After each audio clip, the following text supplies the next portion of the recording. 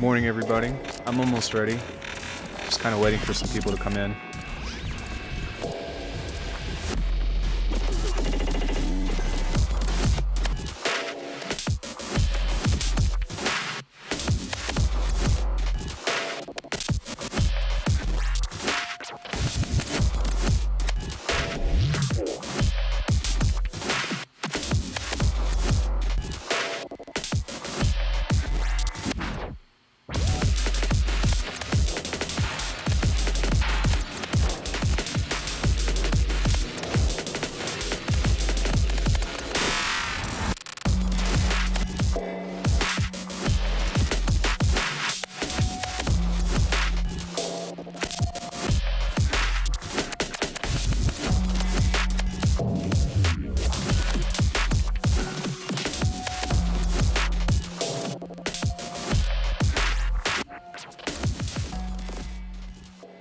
Good morning, everybody.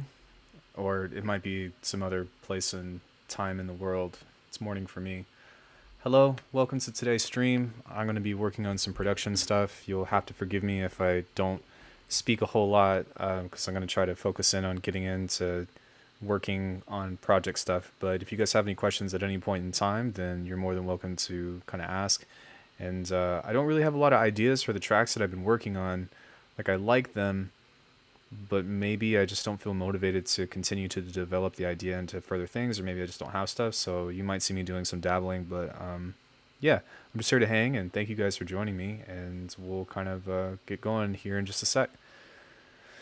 I'm going to finish up some touching things with this. We'll move over to the live scene, and I'm going to do a quick, I'm going to do a quick playthrough of what I'm working on, and then we'll continue from there.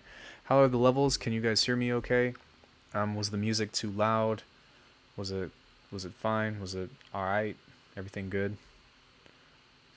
stream health good, hopefully. Is there a way that I can find my dashboard? Because for some reason I've got this like major delay, and even though I set the settings on here to have minimal latency. Let me see here. Let me see. Okay, well there's the video. But how do I set this to... Come on.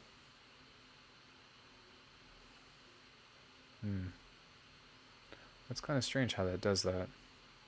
Yeah, again, I have this set at ultra low latency, but there's still quite a bit, so forgive me for that. But yeah, here we are. Let's go ahead and play this tune out, and we will work on it. How do I pull this up? Okay, that still shows no matter what. I'm just trying to save myself a few resources by pulling this out of some things. Okay, I think we're good now. All right, here we go.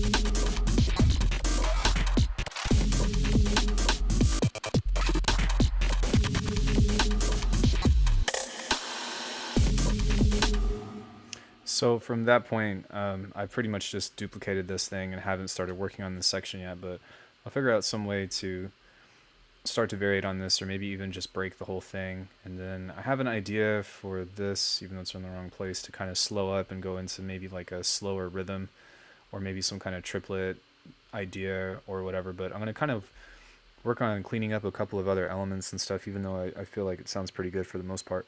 So yeah. Let's just start working on some things.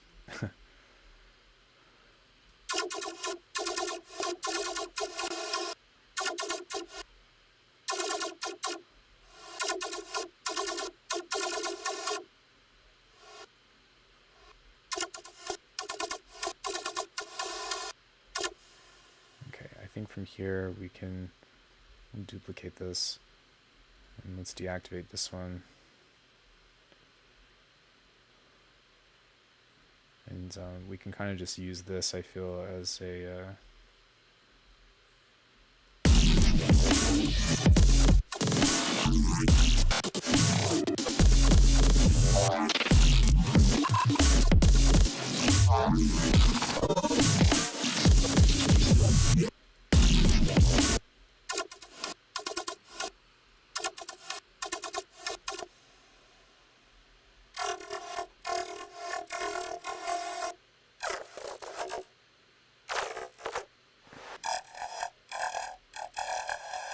That sounds pretty cool.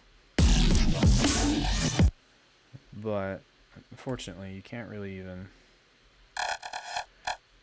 hear that in comparison to the rest of the tune.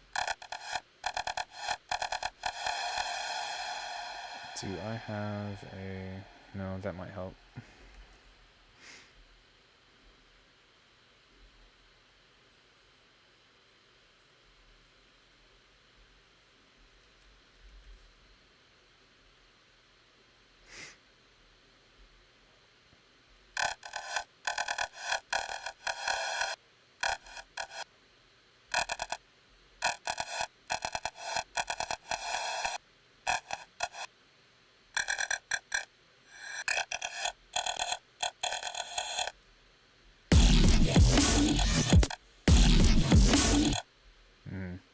It's still hidden in the mix.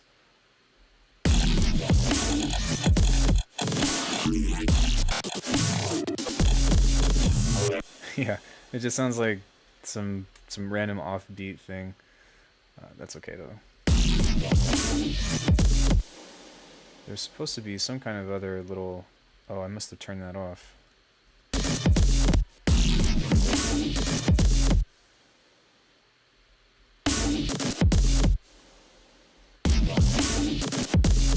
There we go. Yo, what up, man?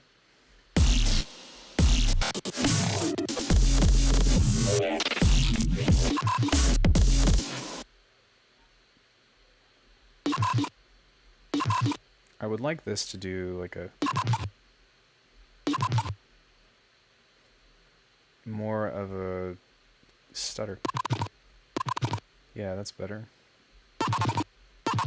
That's kind of cool too. And then maybe have some kind of reverse. Oh, there is one right there. So maybe we can do like a...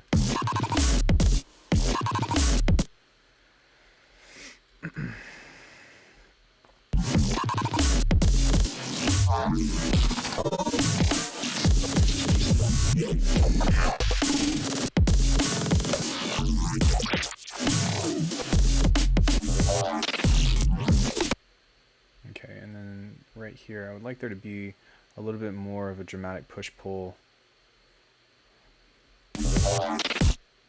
Wow.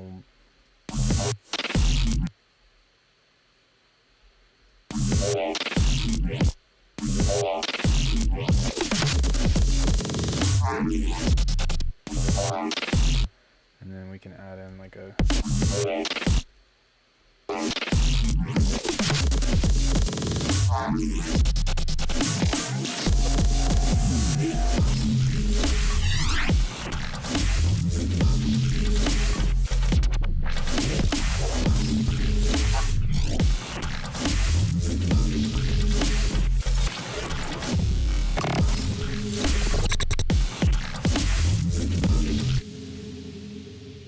Something still seems a little bit off about this snare as well, so I'm going to add another layer into this.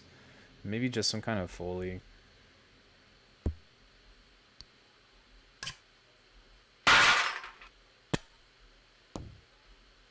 Actually, I think it might be kind of cool to have some kind of glass breaking.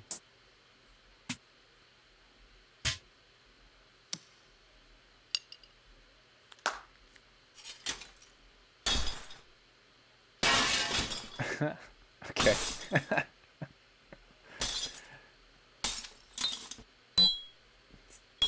It's a little excessive. That might be okay. So we don't need any transient in this, so we're going to kind of just remove that.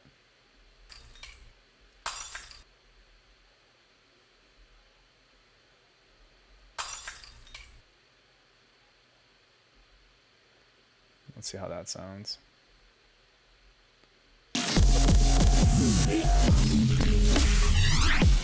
Yeah, it's a really subtle layer, but I think that it helps kind of blend some crunch into that.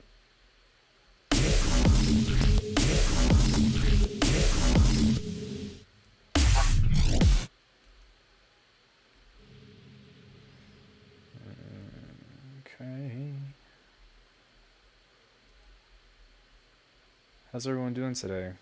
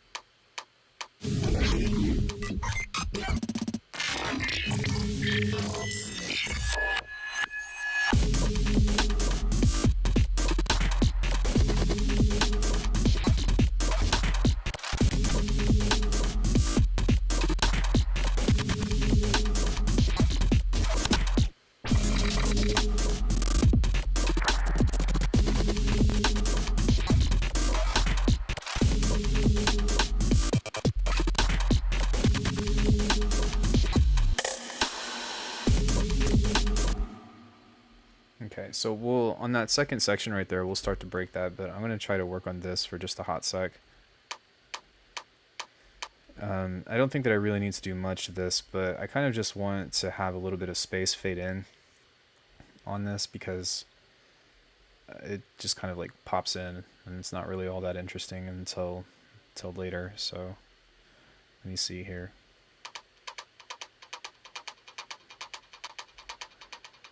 Recording to logbook. Yo,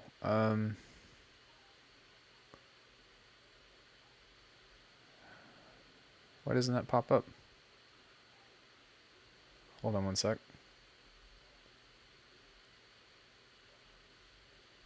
Okay, that's not coming up for some reason, but whoever just subbed, thank you so much. At least it made a sound and let me know, but something seems kind of wrong with this chat. Top chat? No, live chat. What the heck? Why do I... whoever that was, please say hello so I can thank you personally. But thank you. What the heck? Okay, I'm going to come out of this and just use... There's no reason for that to be double. Let's see if we can make that come in. I can't sign into my own chat. OBS and YouTube Studio do not play nicely. Dude, leave me alone. Stop.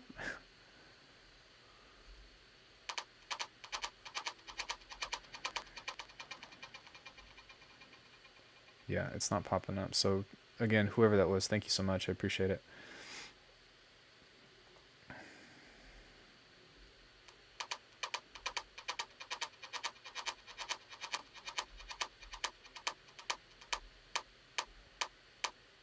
Okay, and then what we're also going to do is probably automate a chorus on this as well.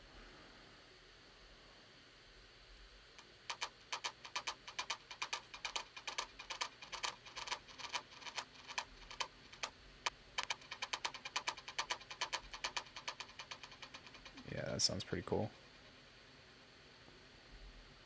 And then let's kind of join all these together. Just kind of fade that in a bit.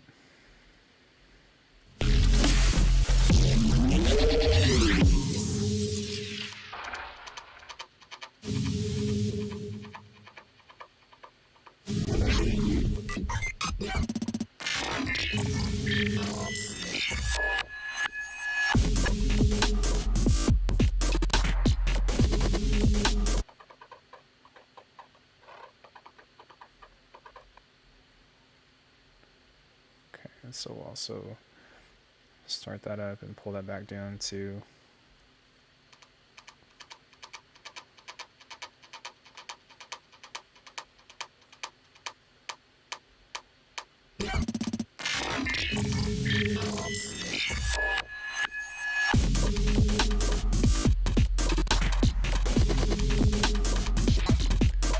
I put a couple days into it.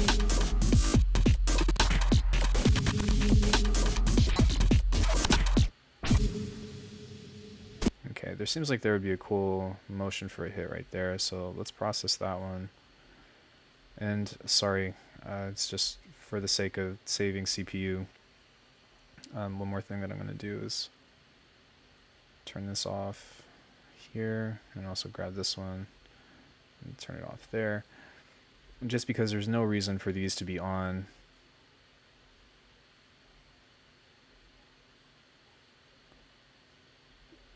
Before and after.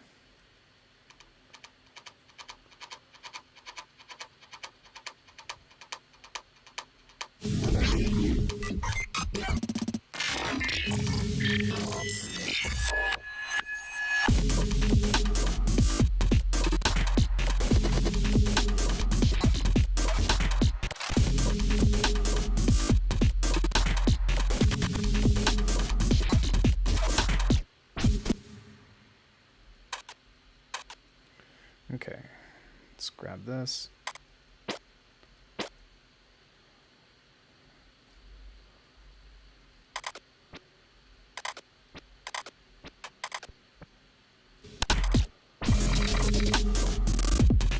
Oh, you know what? There's a tape stop on that.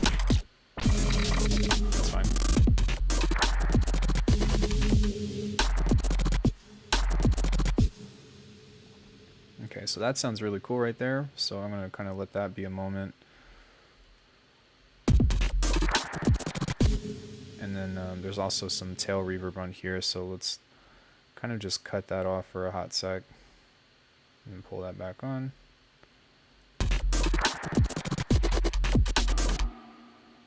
Oh crap, that's not what I meant to do. I meant to do it the opposite way. Here, turn that on, and turn that off.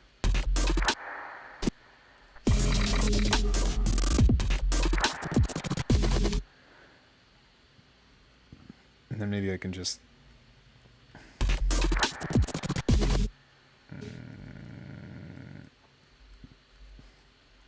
do the same thing here.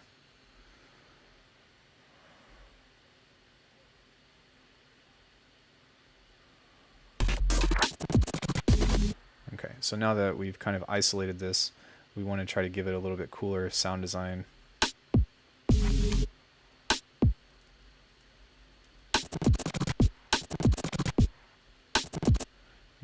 Maybe turn this up a little bit, and let's go ahead and balance that. Grab pitch. And then on these little waveforms right here, we can kind of just draw in some stuff. Some stuff.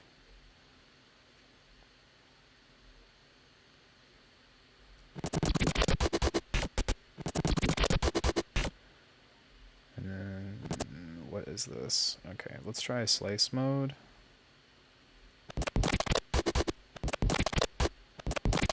We might need to layer something under that. It does sound cool to me, but it might not be enough.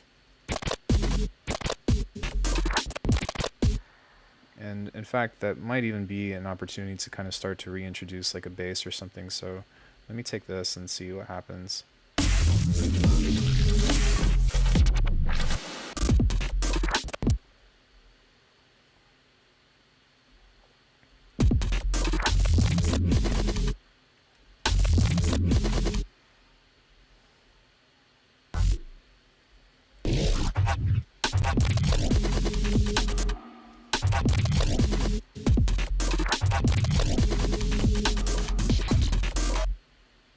That's actually a sick hit right there.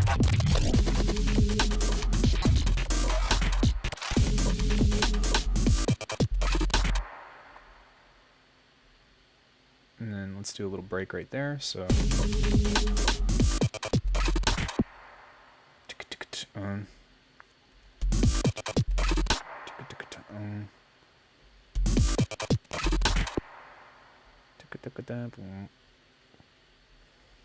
you gotta beatbox this stuff out, otherwise it's really hard to.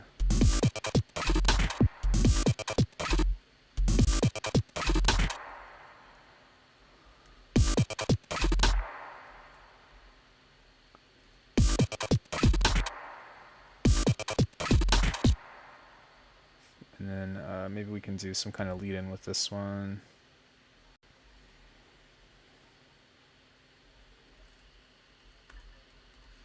I mean, honestly, like, this is the most fun that I have doing with music. Above all things, like, once you get something together, that must be in slice mode. Yeah. Once you get something together and then you kind of just are able to, like, take this and then put it into a new track and then do something different to it and, like, kind of create more variation off of it, it becomes a lot of fun.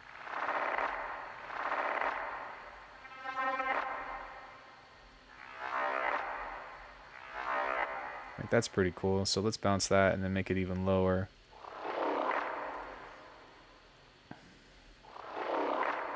And that's just kind of like a nice little...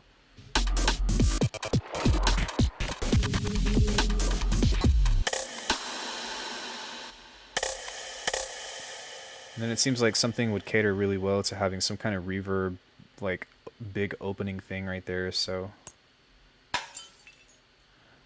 like even if we just use that breaking glass thing and place that right there. And then I'm guessing that right here I did some kind of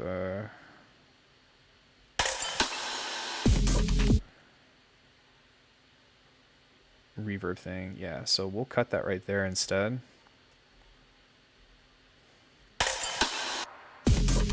And then have some other kind of like sound, maybe another bass hit right there. That could be cool.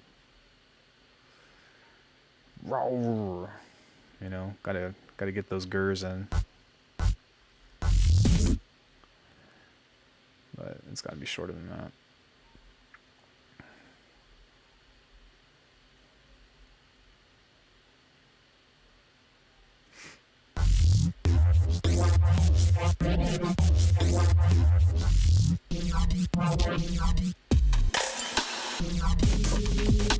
That sounds pretty cool. It's a little quiet though.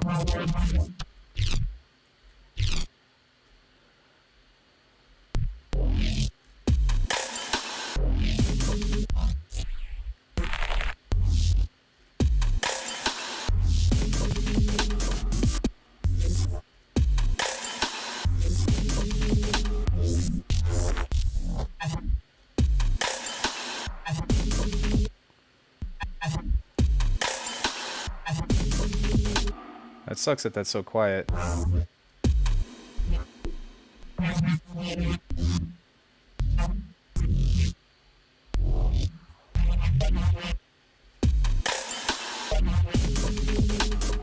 Well, maybe it doesn't suck so bad, because I can just fix it like that, but... No! Okay. So, it's not going to let me get away with just filling that in, unfortunately. But what I can do is just add maybe another, like... steal from a piece of the percussion side of things. Oh, that could work right here.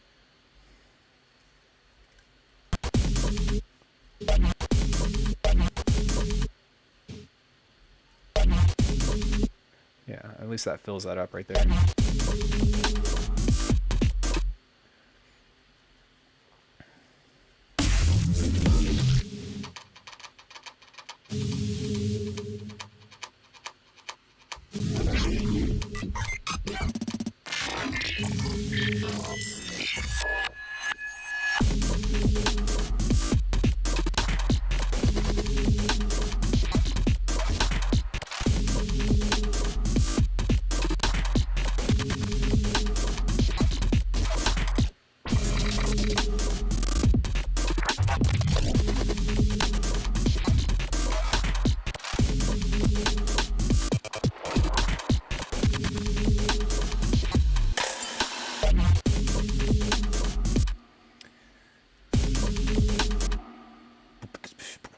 Whoa.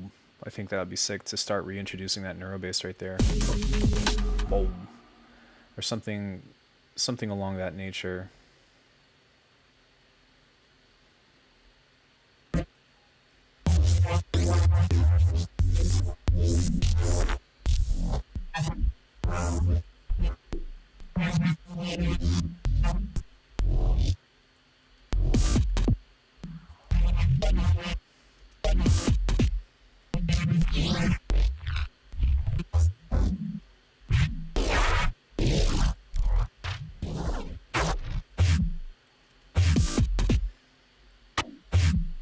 That was kind of cool. Let me see. I think I have some other audio things over way back here. Yeah, maybe I can just take a piece and place it there instead. Let me reorganize this really quick, because this should be a little bit easier for me to navigate. Let's just call this sub, because that's what these are. And then we'll bring this up here. What is this? Oh, this is the pitch bend effect from way over here. So we don't need that.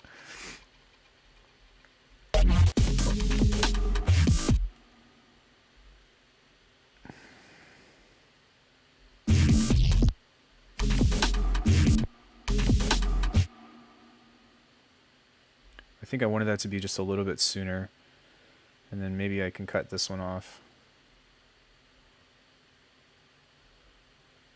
We'll see. Yeah, I think that works out pretty well.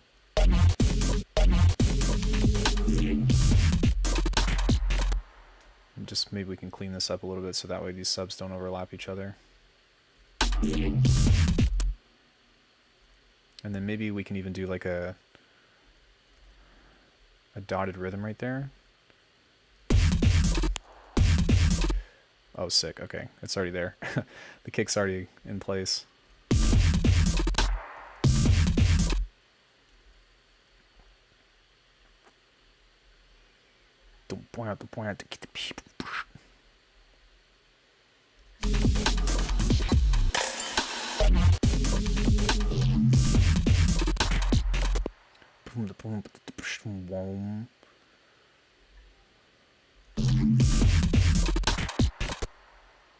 And then boom, boom, boom, boom.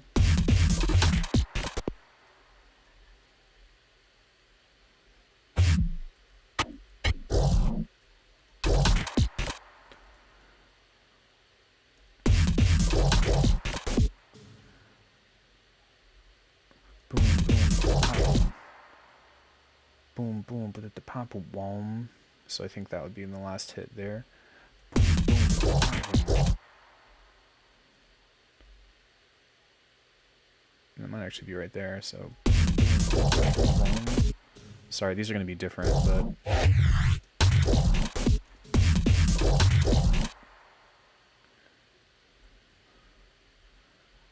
Okay, and then I want this one to be different too.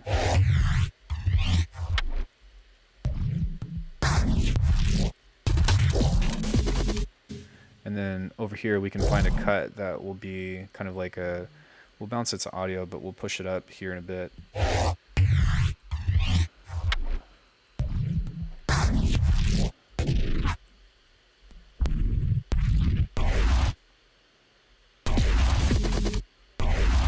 Let's try this one.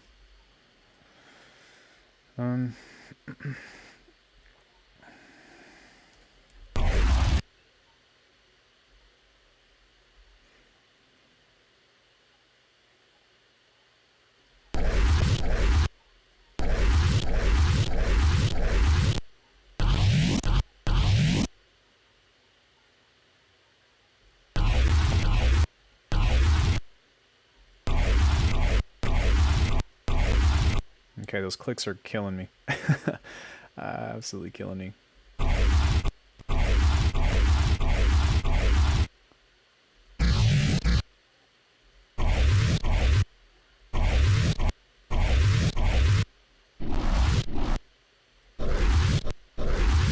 Maybe we can manipulate this too to just make it a little bit more interesting as well. And then we can also change some of this stuff as well to try to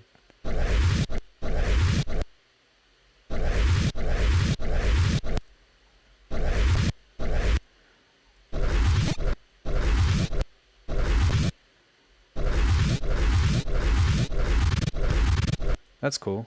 There we go. That way, like, I kind of felt lazy in this situation because I could have bounced this out and then put it to a new track and done like filtering and stuff, but sometimes just trying to manipulate the audio makes it a little bit easier to kind of mess with. So, and then that would go right there. So, and then we can kind of pull that out.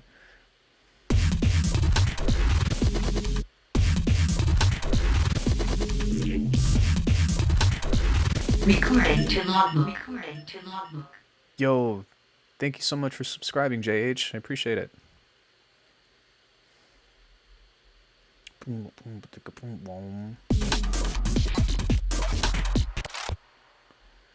Okay, let me get reoriented with where I am. I think the bar starts here, and then we move on to, maybe not, maybe it starts there.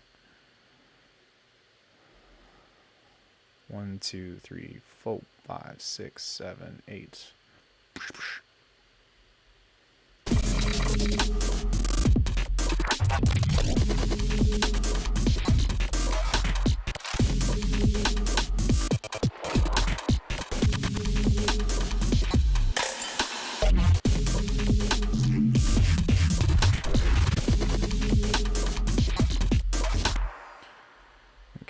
think right here I'm just going to break this whole section and give a space for the bass. So I'm just going to kind of slow down this whole rhythm right here. Because eventually, like, one idea that I had for trying to finish up this tune, because we've got our main section 1 and 2, or A and B rather, we've got a short bridge, and then we've got our main section 2, which is kind of just going to conclude this. I would like to just kind of start to slow things down and see if it would be worth going into something like a triplet rhythm or something.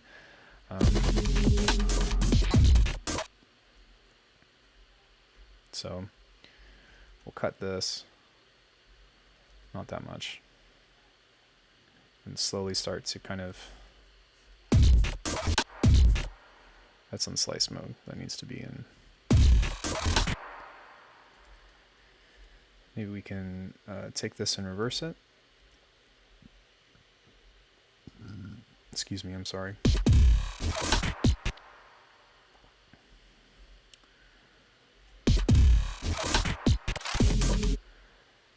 And then we can have like a cool little like ticket.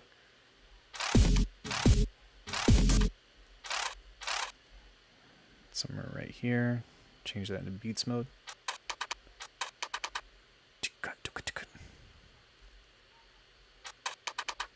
That's kind of sick.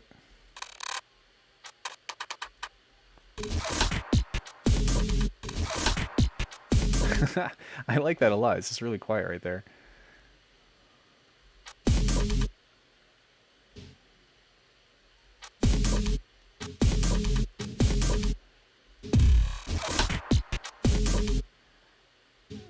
Okay, let's change this to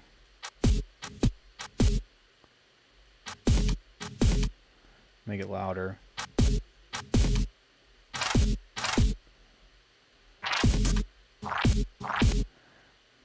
Let's try cyclic.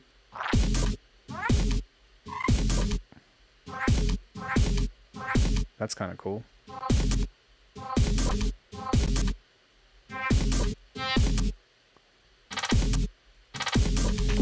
think that's what I wanted in the first place.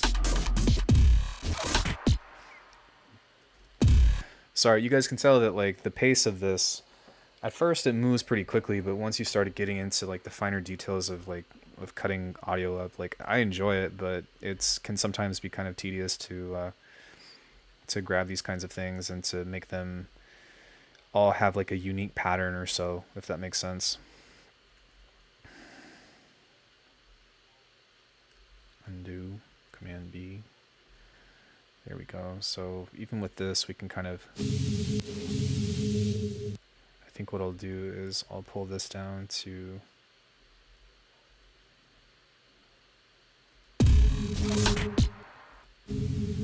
and then do something kind of like a pitch shifter. And just kind of like pull this down over time. Oh man, come on.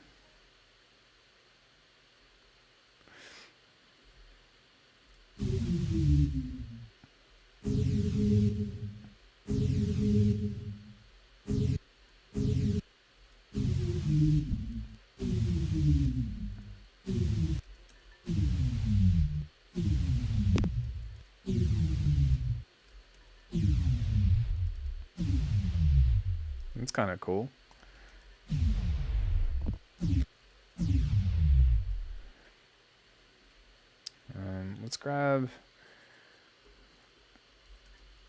Let's grab another one from this one and just see what happens if I do this.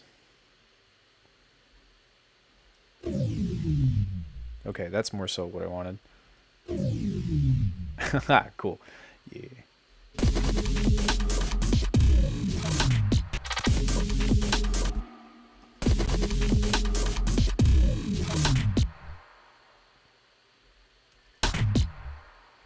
And then we're going to need some kind of like glitch thing to bring that back, so maybe we can rely on this. Okay, so this has a nice transient in it, so we can kind of just take this and do like a dun dun dun dun.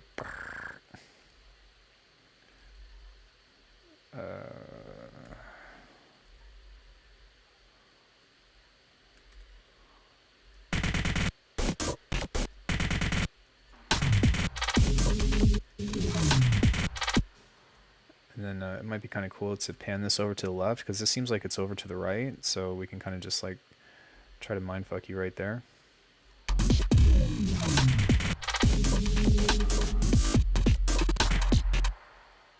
There we go.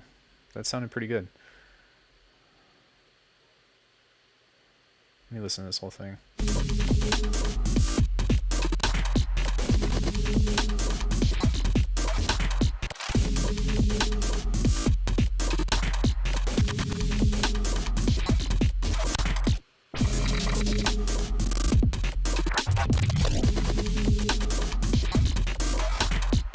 Okay, I think that like in order to make this make sense,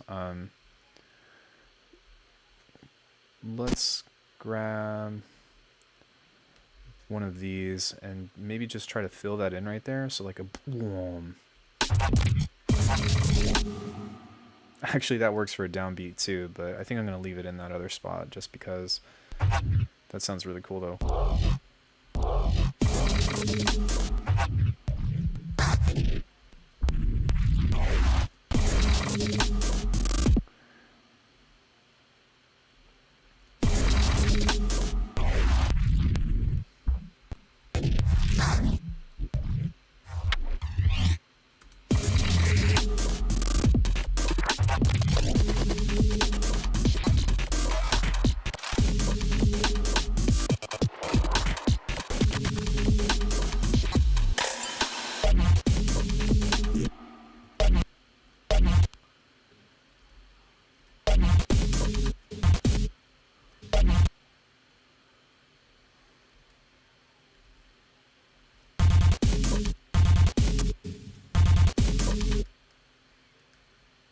Maybe keep the same one right there and then just replace this one.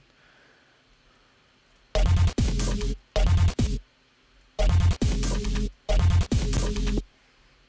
then over here I can kind of just do this to make them all.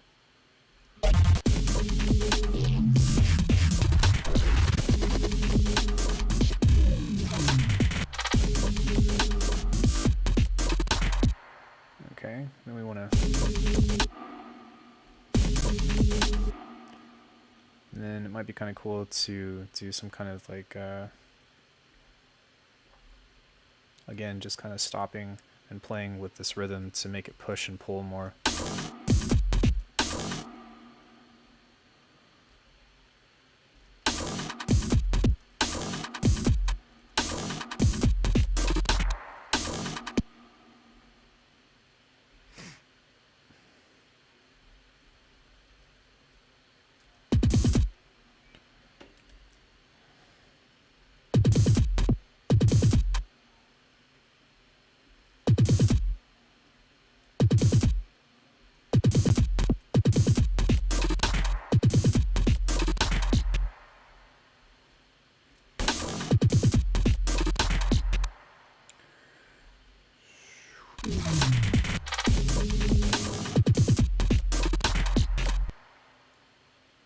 Let's start to maybe do like one really long. Okay, that's one hit. So, anybody have any questions so far? Is this? Hopefully, this is interesting to you all because this is kind of like how this stuff is made. But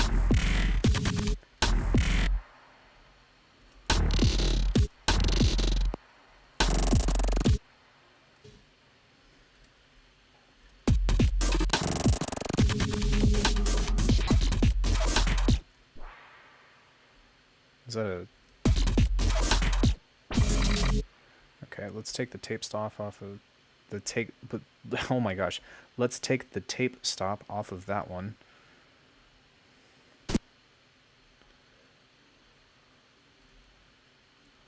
And then instead,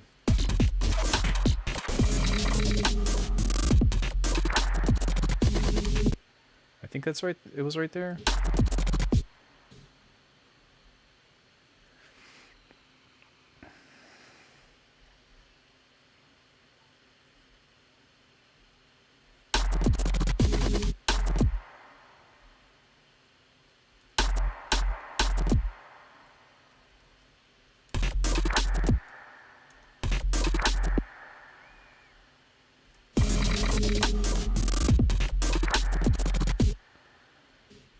So I don't want this reverb thing to kind of be hitting that, because that makes this want to move.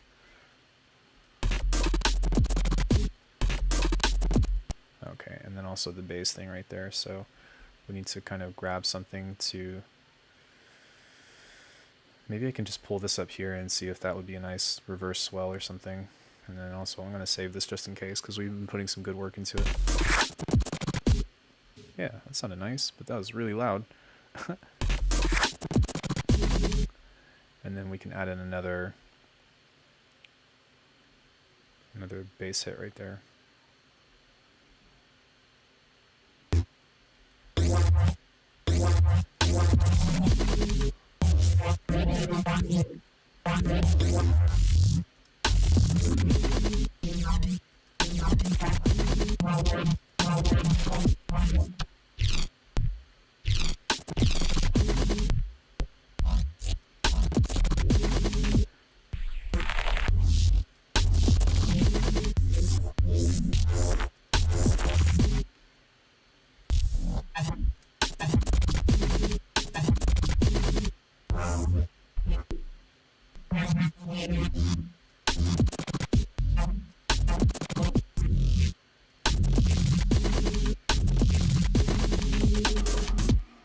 So that one sounds pretty cool, but it needs a little bit of work. So we're going to turn this up a little bit and then maybe just do like a pitch bend on it. Maybe like this, and kind of just let it fall.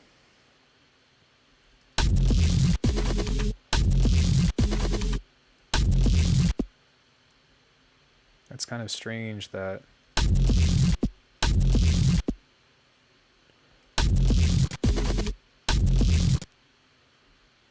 okay. That's odd.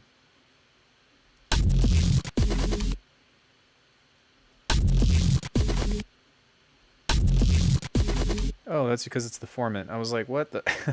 what is going on here? Okay.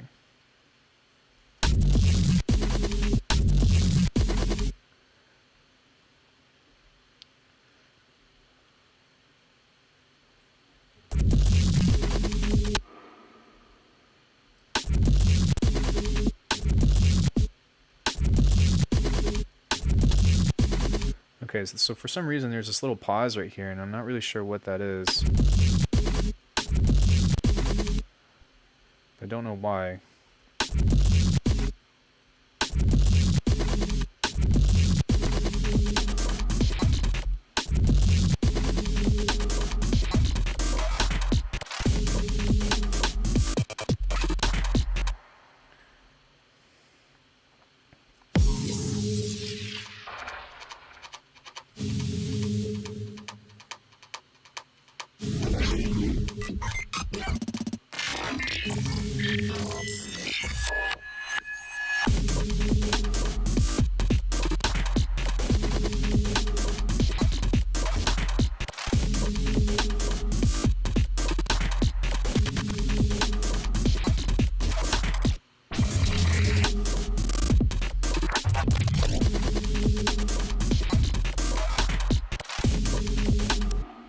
So that one is almost completely the same.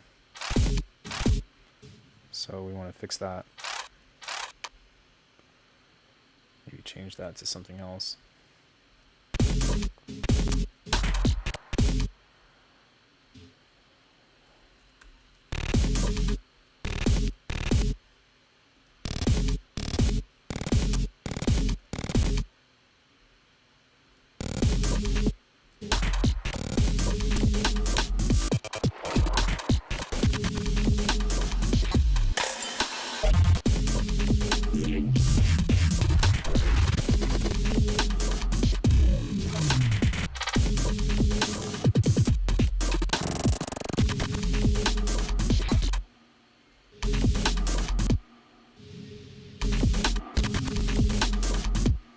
Okay, maybe we can do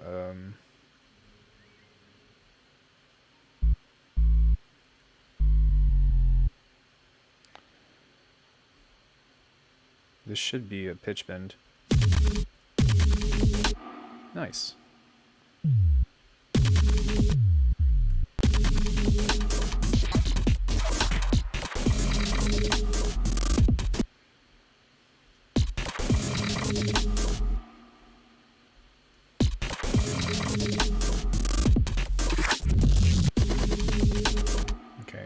feel like that. I do feel like a bass belongs there, but I don't really feel like that's the an appropriate one.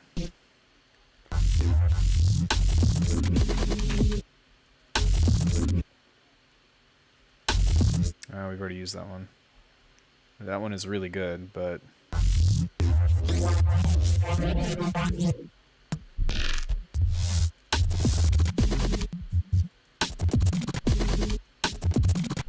Ooh, that's kind of cool. It's something different, but...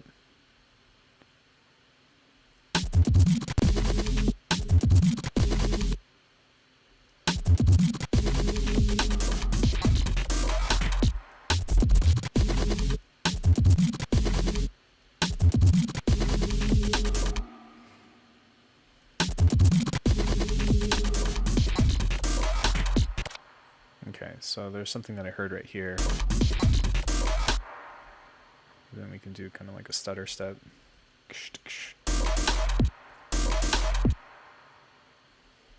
And then we need to add a kick right there. Boom, bam, bam.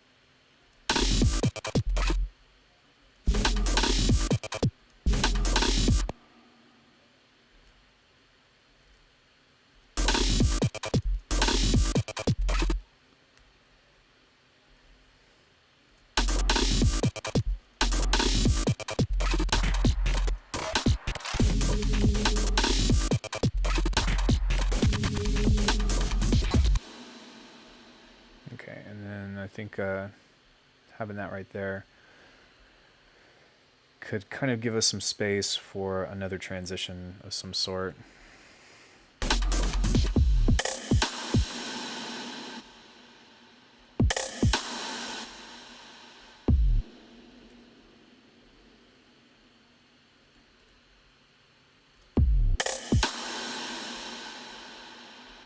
And we don't need to do a reverb washout on this one just because we've already done that before. So instead, what we would most likely do is bring the reverb tension up here and then do something like that, and then maybe reintroduce it so that way it kind of starts over. But I don't really even feel like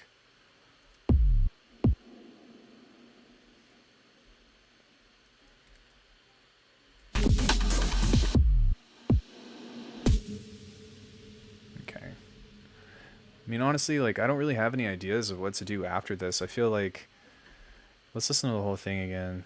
Like, I could go into another section, but I feel like we've got 16 bars, break, 16 bars, and then we're kind of good. But, I don't know.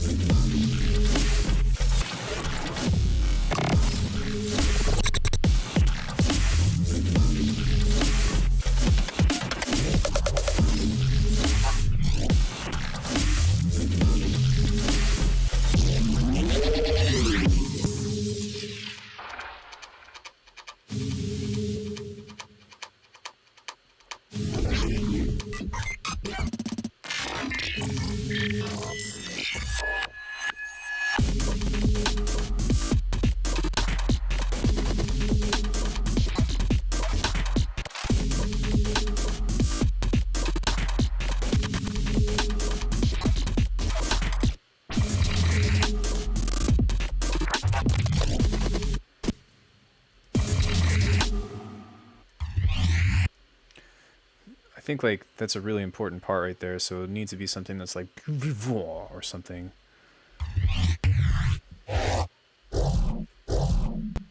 It's cool sounds, but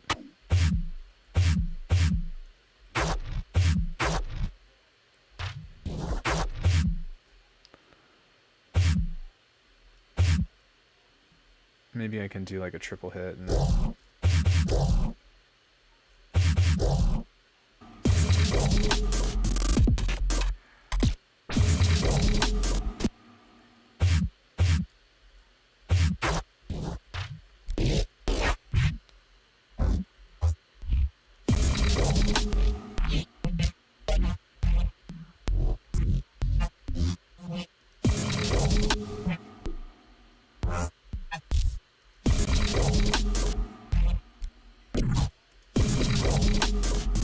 sounds cool, but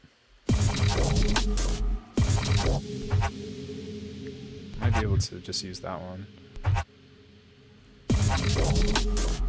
Yeah, that sounds pretty good. It's just a little quiet.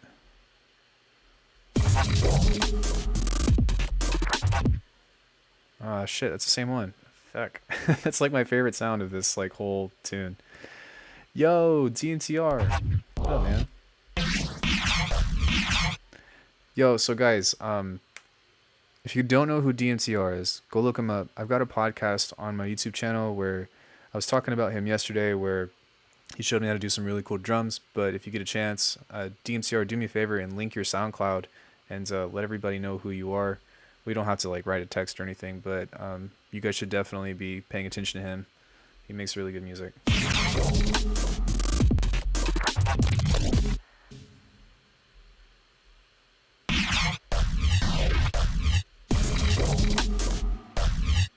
Maybe I can... Let's see what this sounds like. Yeah, that seems cooler. It seems a little bit more... Yo, have you heard this before? I've been working on this like off and on the past couple weeks. Well, I've only put like 2 days into it, but how is it going? It's going well, man. I'm just kind of like working on this tune. I'm glad you're here because I kind of would like someone's opinion on it. Yeah, let's just take a listen to this one.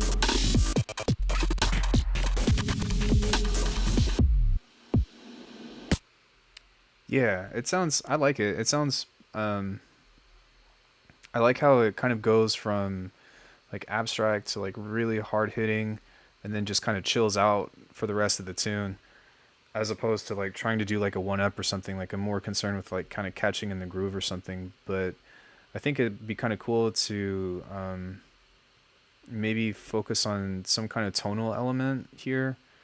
Or maybe once we get into the second section right here, there's some kind of tonal element that we can introduce, or some kind of motion or something. But that's kind of, how do I say? Yeah, I don't know.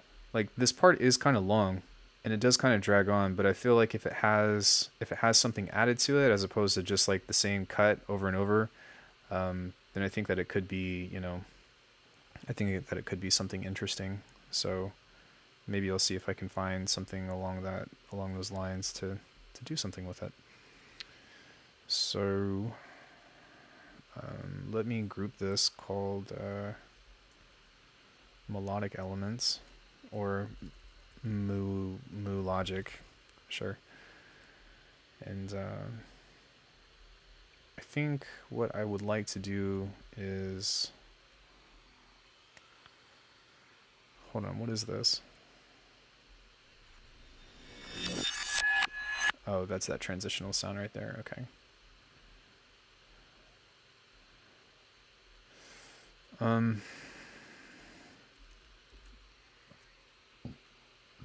Let me pull up an instance of Labs.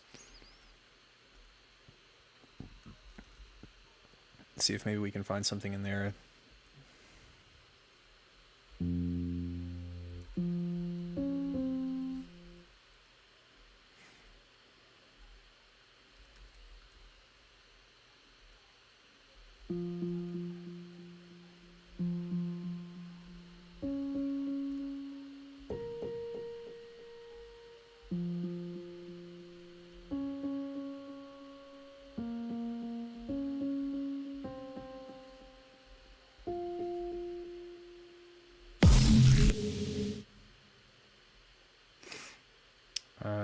I think it would be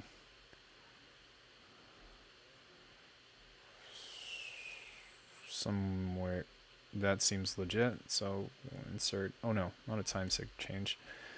Insert a cue marker, call that main section 2B.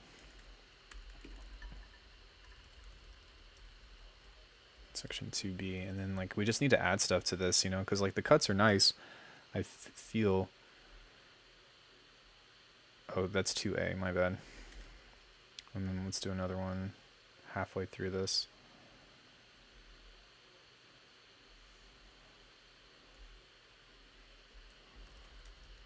How are your tunes coming along? You're getting pretty close to finishing a lot of really neat things, aren't you? Yo, what up, Avin? In section 2B.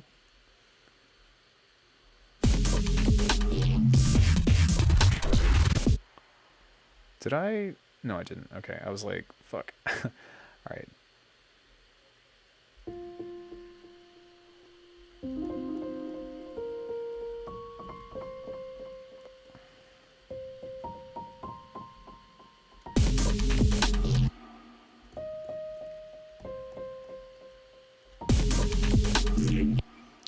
Okay, it would need to be something that cuts through the top of the mix a little bit better, because there's so much going on that I almost feel like I'd have to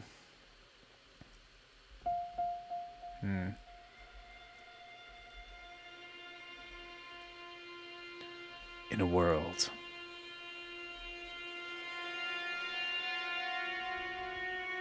full of tacos, one man has come prepared.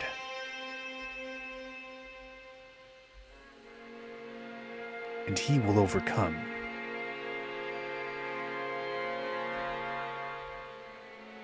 All of the challenges.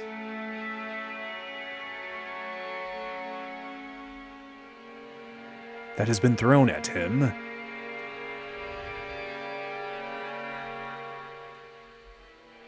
Maybe.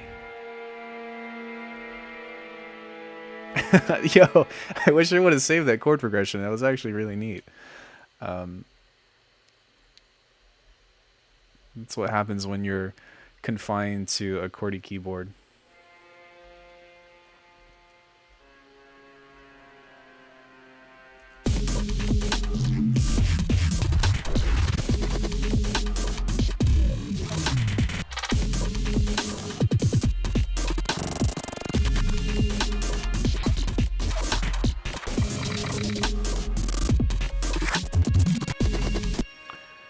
Maybe I can change the chord progression too. I mean, that actually sounded kind of cool when that little reverse sting was coming in. Kind of like that. I think that it would even sound cooler with some distortion.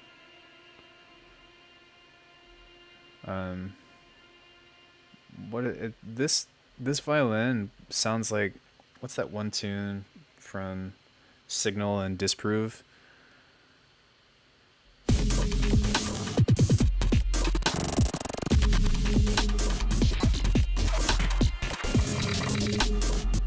So, how can we introduce some melodic elements into this?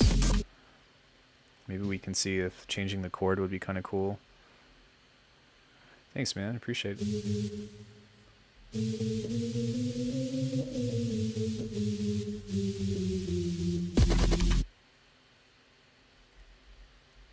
This is an F, right?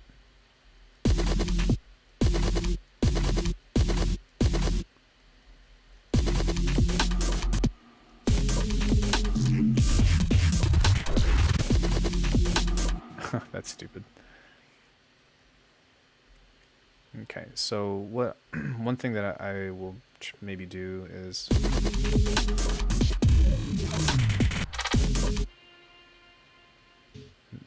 shit. Even try an octave.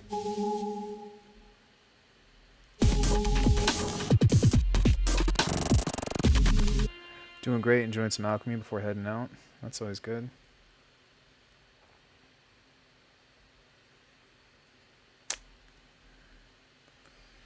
Yeah, I don't know. If you guys listen to this part, I feel like it gets kind of monotonous once it hits this halfway point.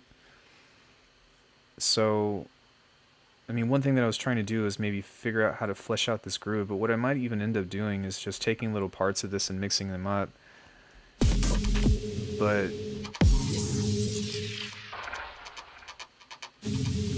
I don't know, like the chord sounds really good, but it doesn't really feel like I can't really like hear where else it wants to go.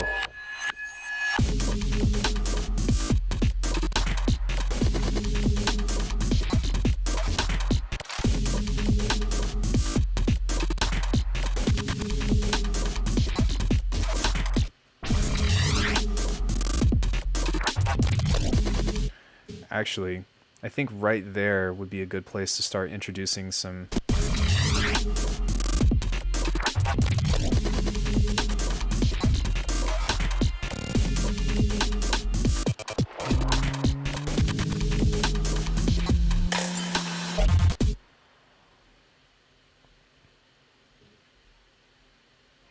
maybe like a long swell like that.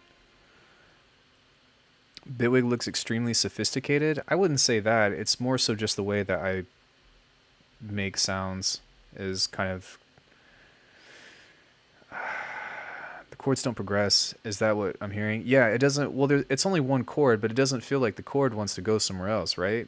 Like it seems like it wants to stay in this pocket and maybe like add to the energy of the tune.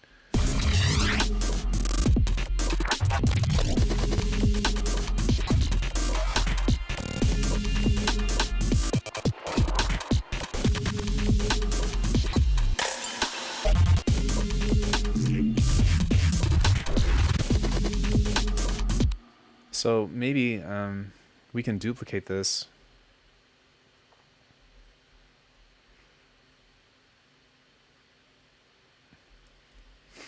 And I can come into this and maybe change the preset into something else.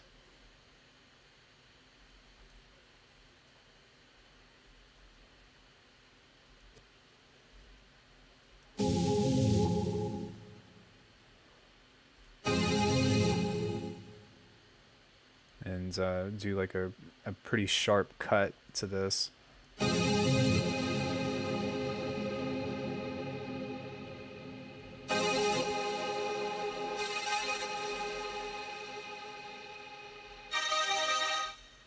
What?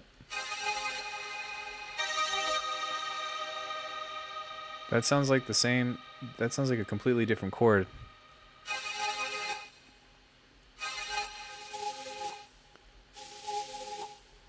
Interesting.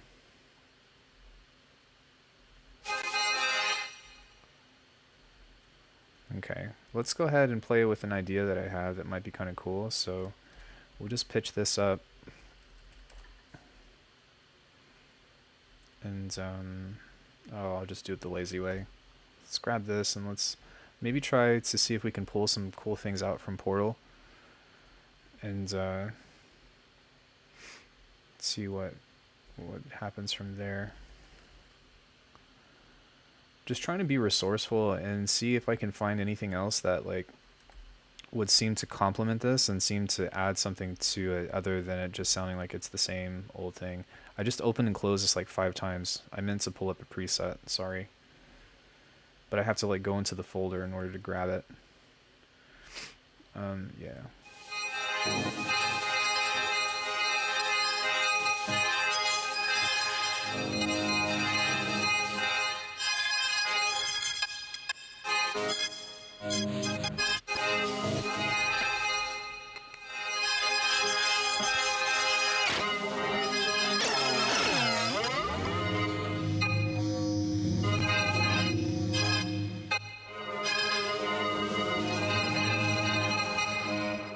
It's because the third harmonic is about an octave and a fifth above the fundamental. Right, so it seems like the chord is complete, yeah? Like there's not really, like it doesn't want to lead off to somewhere. It's almost like the finishing means of a chord. At least that's the way that I understand it with my humble understanding of chords in general, which is why I don't really write a lot of tonal music anymore. Otherwise, I end up just writing the same thing. But to be fair,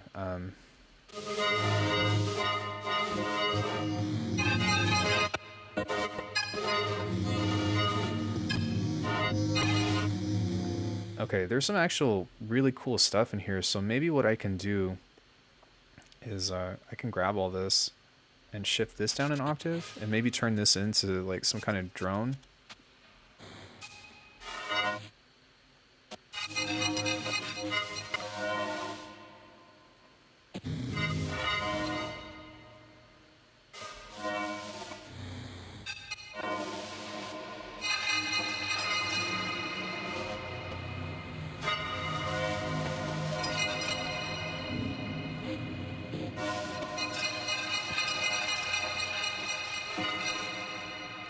And pull this back down.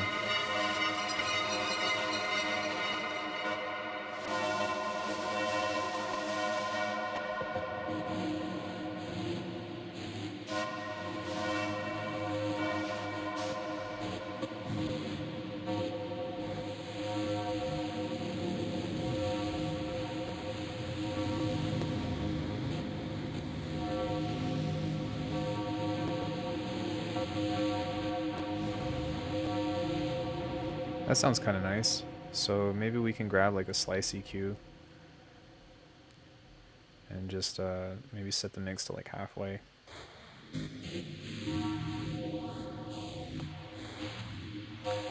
My comment on when I changed the faceplant patch there, when there was a completely different chord, was because I changed the harmonic to the third. Yeah. So that's not an, when you go to the next harmonic, as far as FM goes, that's not, this isn't an, oh, I guess it's not. Wow. I was thinking that this was an octave. That's funny.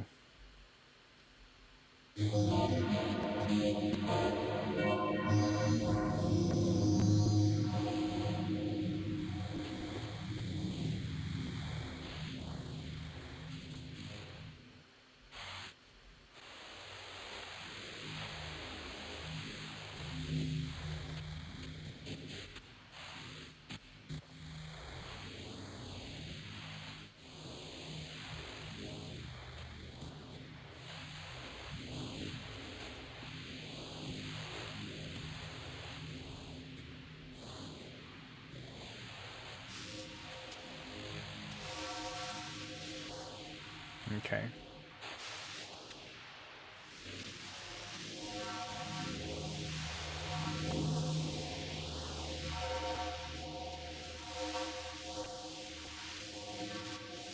So maybe what I can do is I can take this and bounce this out in places and try to kind of like fade some of these into each other and see how that fares. Remy, stop it.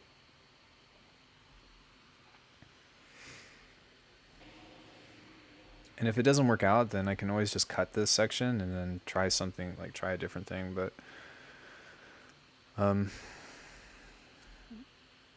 yeah. Let's turn this off and go into the recycle bin. Pull that out. 2x is an octave, 3x is an octave and a fifth, 4x is an octave, is 2 octaves, 5x is 2 octaves and a major third. I didn't know that. Thank you for teaching me.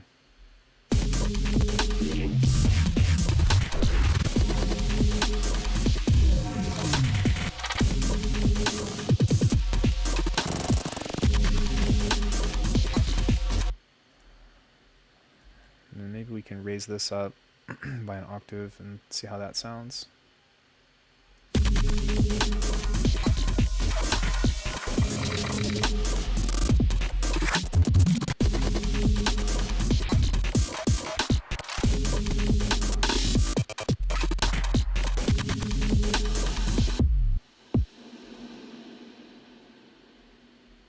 Yeah, I honestly feel like, to be honest, like I feel like we can write an intro to this tune and then I can just leave it at that, and maybe I can find something interesting, something else interesting to do with this main section too, but nothing really comes to mind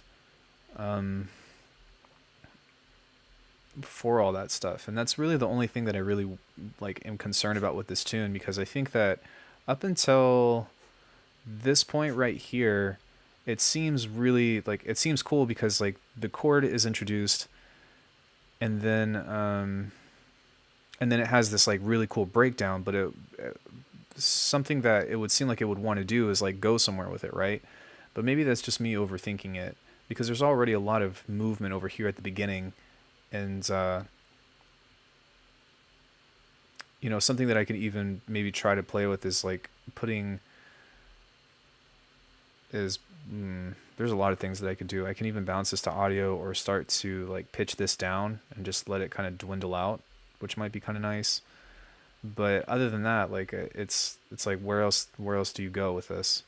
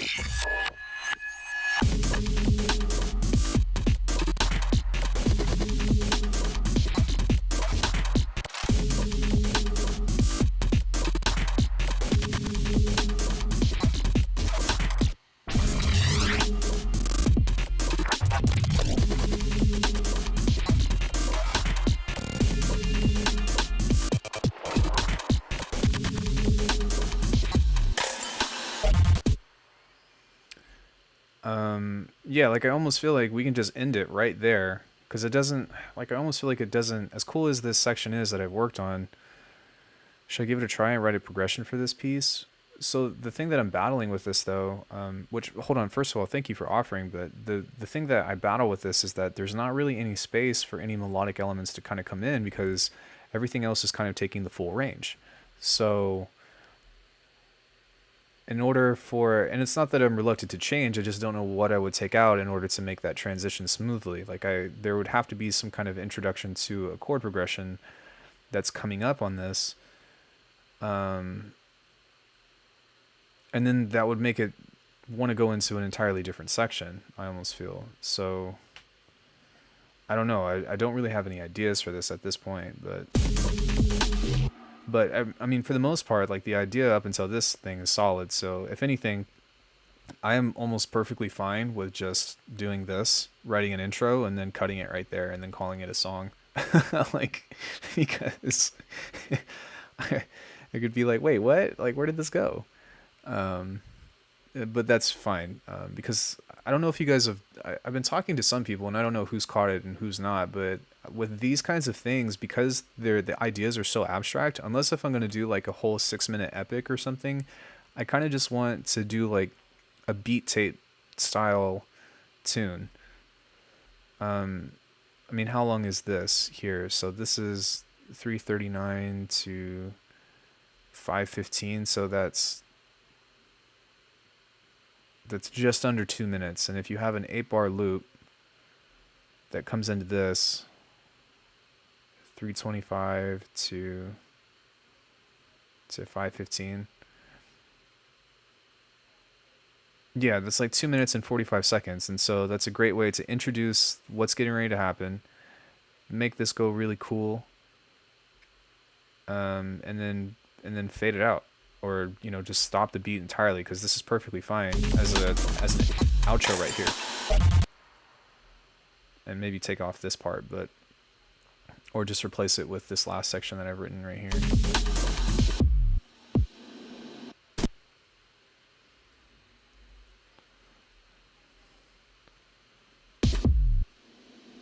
But I've really been in the habit of like trying not to force ideas to happen.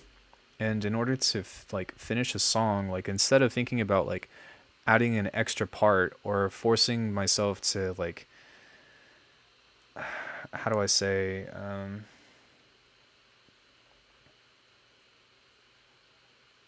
instead of forcing myself to try to like complete like an elaborate story that has all these parts or whatever, like the main energy of the tune is perfectly divided in between these two. Maybe not perfectly, but I feel like the energy is fine between these two, because it starts off nice and hard, builds up, and then kind of smooths out and goes into something else. So this can serve as an interlude into a different track. But I don't really see the reason to like write a huge long chord progression in between and then like do another chord progression outro that's all really elaborate and stuff, if like all of the editing and stuff was within this anyways. Because to be honest, like how many people, and this is something that I've been battling with a lot, but like how many people are going to re-listen to this, over and over and over and over and over again? And if it's just like cut after cut after cut after cut, like it's going to get monotonous, which I feel kind of happens right here at that main section 2B anyways. And that's just because it's pretty much the same shit. So it's not even like, no, it's not even want to go try hard, because I feel like this tune is try hard, right? Like once we get to this section right here, like this is totally, like that's totally try hard. But it's more so of just like trying to, I think it's more so I don't want to force more out of the idea if there's nothing left. I think that's a better way to put it.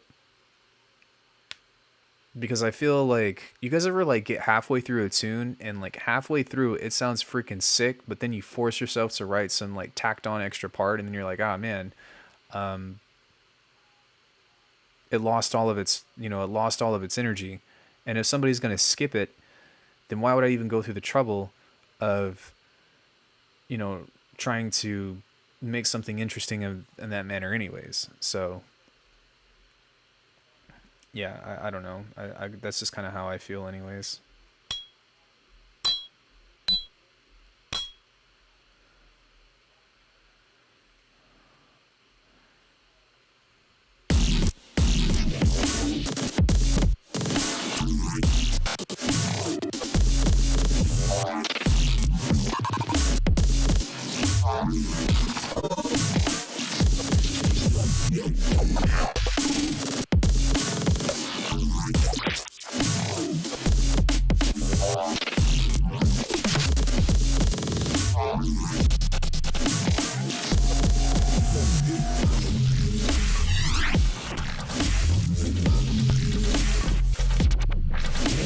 Okay, Okay, so I'm gonna start writing an intro to this, I feel, and then we'll bounce it, and then I'll maybe ask a few people down the road for some feedback on it, and then we'll kind of just move on to the next one. I still have other projects that I want to touch today too, even though I've been live. I've only been live for an hour and a half. Um,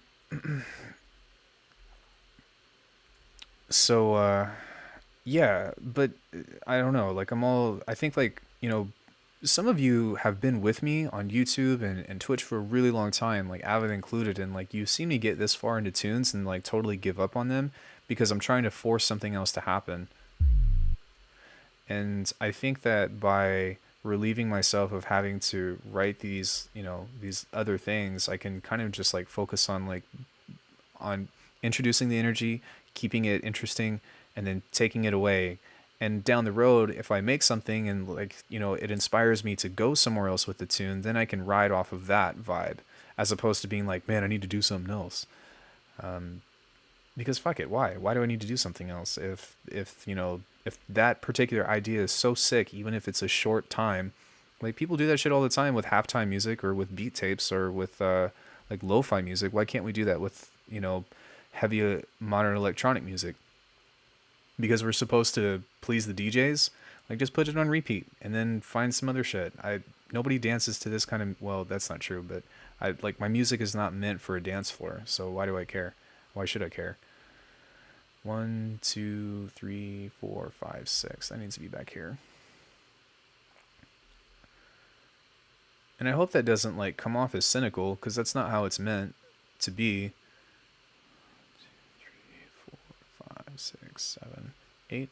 But it's more so just like,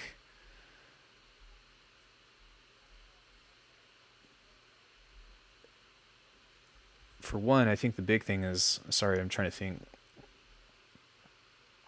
I dance to that, but I mean, I appreciate it, but it's more of like I don't make this music for a dance floor in mind. I make it because I enjoy making it.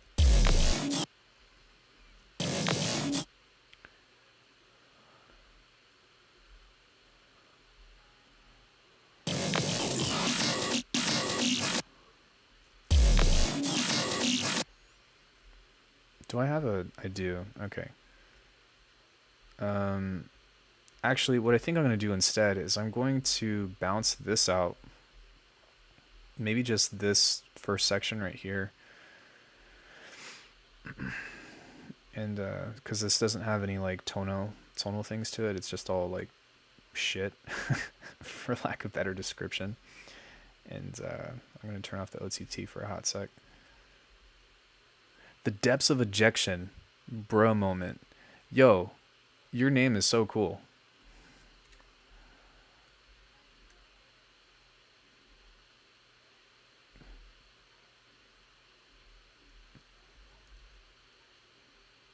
What is... No.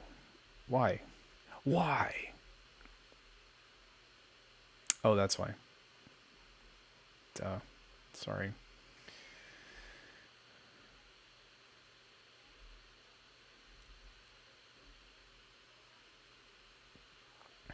Okay, so we can take this over here and stretch this out. And I like doing this because it just makes it a little bit easier to find like glitch material of content that you've already made. So now I'll kind of just shop around for some stuff, assuming this works. Hello. What? There we go.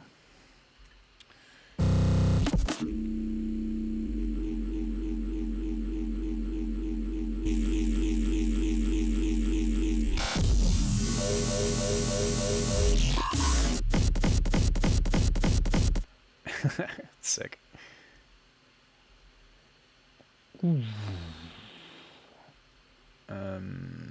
Okay, so let's just set up a resampling channel and find some stuff, and then we'll just pull the cuts out and kind of see if we can arrange something interesting with it. Bruh.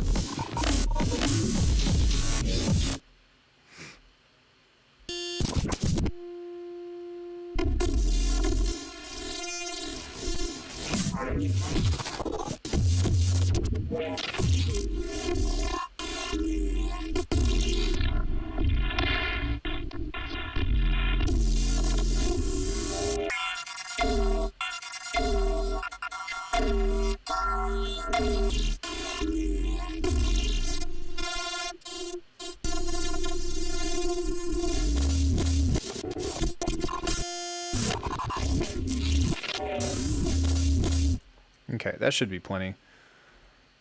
So now that we've kind of taken some of these other... Hey, Andre. Is it Andre or Andre?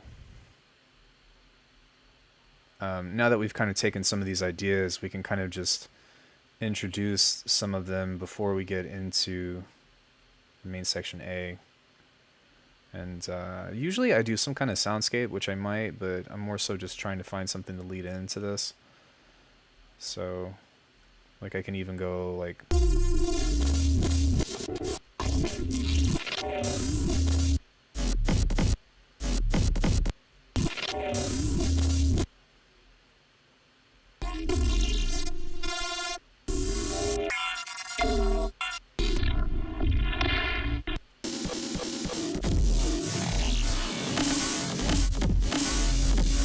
Like, if I probably could get away with that, so honestly, we can do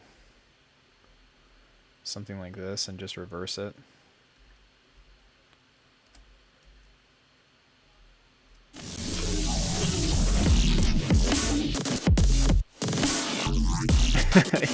Yeah, totally works.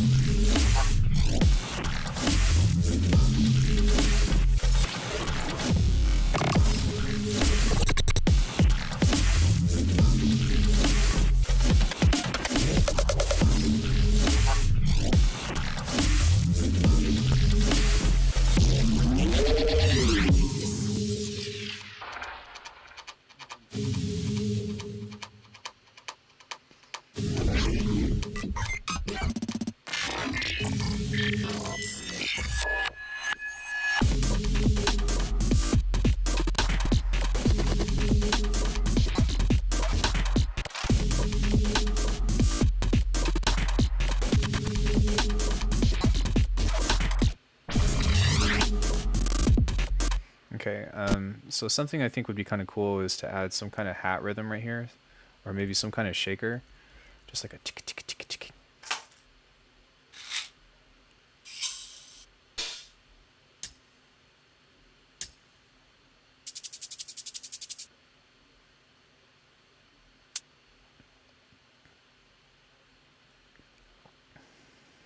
It might even be kind of cool to like just leave it kind of off like that.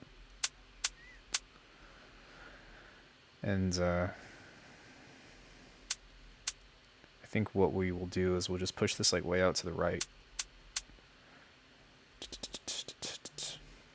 Ta ta ta ta.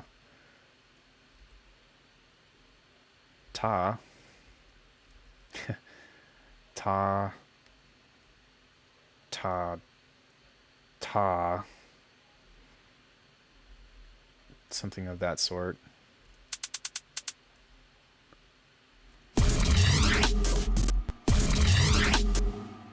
Okay, and then obviously, like, that's not as... Is there something already on here? Where'd the tool come from? Oh, that's because, yeah, I just totally added that into a place that it didn't need to be. Nice. I think it was actually supposed to be here. Nope. Let's make a new track. And then let's see if we can kind of make this fit in.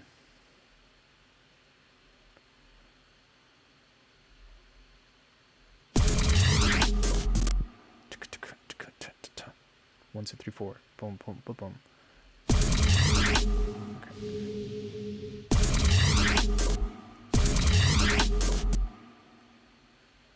Okay, let's just start with this for now. And yo, what up, physical memory? Did I say hi to everybody? I think I did. Hello, F444RP. I saw you earlier and we've chatted, but I don't know if I actually said hello to you or not. So want to make sure that I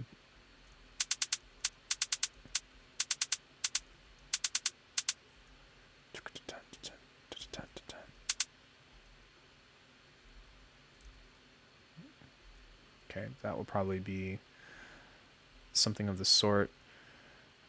Frequent type beat, totally biting off of what's that one tune? It's one of my favorite songs from him. Oh my god, what is it?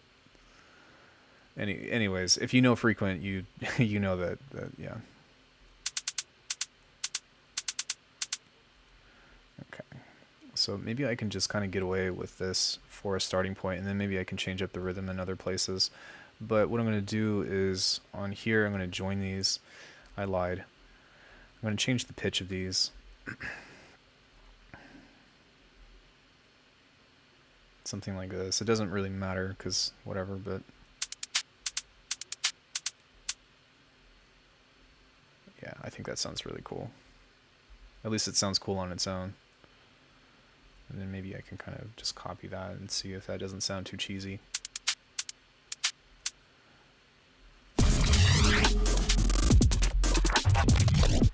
Okay, I think that's going to work. So we just need to make sure that the spaces aren't kind of cutting in on some of those bass cuts or whatever. Like right there. And then we can kind of maybe do like a repeat.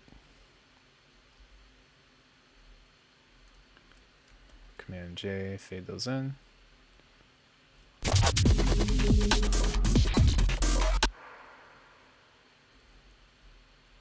And that's kind of how I like to build off of things. It's just like start with one bar and then kind of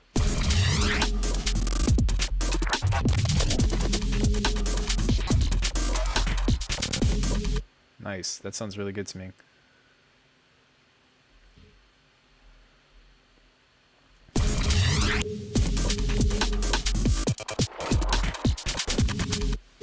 And then maybe we can kind of double this, like a that might be kind of cool. Except we'll have to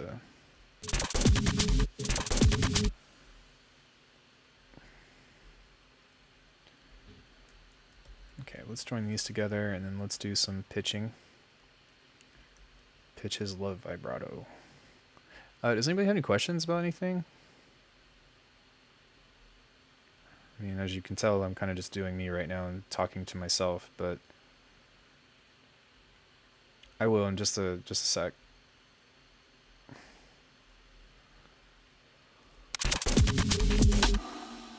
Okay.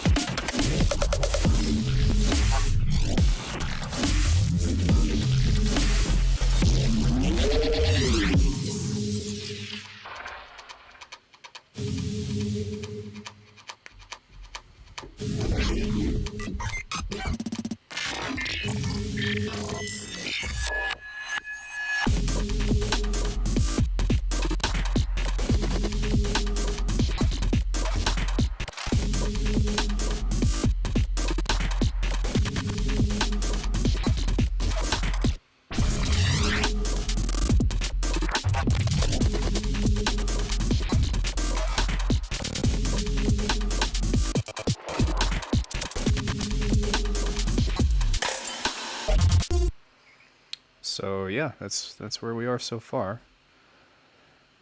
I do like these shakers.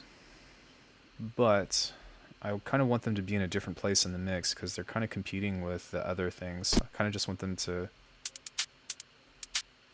kind of just float around.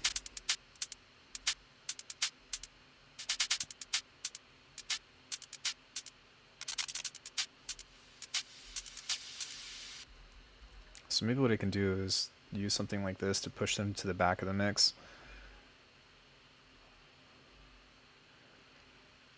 Dystopian vibe? I don't even know who that is.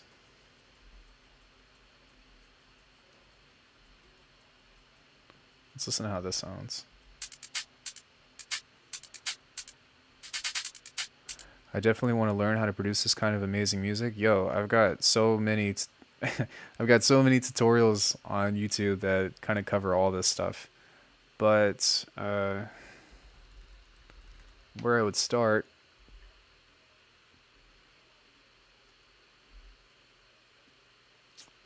is right here. And there should be there's a glitch tutorial. There's a glitch tutorial playlist right here. And to kind of get you started, I would look at this one, the How to Woog in Bitwig. Oh, futurist okay, gotcha.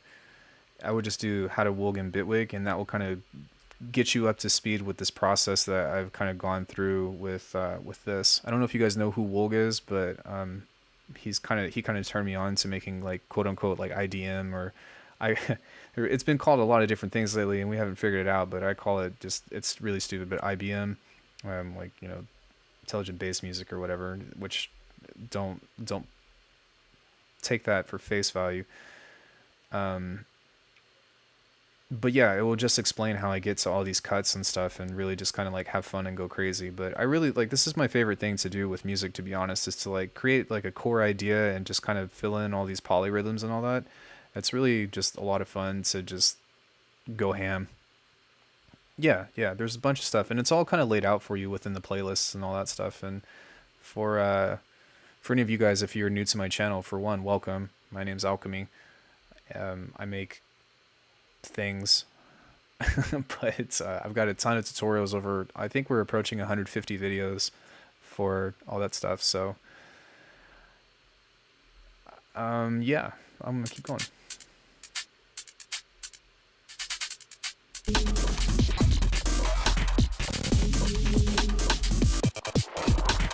Okay, this needs to move over here.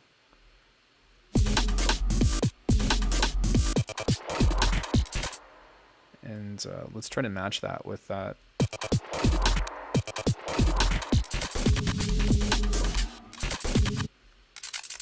That just sounds like shit. Why? That's hilarious. That's fine.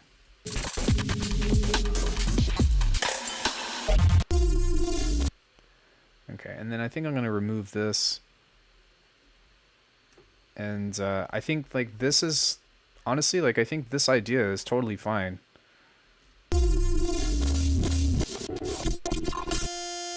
Not all that stuff. But if we just kind of have this really short introduction like this, and I think that's pretty much the tune, to be honest.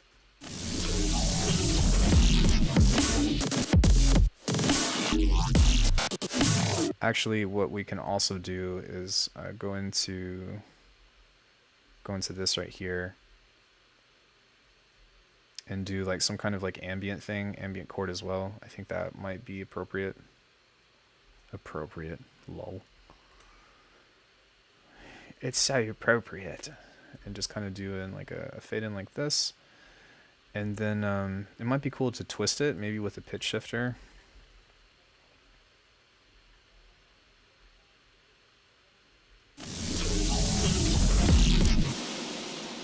Yeah.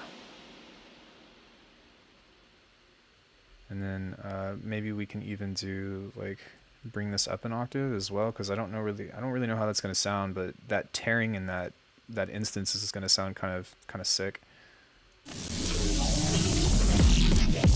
No, it's kind of cheesy.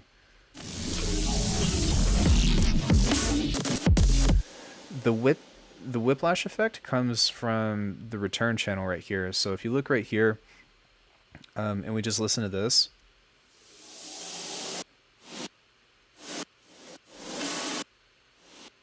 You just send everything to a reverb, and then it will kind of give you that really hard push and pull feel.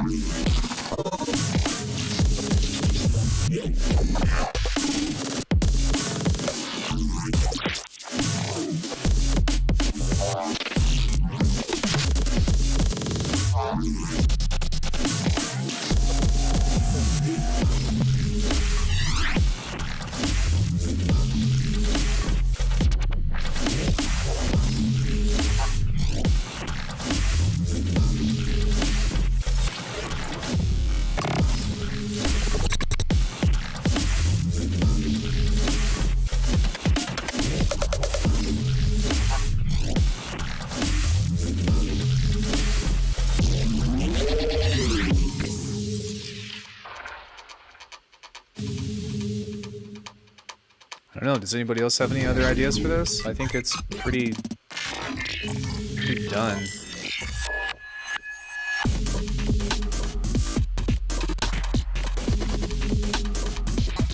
I mean, not done, I still need to mix it, but as far as the arrangement goes, I don't really feel like anything else needs to be added to this.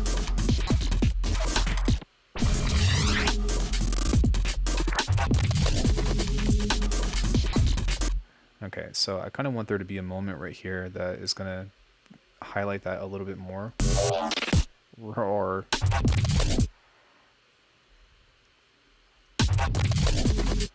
Dude, Saberoy is freaking something else. That's really nice of you to say. I don't think that I'm anywhere close to him or like Kage's level.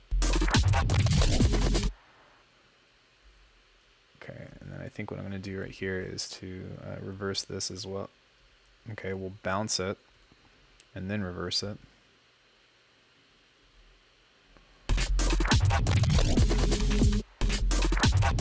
Okay, and then I think to highlight this sound design little piece right here, we're also going to use just this reverb cut like this, and hopefully like give this a swelling feel, because I want that to be like really impactful. And I don't have, I'm doing this on headphones and I don't have a sub, so I can't tell if that's, to me the bridge section could have more stuff going on when it breaks. You mean this section after it kind of fades out or fades in? Not there. Right here. Not there. Jeez.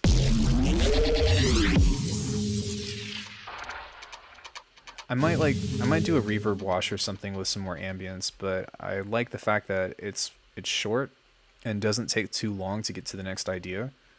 Because again, like I'm not doing like an ambient story or whatever. This is something that's moving pretty quickly and doesn't take too much time to stay in one spot. So maybe I can add in like some other textural effects or something, but I'll take note of that. Let me finish doing what I was doing really quick though. I appreciate that idea. What was I doing? I was doing something. Oh right, I was trying to make this bass sound bigger.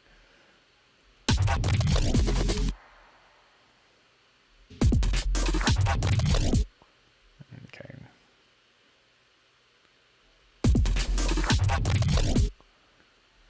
And then there's a bunch of like just cut up shit that we need to get rid of right here.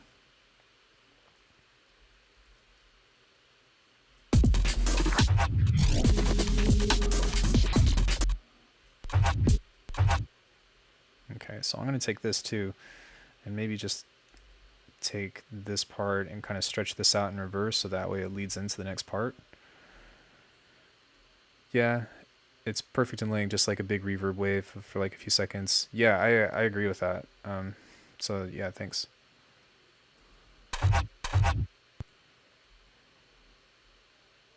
Let's cut this into like elastic mode.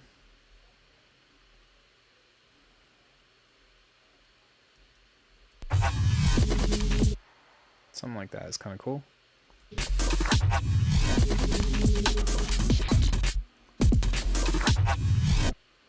Okay, and then I think I'm going to bounce these because they're really quiet compared to the rest of the mix. Like, let me see what this is hitting at. Yeah, so let's boost this a little bit. Yeah, that sounds way better. And I think that I can also get away with doing a pitch drop right here because there's not really any sub when it comes in right there. So I might be able to go like a boom. Whoosh.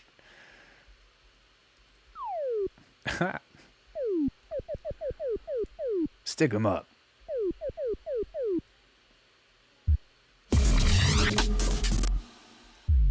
Yeah, I think that will be fine.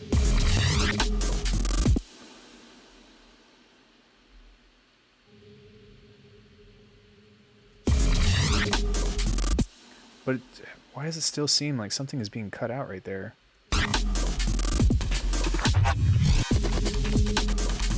Whatever, it's fine. I'll fix it later.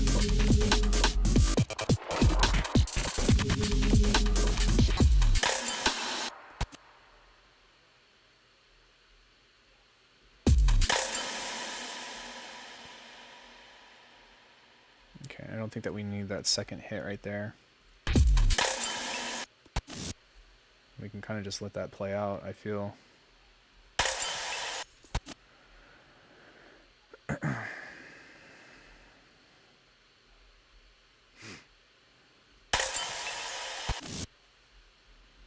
Sure. Okay, let's find some other things to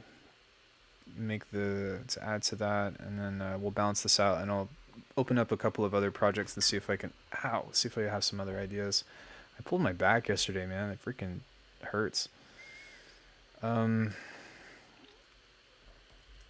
Impacts.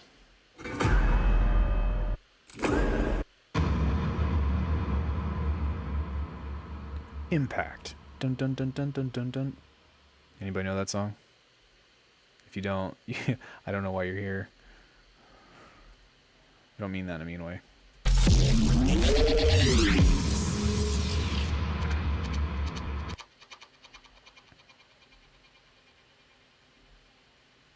Nice little wash.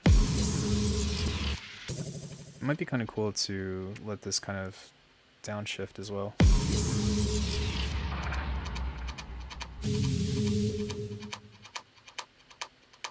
And then I think what I'll also do is maybe come back over here to wherever that blue thing was. Here it is.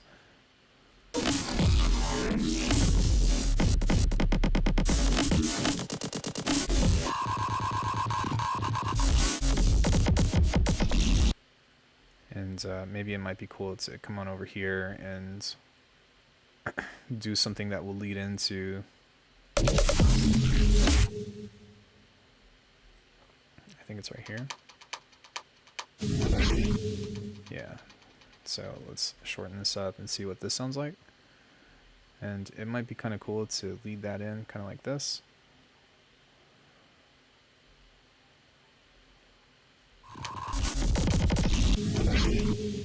Okay, that didn't work out the way I planned, but we can just kind of... And now we just need to break it.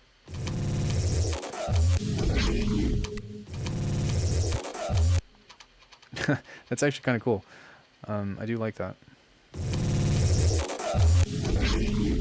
And then maybe we can try to make that blend by adding another impact.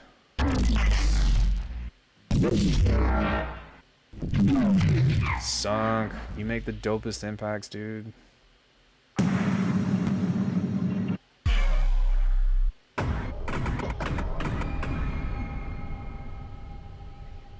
Sunk is not here. He doesn't come into my channel, but he's from the glitch.cool community, and he makes really sick sounds. I'm looking for a kick. Where Donde está kick? Here we go. Geek.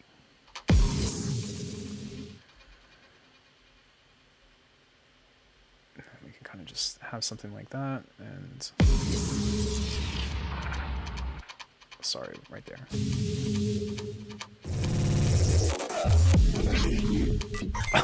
Oh, yes, yo.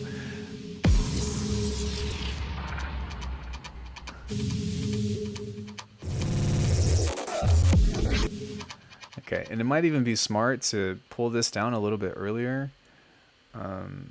That sounded really cool to me. So we can just turn that off and maybe create some kind of...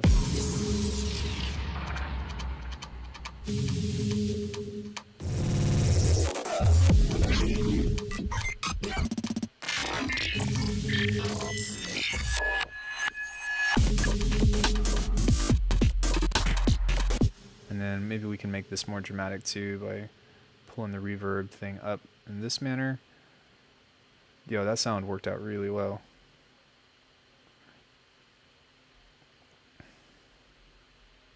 And we can also introduce that sound and fade that in with a reverse snare, which I think would be nice.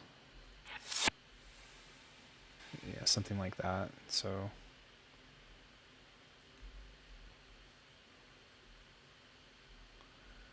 but maybe not so loud.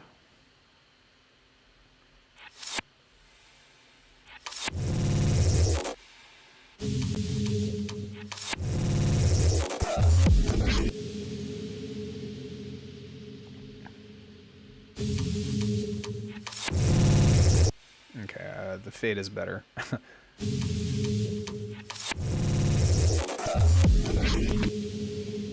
And we might be able to mask this with like just some kind of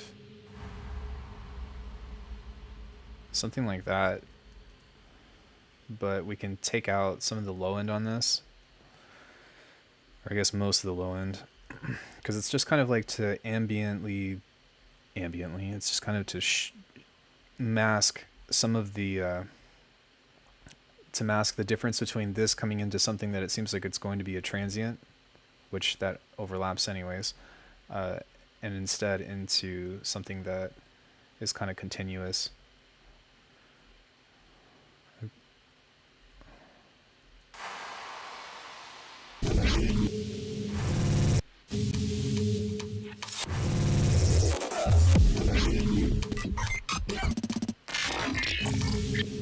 And we might even be able to get away with doing this twice, so maybe we can fade this in, just kind of cut this up like that and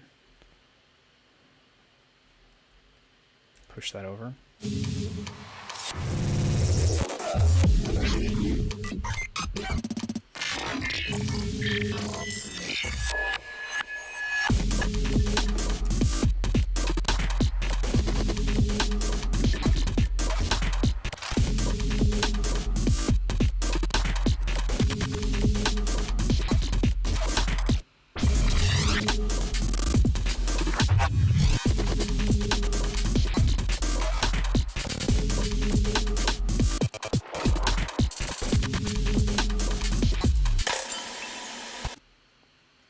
I don't obviously need all of these other rhythmic elements because this is just kind of one of those things that we can use to build tension. I might even be able to reuse that impact as well.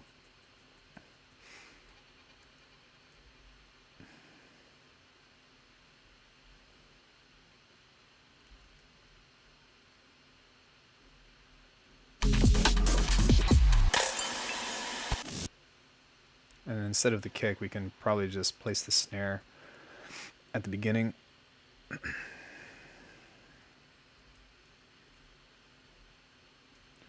Might even be cool to do a reverse, bounce this and then reverse that. So yeah, sounds good.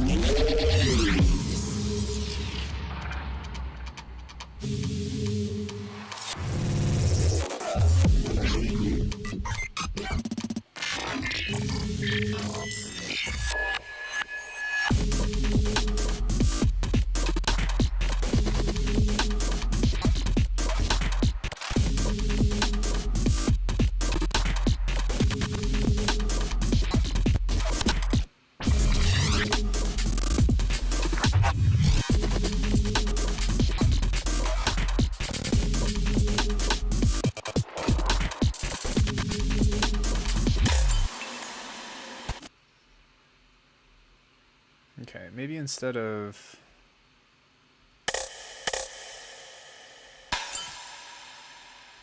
Maybe I will just add the kick back here. Ooh, no. And just take off the transient of that snare hit. And then turn this down so that way you don't get some odd phasing.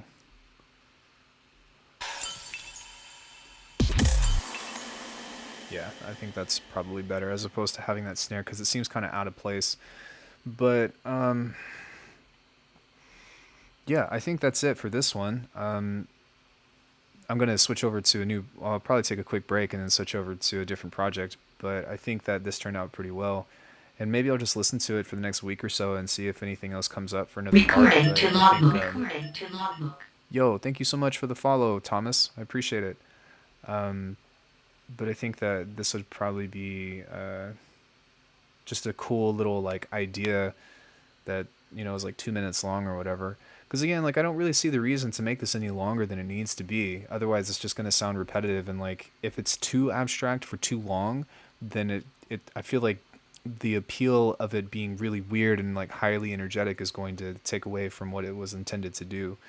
Although I just have this idea for just different song structures and stuff outside of the norm anyways, but yeah, I don't know. So does anybody have any questions before I bounce this out and move on to the next project? It's not done by any means, but I just don't have anything else for it, to be honest. I don't know. Yeah, sure, we'll just leave it at that. And wait, cancel. Make sure that this is all where it needs to be. Okay, we're good.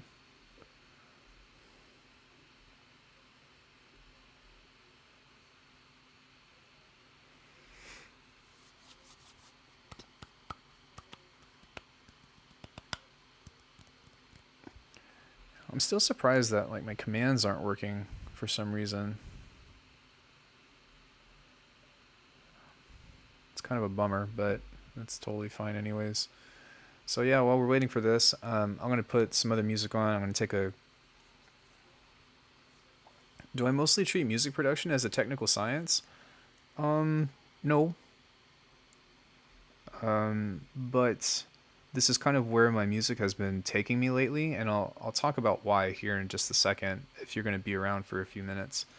Let me stretch for a sec, and let me kind of try to ease my back up a little bit, and then we'll talk about that, okay? Let me see what other things that I wanted to work on. Let me see what this one is. I don't even remember. I've started like 6 projects in the past 3 weeks, and I would like to finish them, but I don't remember what I'm doing. Yeah, no problem. Okay, cool. I appreciate your patience. Why does my kick sound so weak?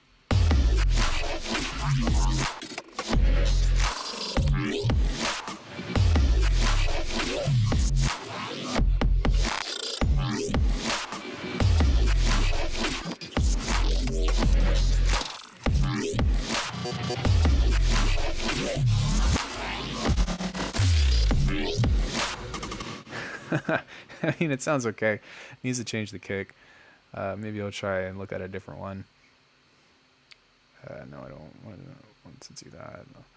Let's see. I do want to finish this one. This one is actually melodic in one way. I don't know if Avin is still here, but he challenged me to make a minimal tune. And this one might be kind of cool to mess with for a bit. I originally wanted to record guitar over it, and that's why I haven't really done much else to it. But this one is kind of nice. Do I always write in F? Hell yeah. I always write in F. No, this isn't D sharp or E flat.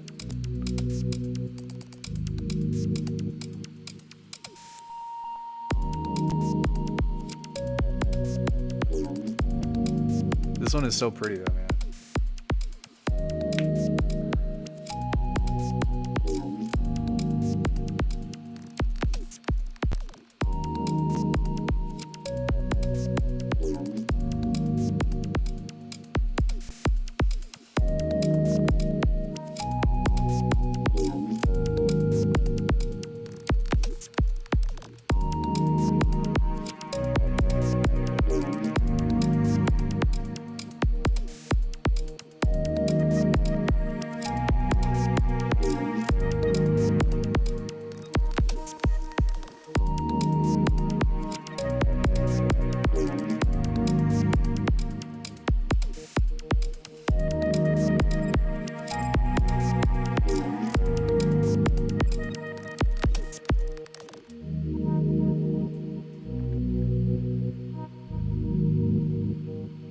that one's cool.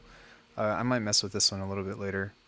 Um, I I hear something with it other than guitar, but I hear something else with it, but I don't really know what it is yet. Um, but yeah, I do write things.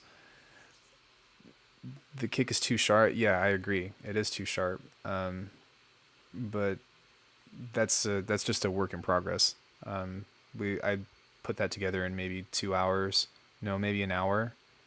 It was 2 hours. It took me an hour to come up with a chord progression, and then we did a short sequence, and then we just started like jamming out to it with guitar. What was I talking about? So yeah, the thing about this stuff is like my biggest priority. I haven't stretched yet, but whatever. My biggest priority is to highlight sound design with things and figure out how to put these different ideas or different things that I've been making in context. Yesterday we opened up or we started this tune from scratch, and there's a bunch of just like abstract ideas in here with different sound design cuts and all that, different basses. There should be other things in here too.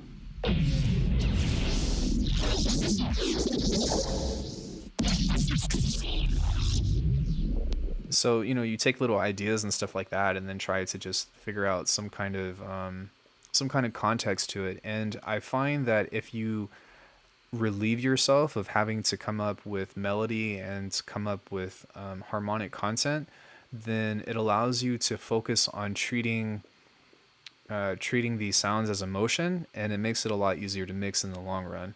Because when you have all these like glitch cuts and stuff that are kind of coming in one after another, they need space. And I find that for me personally, I really like more ambient melodic things.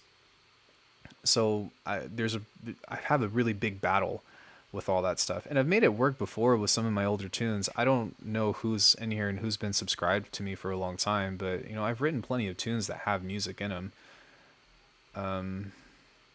Assuming I can figure out where the search function is. Like my favorite tune that I've written that has music is this song. This was in 2018, and I've kind of found a healthy blend between this.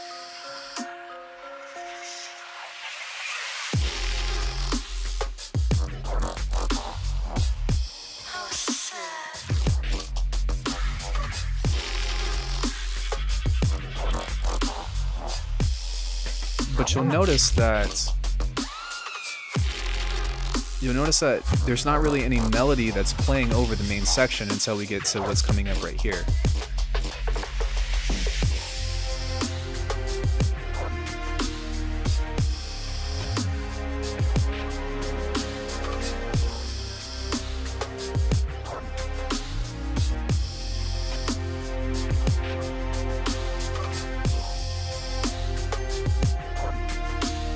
Still love this tune, but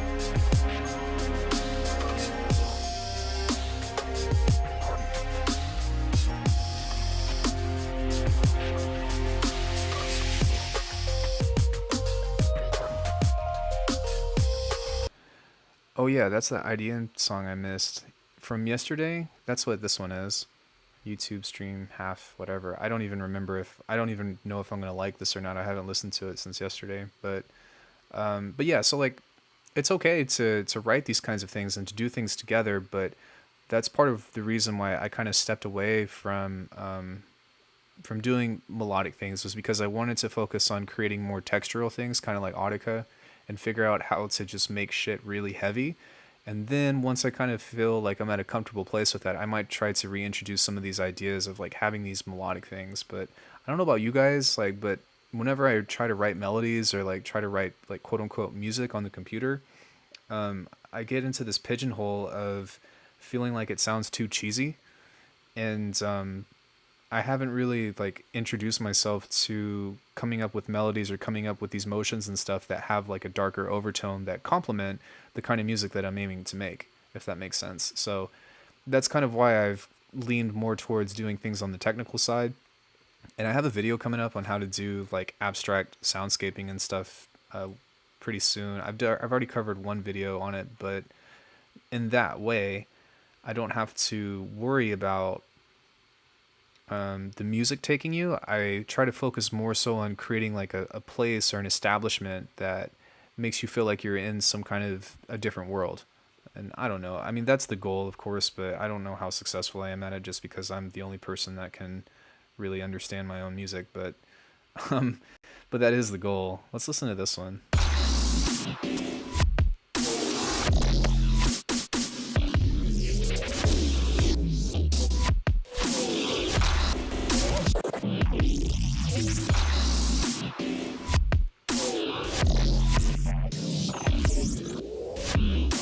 Yeah, it's just a personal issue, and I also don't like this anymore. Um, I think that I need to. There's something that I think whenever I bounced out these sounds, I think that I left out some kind of high end, and that sounds like just really flat to me. Maybe let me try one more. Let's see if this other one is worth taking a look at.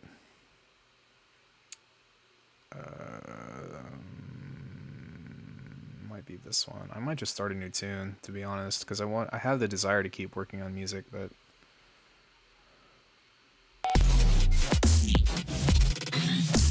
Recording to logbook.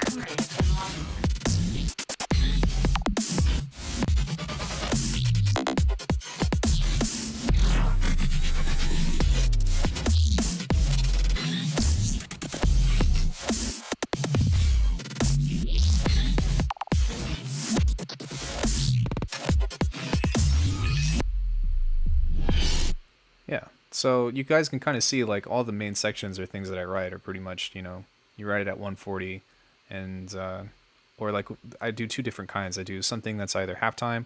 Yo, Doug McGuire, thank you so much. I really like that melodic IDM song, not cheesy at all to my taste. Um,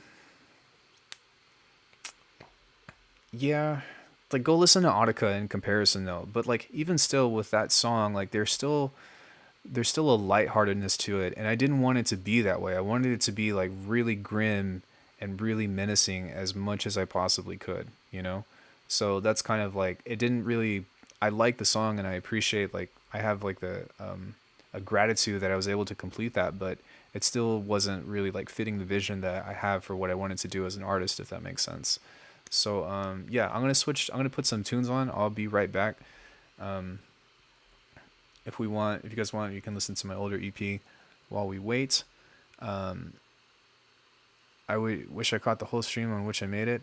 So some of you guys have been asking me whether or not I'm going to upload the VOD or not, and the reason why I'm not is because, for one, it has to do with the uh, amount of time for the YouTube content. I'm going to try to keep all the videos like concise, but if you find something or if somebody else finds something that they like within the stuff that I'm doing, then I'll just make a video on the sound, or I'll just make a video on the production ideology, or like, do one of my thoughts or whatever. And that way you guys won't have to like sift through 5 hours of content just to find one trick. And so I think that it's actually going to, for one, it's going to help fuel putting ideas for videos up, but two, it's going to be somewhere that you guys are going to have a lot easier access to, and it's something that's going to benefit everybody as opposed to just making it there. Maybe it's time to produce for some grime tunes, like two-step grime, or like what do you mean? I'll be right back, guys. I need to stretch my back. Oh, I wanted to listen to this one first.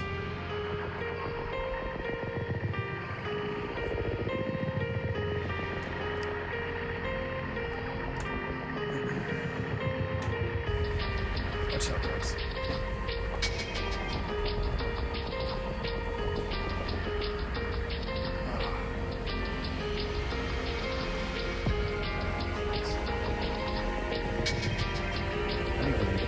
I might not even know what grime is. I thought that was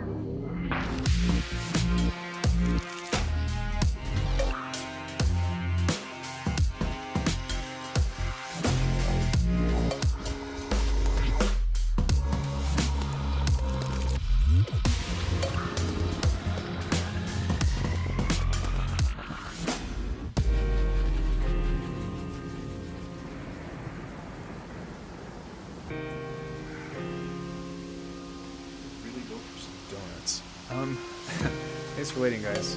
I don't know if any of you guys have blown your back out before, but from being in the circus, I've done it like 10 times. And man, there is just nothing better than traction. Gosh, that feels amazing.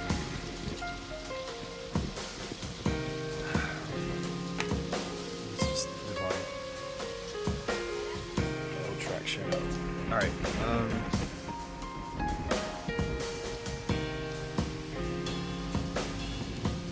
nice tune. La, la.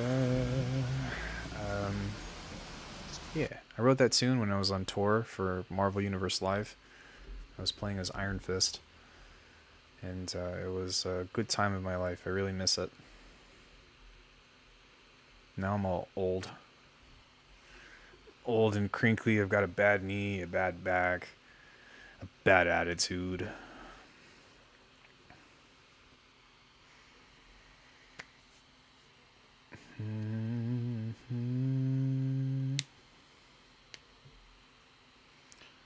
Okay, I think that I want to do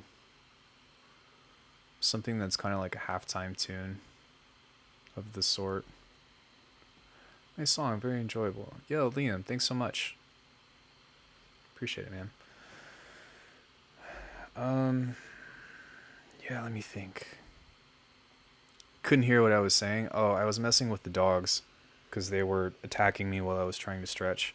So, nothing important anyways. Oh, yeah, I don't know if any of you guys have blown your back out or not before, but I've done it like 10 times from being in the circus. And, I'm like all old and shit.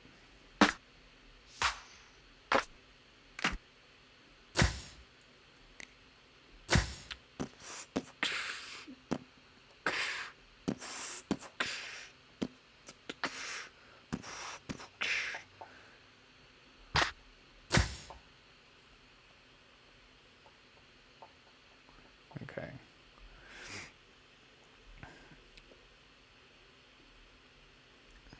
Let's just do that. I actually like this layer.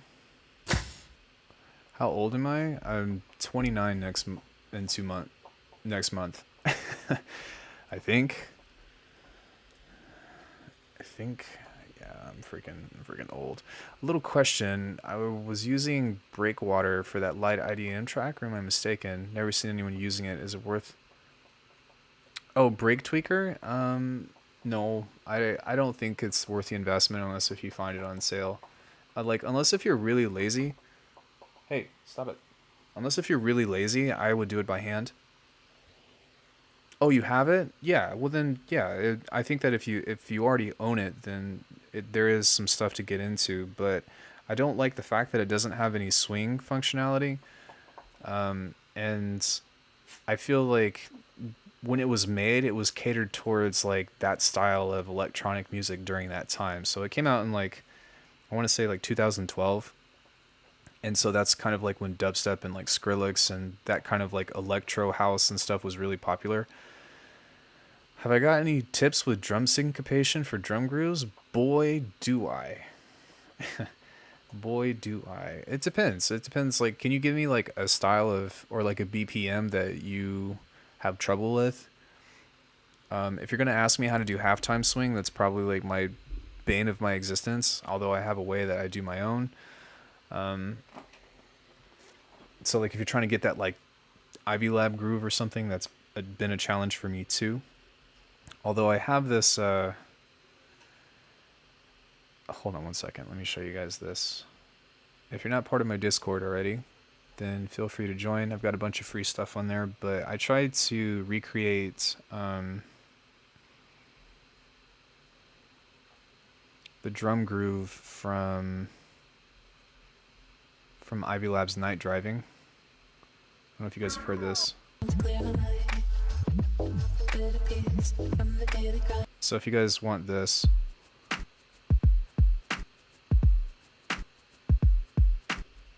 the drums of course aren't the same, but that is a way that you guys can use that to kind of go off of that. It's a relatively close rhythm. It's not the same, but 172, so like drum and bass or halftime drum or What are these kids calling it these days? Mid-tempo? Dang old mid-tempo. Yeah,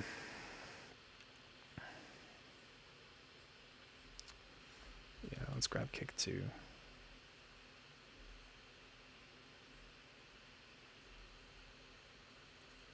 And then, hello? Okay. Sometimes Bitwig does that, where if you change something from an audio to a MIDI track or a hybrid, it won't let you play anything out of it. Mid-tempo is approximately 100 BPM. Okay. So, honestly, like the biggest thing that would help you out with syncopation of groove is like, instead of doing stuff like this, which is really common, hi-hat. Let me find a closed one. Okay. So like if you were to do something like this,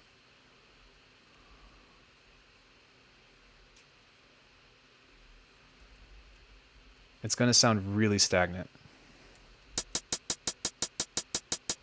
Like even if you doubled that, this is just going to sound like super annoying. Oh shit, sorry. Not super annoying, but just really uninspiring. Oh shit, my bad. Thanks. Yeah, so this is just like really dumb, right? So one thing that you can do to, like, if you're only using a single sample to make it sound more interesting, can I make it full screen? It almost, there you go. Instead, one thing that you can do is play with volume, like this.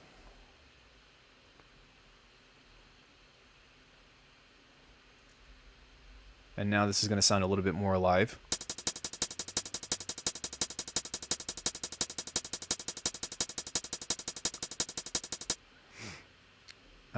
And then whenever you're layering, like the biggest thing I feel like that's going to make like you have that really awesome shuffle is like, for one, most of the time people layer like stuff like this like 3 or 4 times or whatever, but there's this D&B shuffle.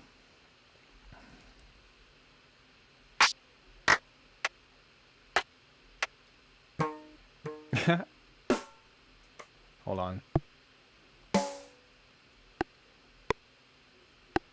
Okay, that's fine. We can use a couple 909s. But the big thing to this is to create a ticka ticka. I think that's the best way to sound that out. Yeah, I don't know what was up with that.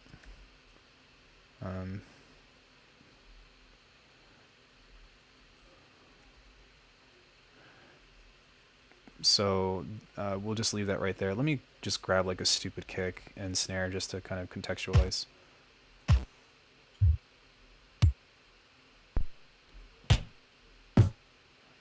Okay, sure. And then let me find a snare. Sure, that's totally a neuro snare.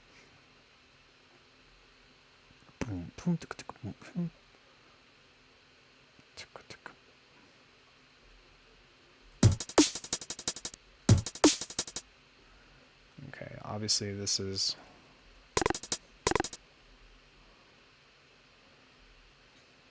I'm not going to make drum and bass because it's not really my forte, but just to kind of show you.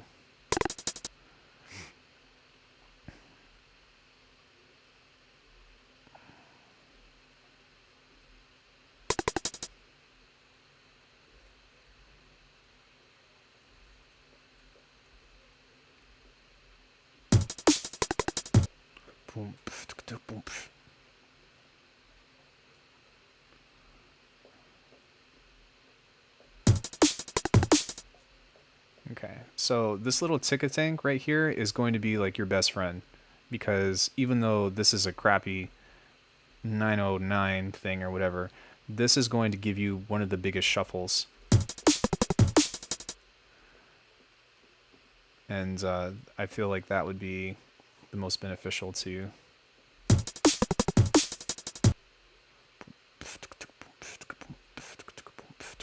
And then what you might want to do is add this little thing right here to the other side of that.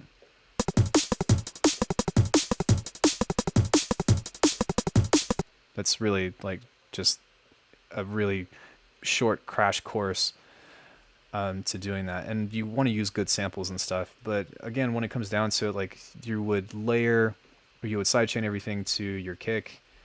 And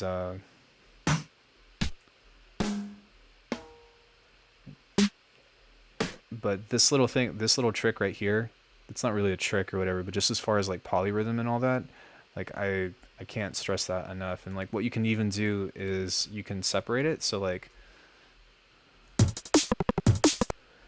maybe have just one right there, so that way it still has somewhat.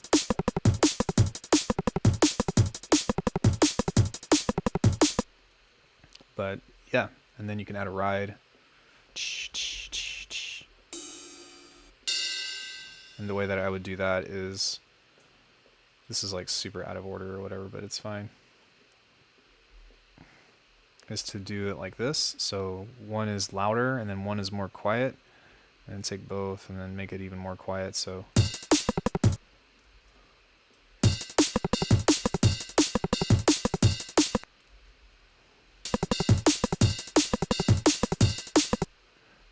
yeah, the big thing is like, another thing too is like the transient time, it needs to be really short between all of these.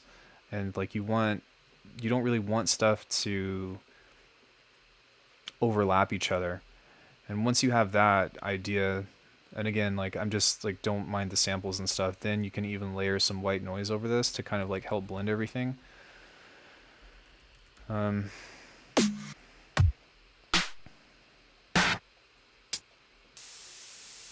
There we go.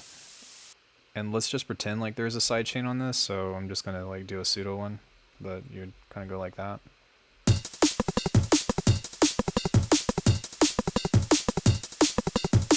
And then from there, like the syncopation comes from just like, you know, having like a sick bass or something, or like a roller bass or whatever, or, you know, something from there. And then like, of course, like if you compare to like, I bought the sample pack a long time ago called D&B Rough Connections. And if you look at all the shuffles on there, oh, come on, something pop up for me. There we go. It's pretty much the same thing as what I was just showing you here.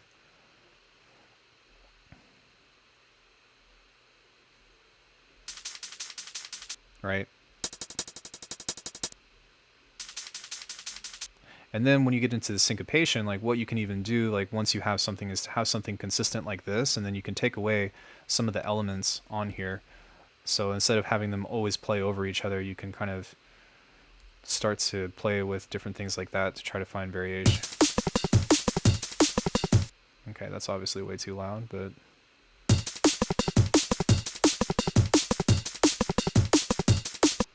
Then what I would also do is make everything here like really freaking short.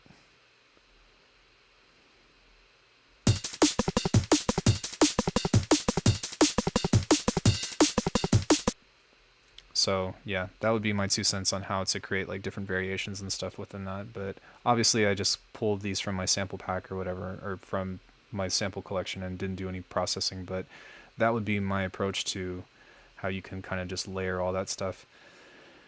And then get your sidechain levels right.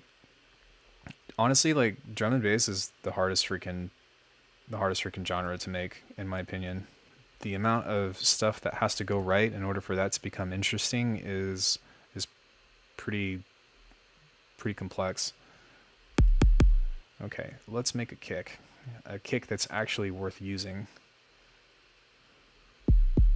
Helpful tips, cheers. Yeah, I appreciate like you not judging how I appreciate you not judging how like the samples themselves sound, but again, we were talking more so about rhythm and less so about like how to make your samples sound good. If you want to do that, then we need to have a different conversation. That okay, sounds pretty good.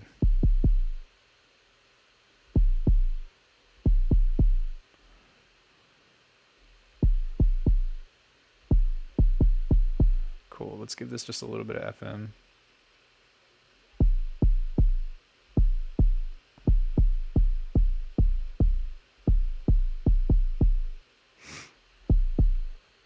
Okay, that's a nice starting point for a kick. So yeah, I think DMTR left, but I'm going to show you guys how I do my kicks again, just because this is what I do every time I design drums. But yeah, let's begin. So I'll get myself a saturator, and turn the drive up, turn the low pass down, crank this bad boy like that. Nice. You understand the fundamentals more now? Yeah, syncopation is just all about shuffle.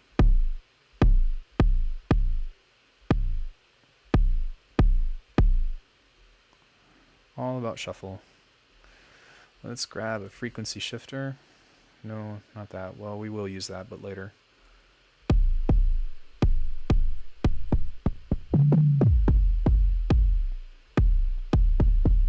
Sure. Then we grab an EQ.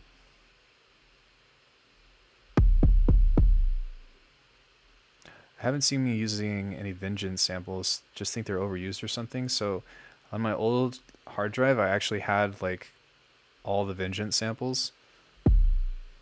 And then my hard drive crashed and I no longer have Vengeance samples. So now, to be honest, like I just make my own kicks and stuff, or my own drums. It just makes my life a lot easier, as opposed to, because I never have to worry about like whether or not I'm gonna hear it in another song, or if someone's gonna come after me for like sample selection, or like, you know, all that crap. So yeah, it's a nice doof.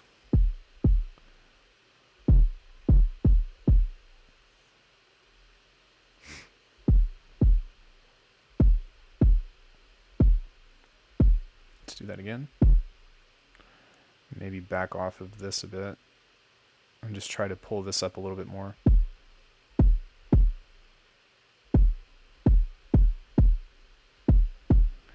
Okay.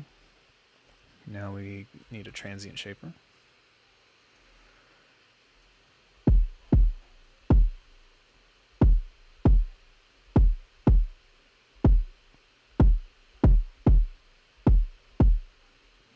Cool. Let's grab an OTT.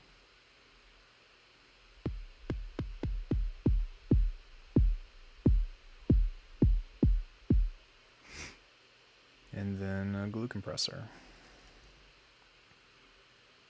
Yeah, I think Vengeance samples are fine. I just think that like depending on what you do, people have kind of moved on to more like, I think like the Jack U snares have kind of taken over popularity.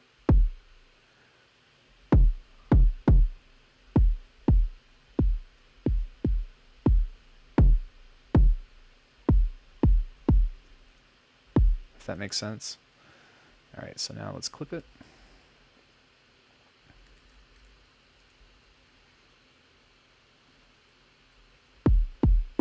And limit.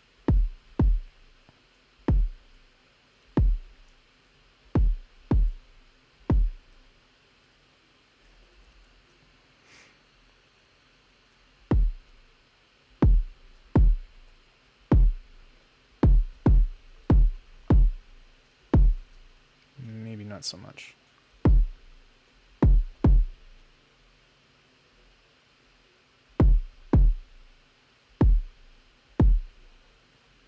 Okay, it's close. I would just want this to be a little bit fatter than it is.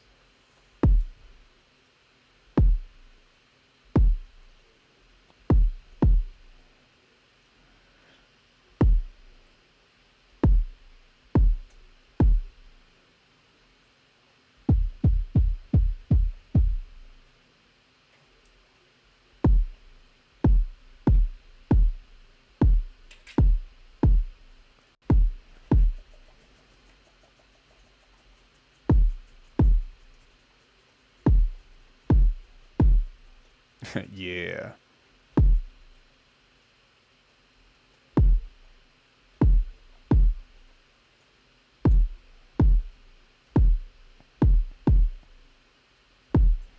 Okay, now we can introduce just a little bit of top into this.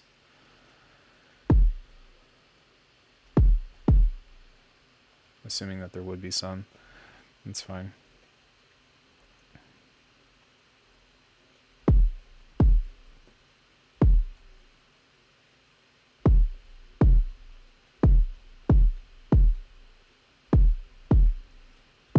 Okay, so we took this and changed it into this. So, yeah, Keeks.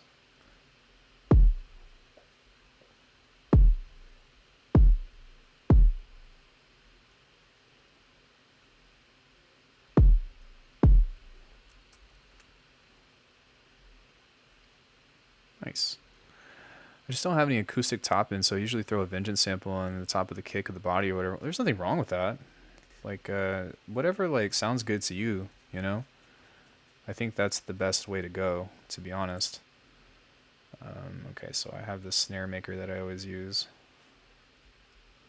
And so let's reset all of these. Oh, beautiful. Let's grab a frequency shifter. And Pro Q. Again, shout out to DMCR. He's the person that taught me how to make drums this way. Tasty. But I think I want to push this up to be a little bit higher, so maybe like A sharp 4.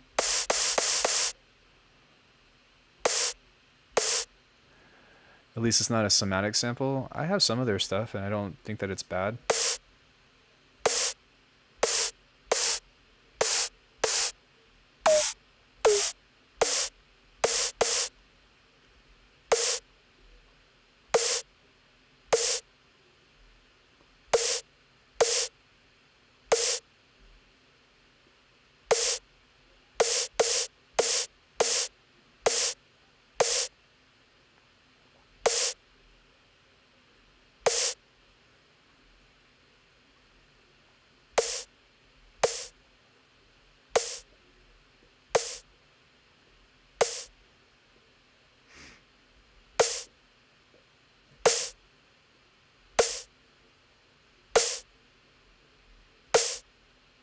It does seem a little high, yeah.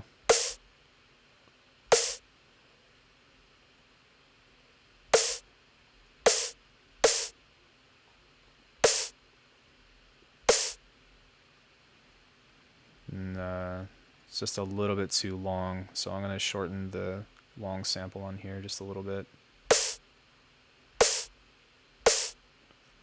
Might be this one.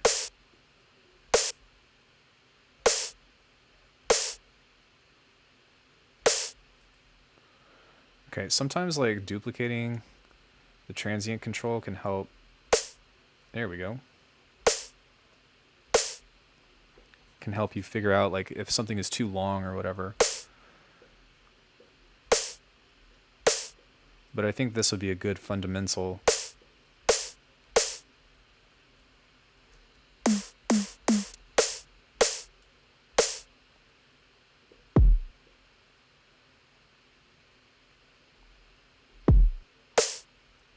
Yeah, that sounds nice.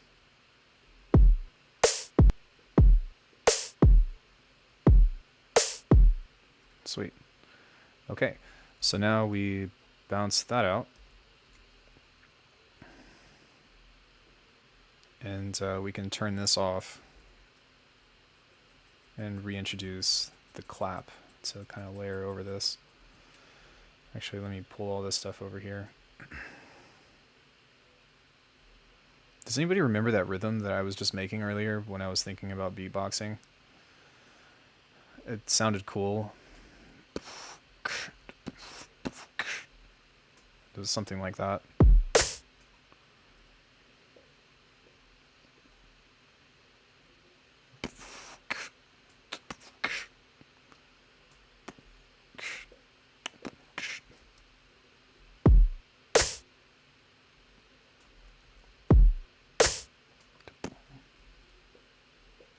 I don't remember what it was, but whatever.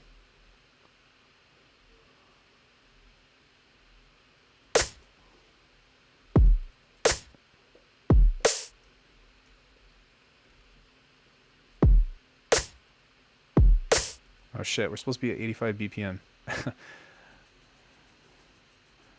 Let me just set these to raw. There we go.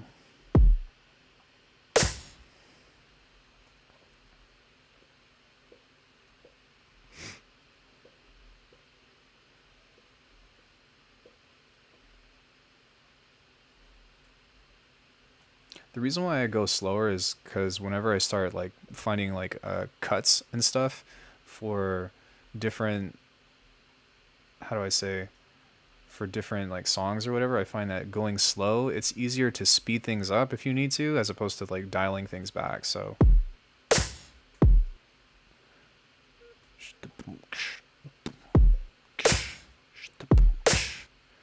okay, now let's remove that transient on here because that's obviously conflicting.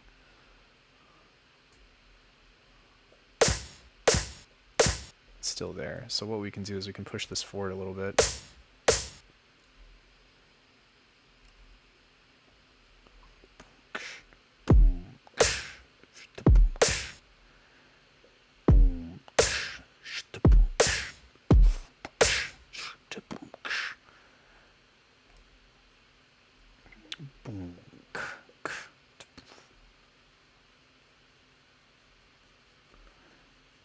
Beatboxing is your friend, guys.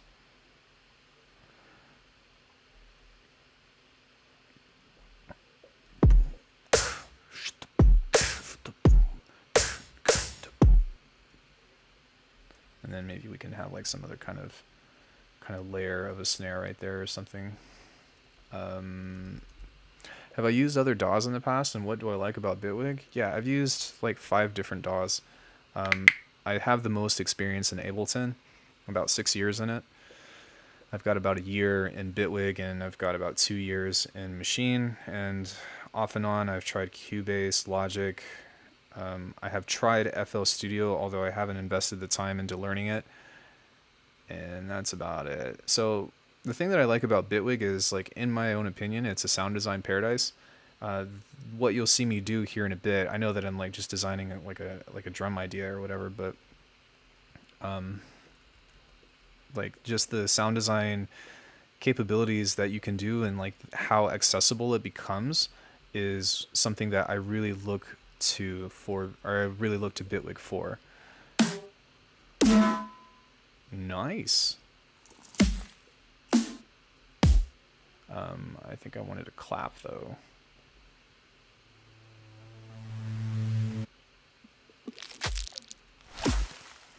Yeah, something like that I think would be nice.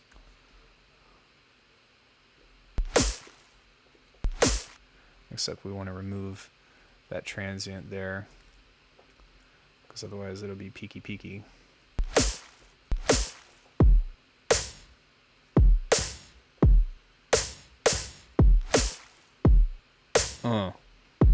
Check it. I like Bitwig cause it's big, and I know that my kids will use it when they grow up, and I don't give a shit. Yeah, I got some dogs in my... No, I'm kidding. Yeah, so...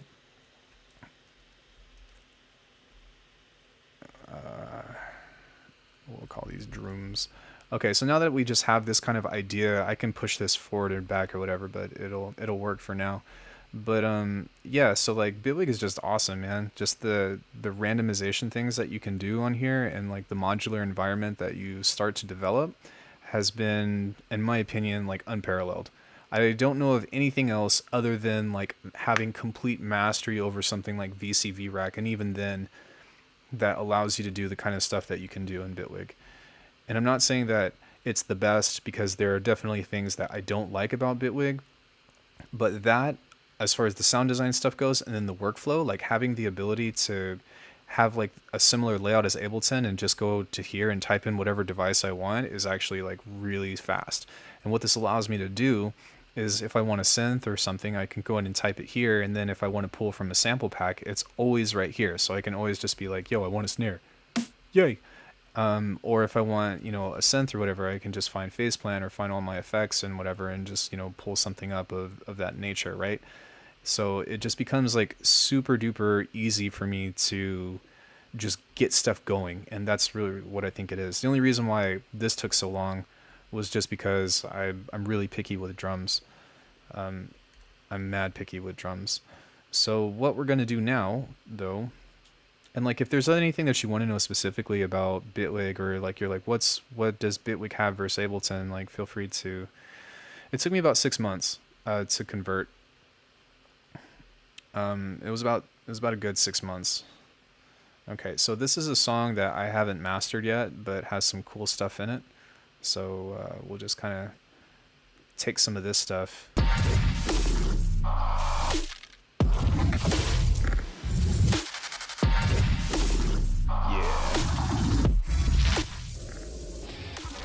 Okay, and then what I'm going to do is just find the main section of this, so it should be somewhere like here.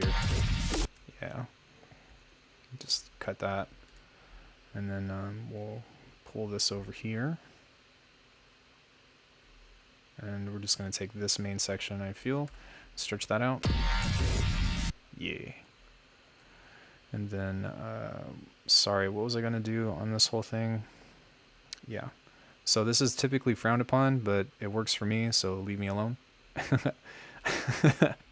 It actually works really well with like granular cuts and stuff, but basically you put an OTT on the master and push it up by like 5 dB, and it immediately makes this stuff sound like 10 times more interesting.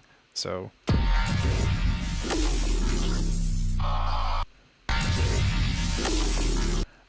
so yeah, all that sounds kind of crappy. And so what I'm getting ready to do, and this is actually something that I dislike about Bitwig, or that I miss from Ableton, is I am a really big fan of Ableton's Simpler, because you can throw a sample in like this and then like kind of like find different slices and stuff, and do a lot of granular processing into that in ways that you can't in this. So the workaround that we have to do is take this, create a new track, and then throw this into a granular synth, and then I'll show you what I do after that. But basically it just becomes kind of annoying, long story short, because you have to do like 3 extra steps in order to achieve similar results, and even then it's not always the same.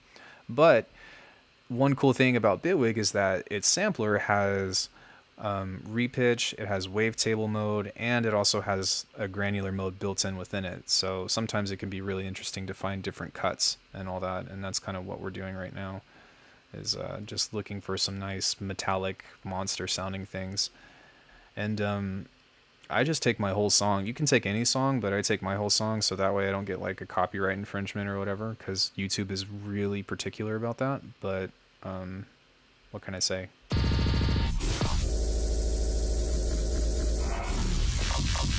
You know, you that's the kind of stuff that I try to look for whenever I'm looking for like textural things, if that makes sense.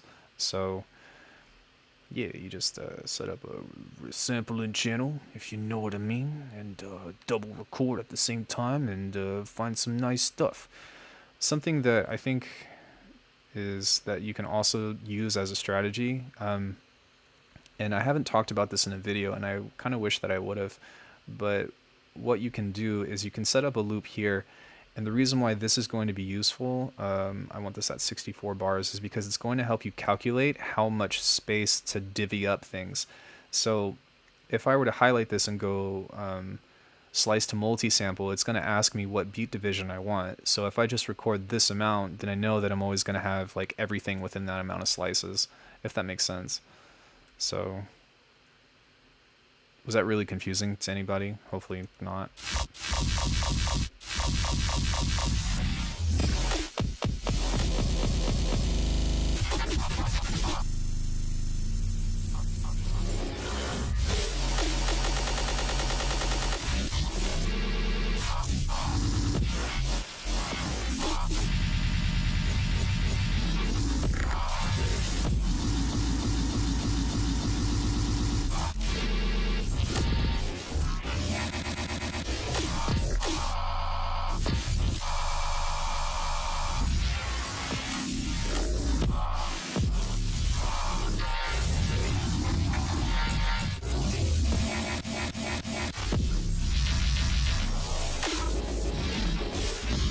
Hey Molly, give me just 1 second, I'll answer your question, okay?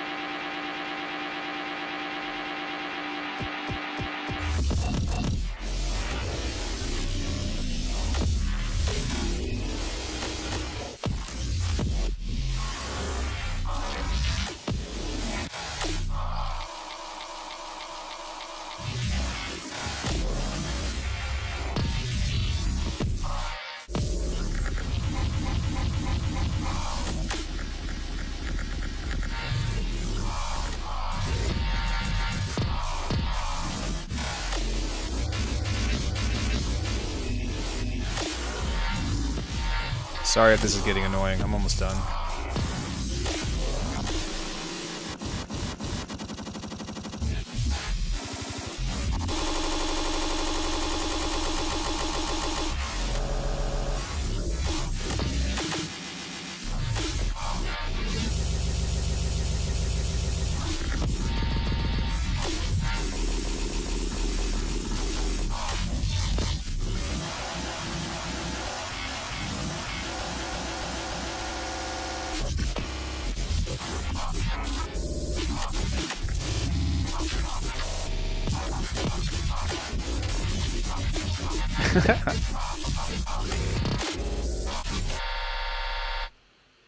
Okay, so sorry about that. I assume that you can warp in Bitwig, and if so, how does it compare to Ableton's? In some cases, it's not as good, and in some cases, it's better.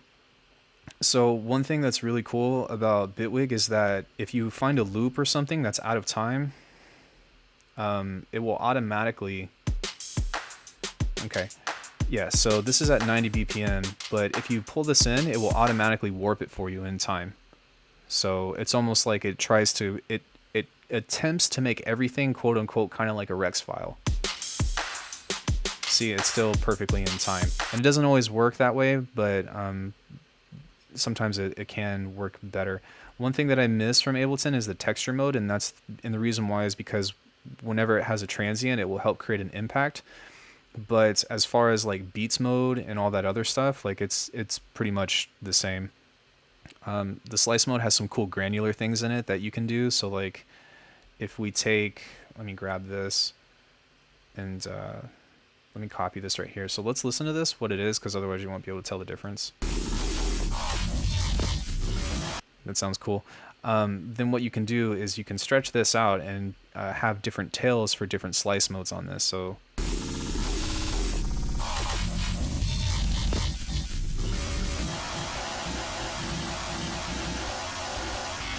or you can go into beats mode, which it would actually be stretch HD, and then you would turn this little transient thing on and then kind of move into that. So there's your beats mode. But you also have different grain sizes, so you can control the size of the transient. And then you can also do that within slice mode as well. Yeah, that's supposed to be there. Turn this to none. But you can also change the formants within it. It doesn't always work that well. You can also change it into a wavetable.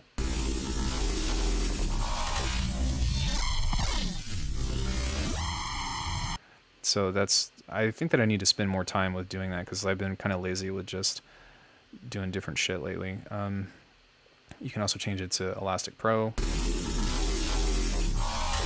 And so like some of the warp modes on here seem kind of like a combination between other warp modes from Ableton, but they're useful, they're just different.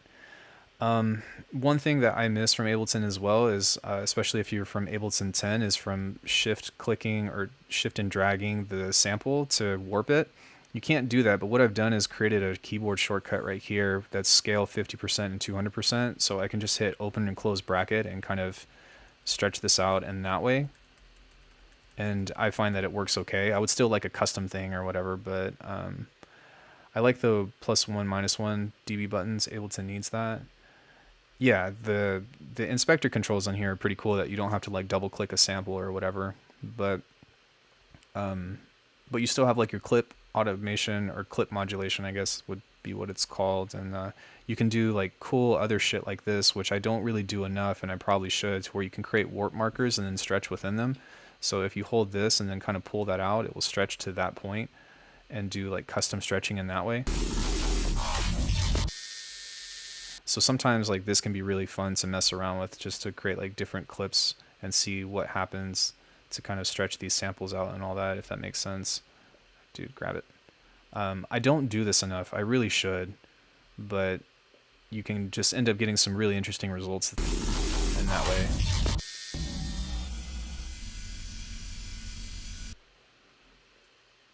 Kind of pull that back, especially if you're just looking for different shit. I was hoping that would end up being...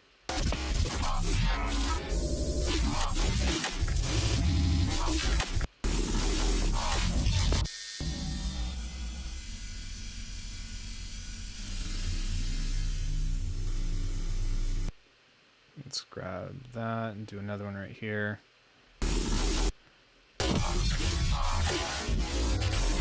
So yeah, that's one cool thing that you can do. And then also, like, one thing that's really sick is that within the same clip, you can create audio events.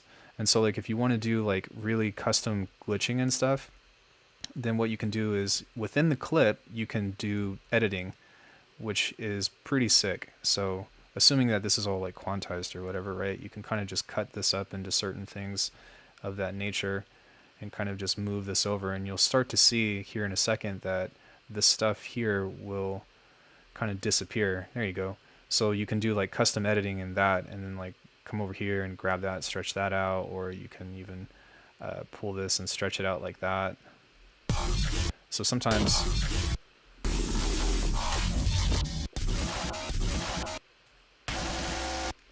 so like, you know, if you wanted to find like a rhythm or a riff or something that's really interesting, and I need to talk to some people about this, to be honest, because like I said, there's a lot of potential that I haven't exploited with that. You can even change the pitch within these different samples like that within the clip itself.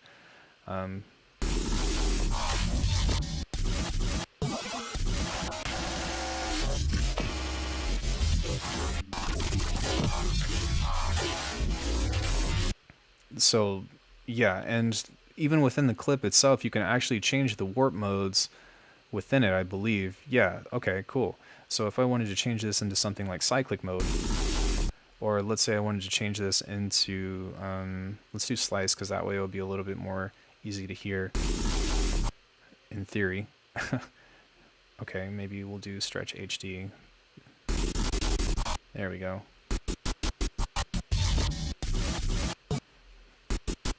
And then you can just, again, just start grabbing the audio events and just start like doubling up on some of these things. And it's a really potentially fun way to just come up with cool different glitch edits and shit. And that would probably belong right there and go like right there.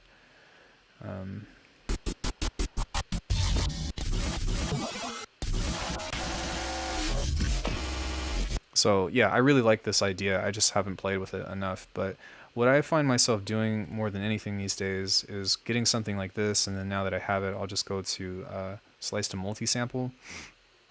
And so I strategically did this particular amount of time because now I can go into half bars and it will create a perfect amount of slices for me. So once this is ready, I'll play these for you.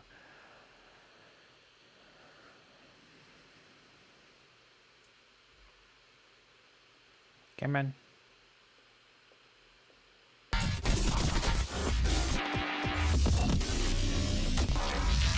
So now I've got all these like really cool motions and movements within this, and like I typically try to reach for things that are going to be like non-melodic, if that makes sense, because now that we have these things, like we can come in and start building like a riff idea off of that.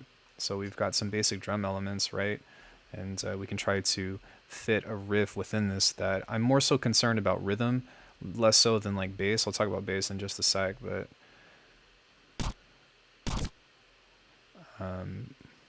we can just like find a cut.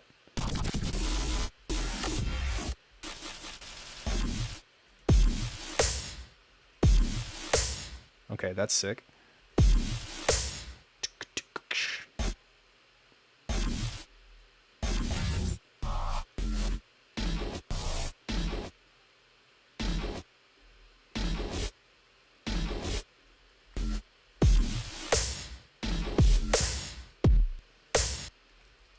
and then we can kind of just duplicate that and find something else off of it.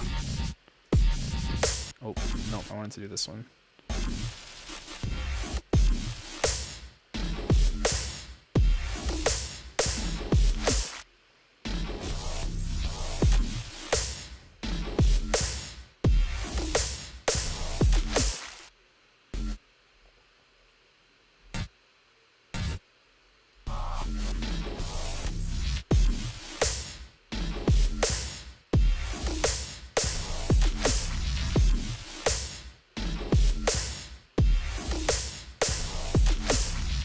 So yeah, we've got like, you know, we basically took a song and kind of pulled all that stuff out of it. And then we can kind of just like add to it or create variations and stuff, you know.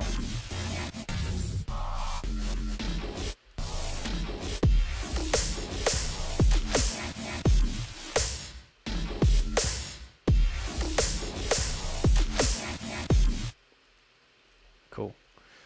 So yeah, typically I don't actually sidechain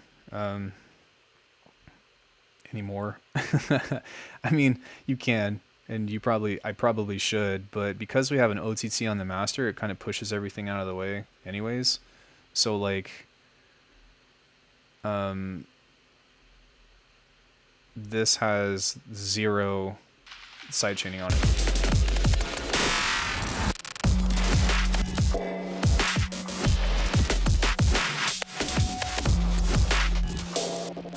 You might be able to tell, this also has 0 sidechaining on it. This is the song that we resampled.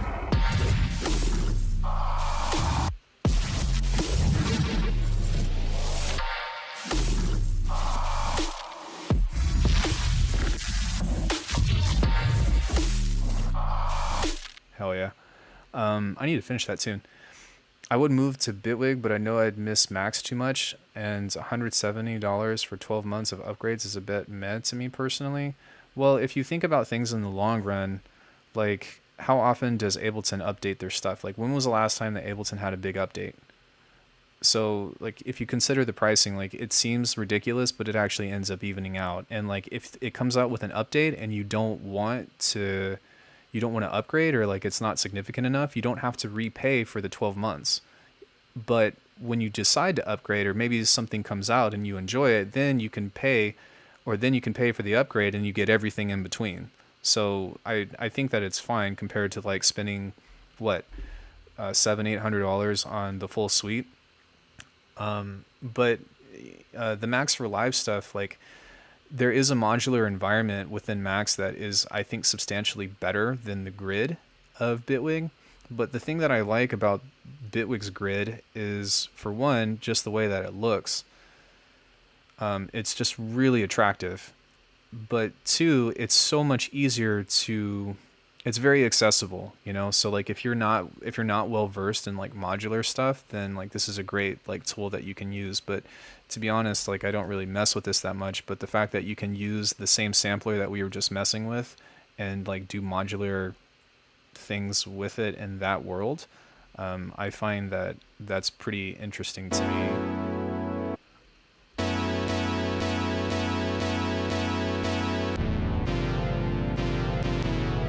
So I'm not going to start building a patch right now because it takes me a really long time. But yeah, the modular environment on here and like all the shit that you can pull up, like, okay, this is probably going to like crash my computer or whatever, but it would still be worth pulling up. The depth of it is surprisingly deep, but it's different. So you can take a look at this whenever it loads up. Oh, it's off right now. That's probably best. But I mean, look how in depth you can get with like building modular environments with this kind of stuff. It's just...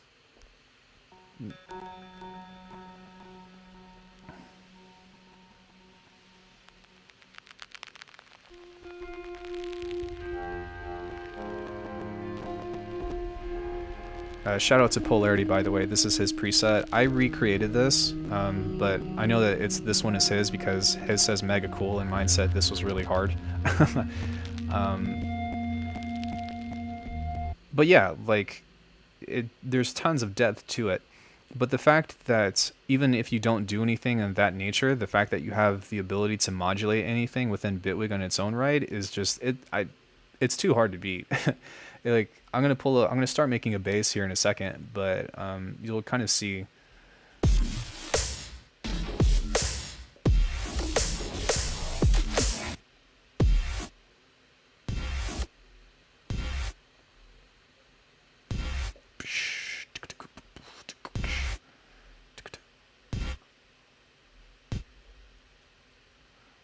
Give me just 1 second while I work on this rhythm that I had to.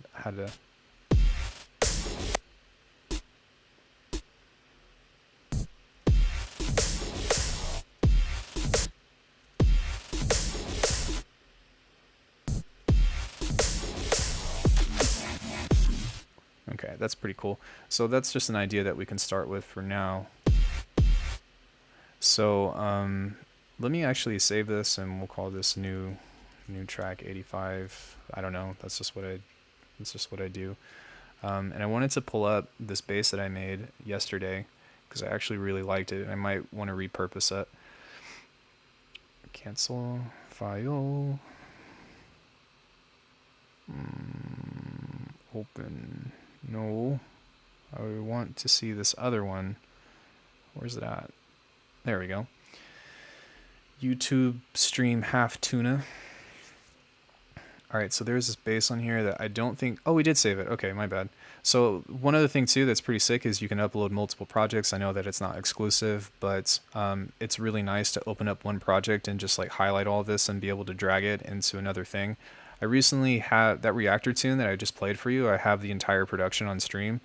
And toward the beginning of making that, my whole thing, like my whole DAW crashed, or my project crashed. But what I was able to do was create a new project and then drag all the assets over, and I pretty much saved everything. And I haven't seen that done in any other DAW personally. I need water and food. If you guys are just tuning in, by the way, I just want to give you guys a warm welcome. Feel free to say hi or interact with the chat, ask questions or whatever. I'm kind of just chilling right now, but yeah. So yeah, so I'll pull up this bass that I have, and if you guys have seen any of my videos, you know how big of a proponent I am for Phase Plant. I am not employed by them, if you were wondering, but they were kind enough to let me do some coverage for them, and I'm 100% fan of that stuff. So yeah, this is a Ghidorah bass that we made yesterday, and you'll see that within all these other things, there's a lot of automation that's happening with randomizers here. So these, oh, that one doesn't have anything. But yeah, you can add modulators to like randomly move stuff, and then when you combine that with the modulators that you have from something like Phase Plant, you end up getting some really interesting results, such as this stuff.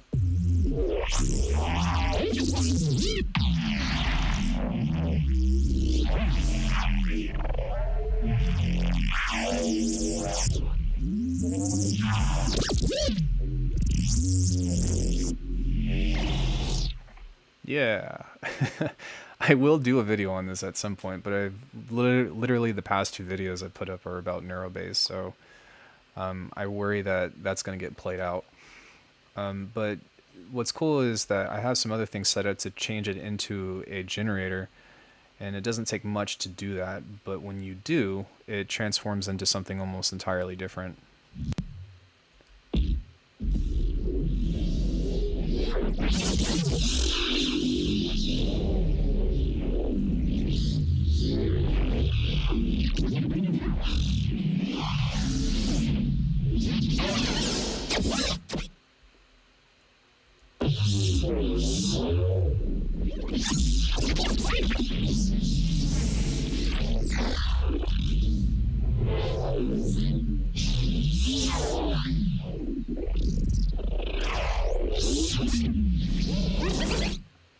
Sick. Yeah, that's pretty much the kind of sound design that I like to do these days. It's very fun and very, very rewarding. I find that like doing stuff like this obviously reflects the kind of music that I've been making lately, but I think that like being able to set up a bunch of things in that manner and just let it play and bounce things out is a lot more rewarding than trying to sit down and like do a multi-stage envelope on multiple parameters and like try to get the perfect thing. Um, just because this is so much more inspiring to me. I don't have to continue to play it over and over and over again. I can just set all this stuff up and let it go and capture the magic that it begins to take.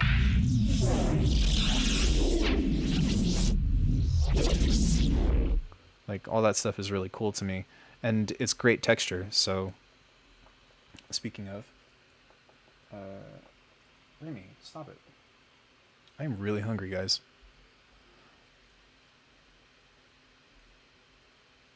Ghidorah base. Kaiju name that.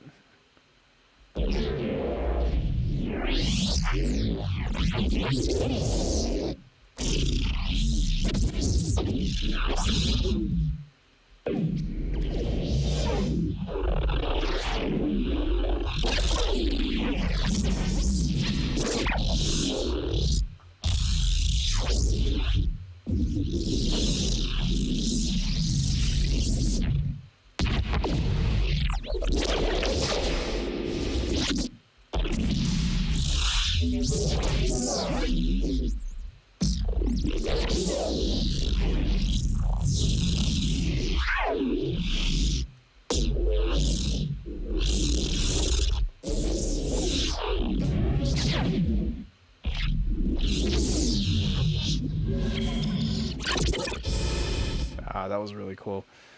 So now we can turn one of these off and turn that off and turn off the pitch shifter as well, and then just leave this on.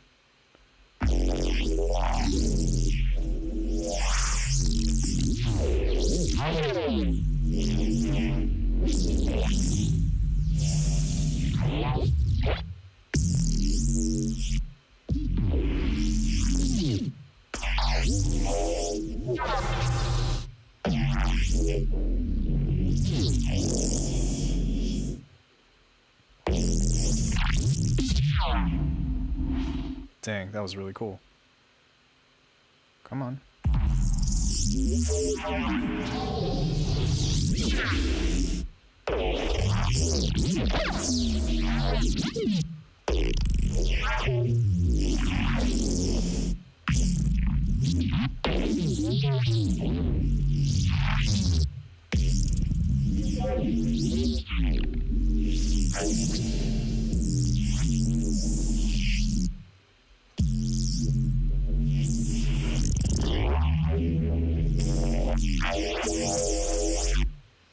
Okay, so now we've got a little bit of content to work with.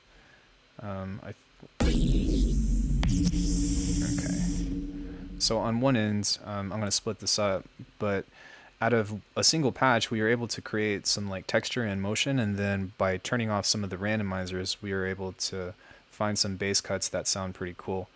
So what I'm going to do is split this up into two different things, and then now, like within this, to add more interest or whatever, I can bring this into here, and we'll call this texture, and we'll call this boosh. And then within these two, we can group this as glitch, and then I usually just label these gray. Glooch. Gluth, sure. Glute H, sounds even better. And then I'll pull this above.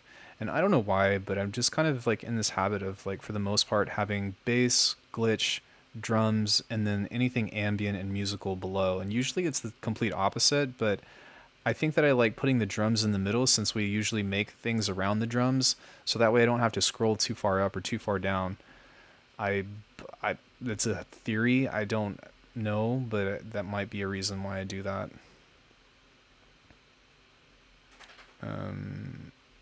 Okay, so with all this stuff, we want to make sure that it's off. And then because we have this recycling group now, as opposed to having to freeze and flatten, we've already been able to like just bounce in place or duplicate. So we can move everything that we don't want up into here and just kind of turn it off. And then if I, for whatever reason, I want to go back to it, so So here's that bass or whatever, right? Like let's say the cuts that I found weren't enough, then I can always just come back and pull it in and turn it back on. But that's a really nice organization tip that I found to be really helpful. So within that, we can start pulling from texture and just find like a motion or whatever like that. I don't even care what it is, and just maybe try to fit some stuff in to create some kind of interest.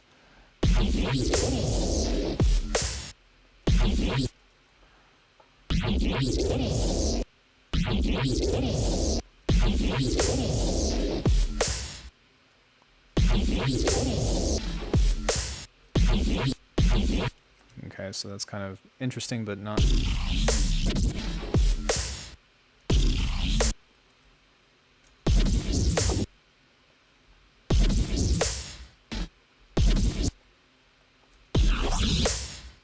That's cool.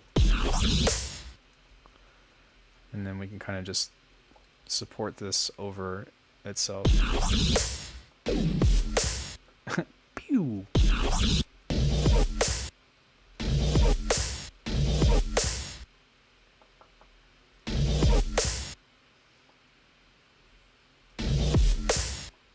Okay, so maybe what we can do is move this over just a little bit to right there.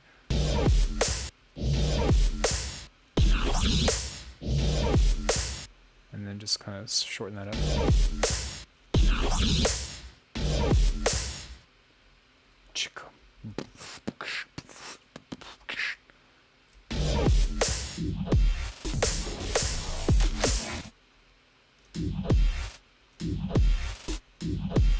Okay, that sounds really cool. But I want it to be louder, so...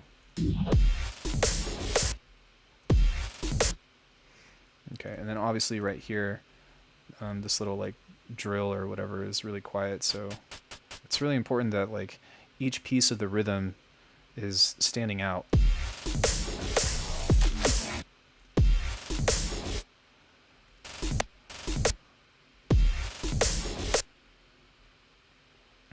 So maybe what we can do is find different things to make that stand out a little bit more. Like that's kind of cool, so.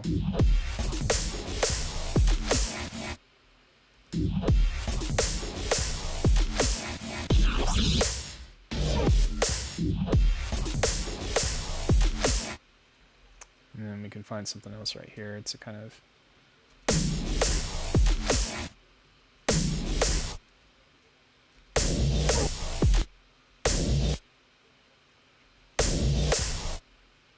And then now that we're kind of like starting to change this up and whatever, you know, we're kind of aligning things to these beat grids or beat divisions now to kind of make everything sound a little bit more cohesive. It's actually kind of cool, but I feel like...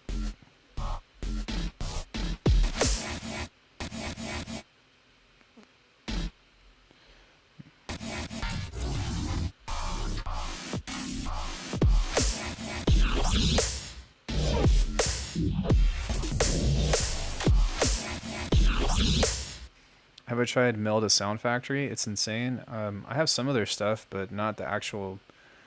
Is their Sound Factory like a sample pack or something, or what is that?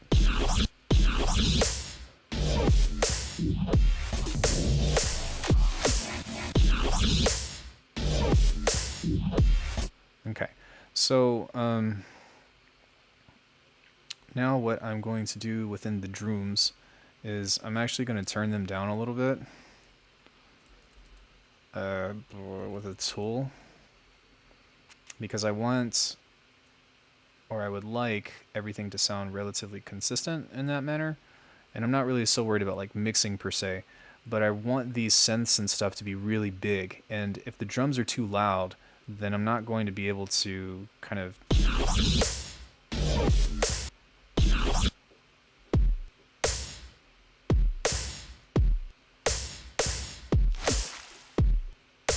So that's like at 1.6.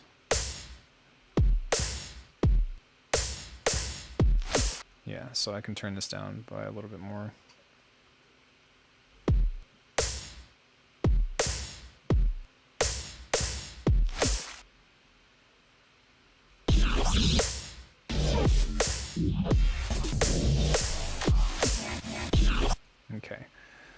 So now that we have that, we can talk about inserting some bass. So we'll just come over here into the bass patch and do the same thing where we kind of just add in a little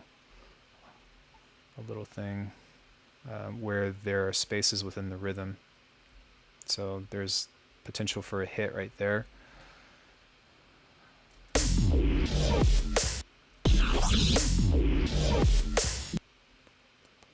Like that's a cool little hit. So it might be kind of cool to find something right there too.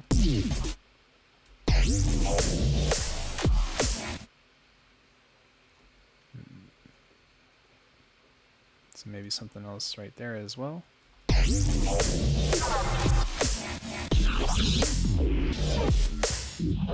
Okay, and now that we kind of like have a few hits or whatever, we can go and add an actual sub. And I get this question all the time. Do you layer your mid bass with the sub? No, it's comparable to maybe UVI Falcon phase plant, but you can do a lot more IMO. You can do a lot more than phase plant. Those are fighting words. No, I'm just kidding. If that's true, then it's definitely worth a look, but I haven't really found anything comparable to phase plant whatsoever with the capabilities that you have with it. And Falcon is like a whole beast on its own, but like I tend to shy away from it just because of like how counterintuitive it is. Like I have it, I bought it a couple years ago, but dude, like it's so much work just to get it to do the dumbest shit. I like it. It's great. Like it has so much like capability, but you have to be such an expert. Like even for me, I've been doing sound design for a long time. Not that I consider myself amazing or anything, but it's still such a chore for somebody like me to figure it out. And I'm like, man, it is not user friendly by any means. So yeah, this is how I make my sub. I put some attack and then that's pretty much it. That's my sub.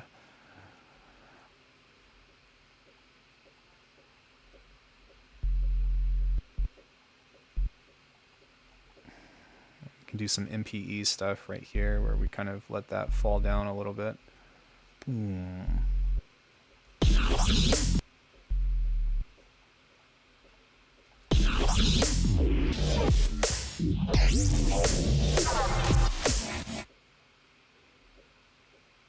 And we can kind of just fill in a space right here and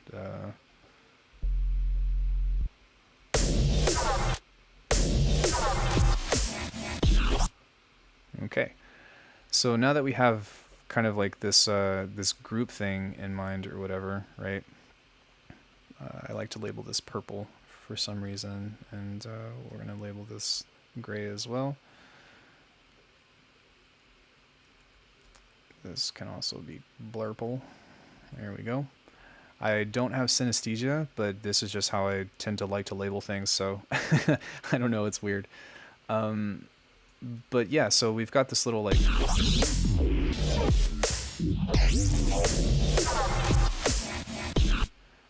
we can start to kind of like do little things to break it and stuff. So one thing that I'm going to do is I'm going to come back to the drums and I'm going to grab a snare. And this is going to help out quite a bit. Not a snare, a snare. That should be fine. And what we will do here is just add in this and this motion. Hello? Okay.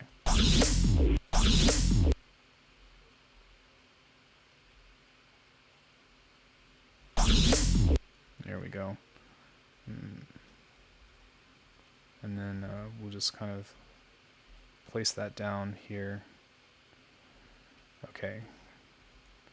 You don't want to work with me, but it's fine. And we'll just kind of throw these on. Kind of in this way. And what it will do is just kind of like make the hits have a little bit more impact, if that makes sense. And also kind of lead up into the next thing. And this is just part of how I create like push and pull.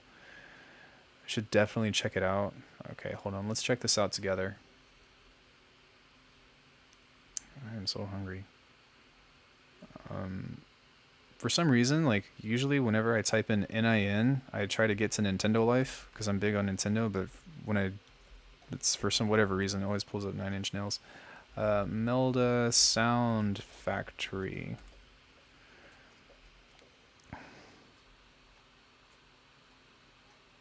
This week on Cooking with Scorpion, let's learn about chopping, cake decorating, chopping. Oh my god, it's so ugly.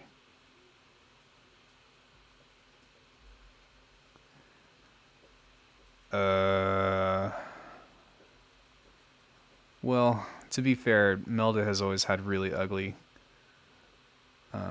That looks kind of sick. Has had really ugly interfaces.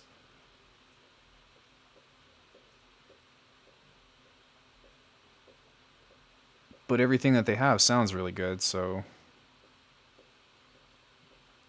yeah, it's hideous, but it okay, there's your mod matrix. Yeah, I can tell that you probably can do some really cool, crazy things with this. Cookies and milk. That sounds so good. Mm. Sorry, I'm having a panic attack right now for food.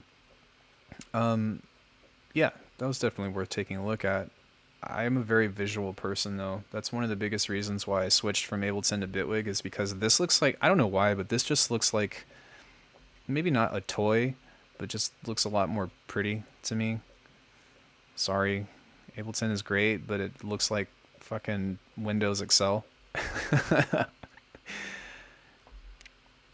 I watched a flashbulb tutorial on it. It looked deep as fuck. Yeah, it might be worth looking into, but I don't know.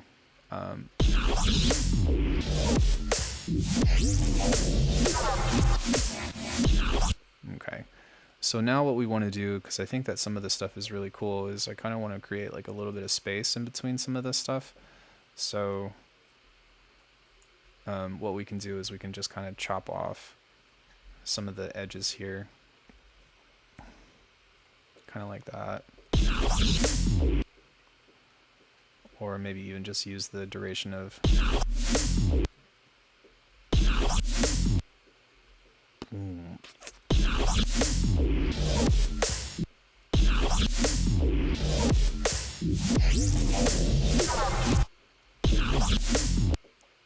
Okay, let me listen to this.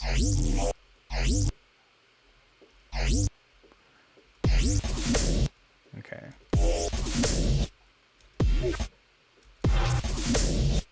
And then we can change this up a bit. And that's kind of the thing that I've learned with like using granular, or sorry, using like, what do people call it these days, mud pies, or I like Sound Design Jam. I got that from Mr. Ville before the whole idea of mud pie or whatever, but the thing about it is, like, if you can create space within whatever it is that you're making, then a lot of times like your stuff will end up becoming a lot more interesting. But if it's just like cut, then you end up getting trash. Like, that's kind of cool, even though we were using that same reverb hit twice.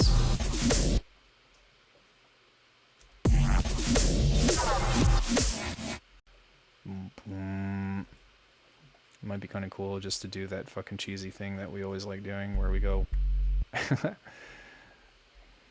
Because who writes bassline melodies anyways, am I right?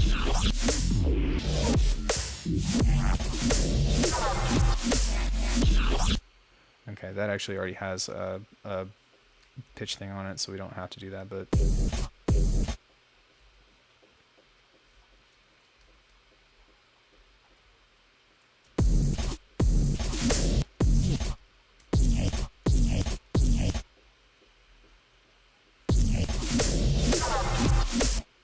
Okay, and then we can kind of...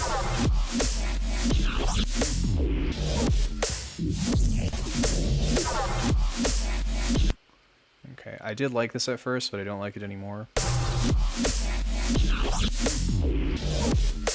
So what I think I'm going to do, because I actually like this kind of reverb hit or whatever, is I'm going to pull this to a new track, and I'm going to use this as a layer for whatever piece of percussion is right there. Okay, so that's a snare. So instead, we can use this as a snare layer, because I think that will sound cool anyways. So we'll kind of just pull that there, and then maybe throw an EQ. This is the first EQ that I've thrown in this entire project. That's fine.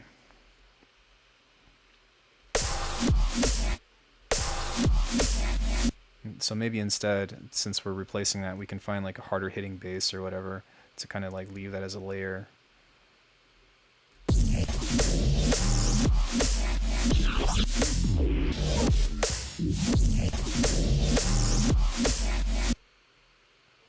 Okay, so maybe those are going to compete with each other, so maybe I can find a different space for that. That's kind of cool.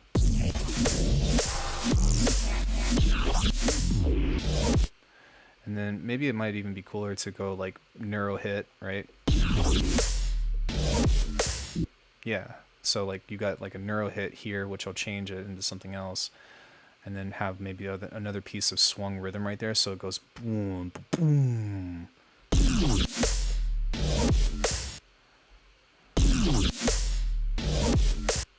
Is that really? Okay, no, it's something else. I was like, why does that sound that way?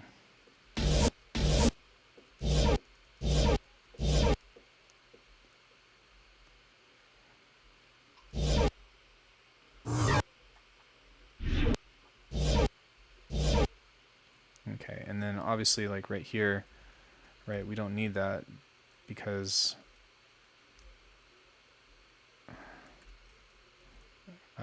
it's overlapping.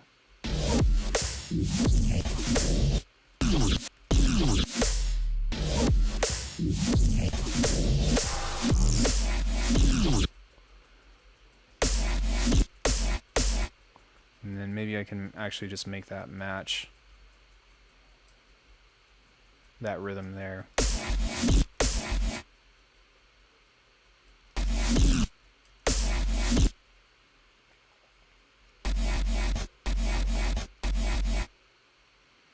And then it might be kind of cool to have like a different cut or something, a different like glitch thing right there that's going to have a little bit more rhythm, which I think we had up toward the top somewhere. Yeah, something like that could be kind of cool.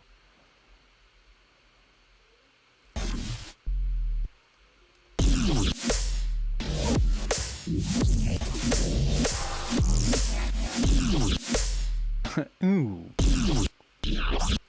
Wow. Huh? Wow.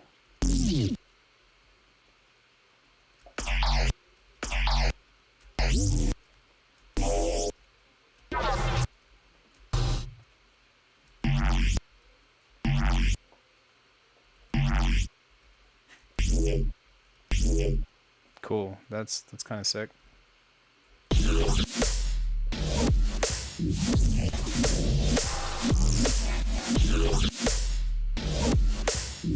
Okay, maybe I'll even extend that, so.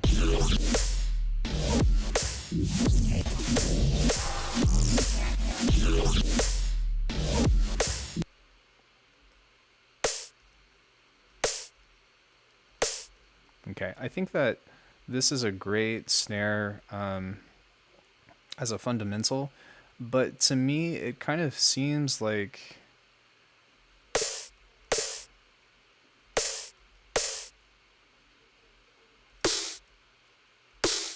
it kind of feels like it's just not weighty enough.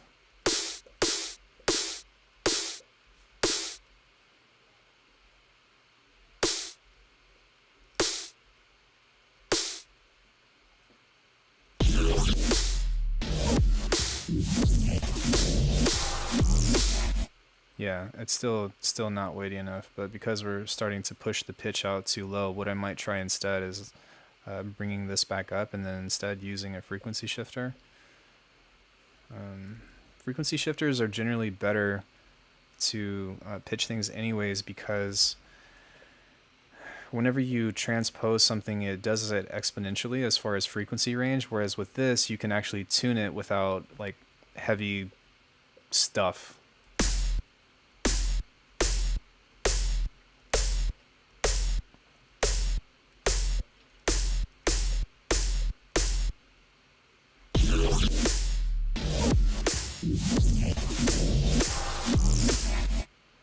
Alright, this actually sounds a lot louder now, so maybe let's see what happens. We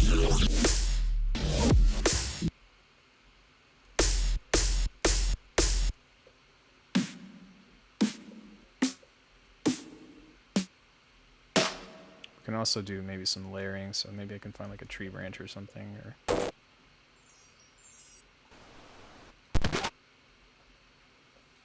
branch maybe.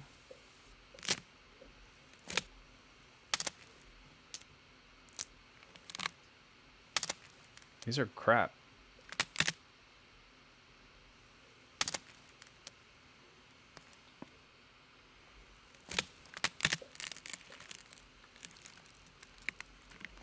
Maybe crunch.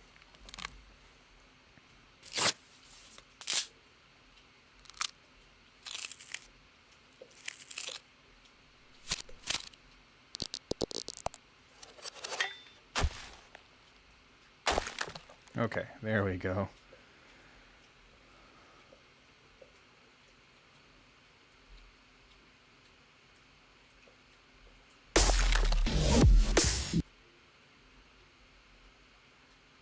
Okay, we're gonna give this some distortion in a sec, but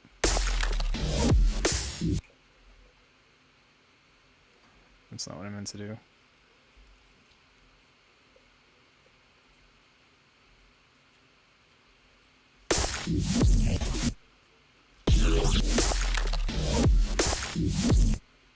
Maybe a different crunch.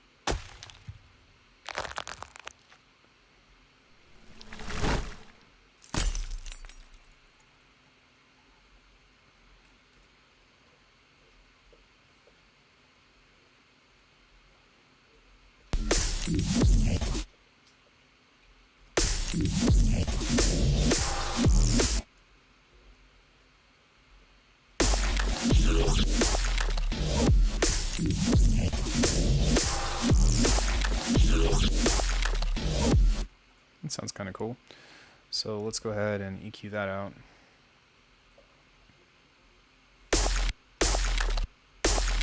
Yeah, I think that I made that snare just a little bit too high though, which, yeah, it happens. But what was I gonna do? Oh yeah, homicide. Homicide. This is the sauce right here, cubic. And then put that to 0. Nice.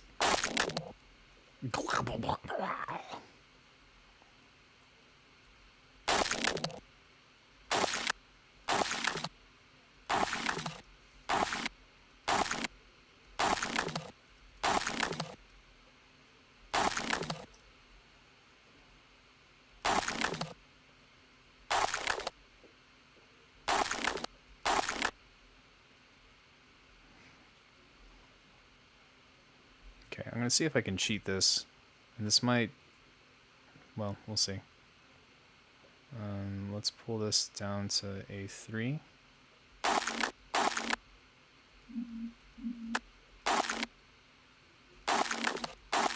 Sort of.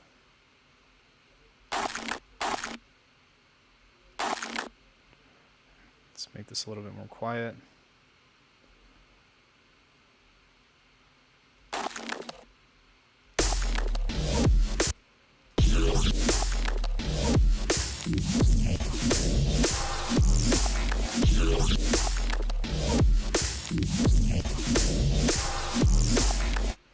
Cool.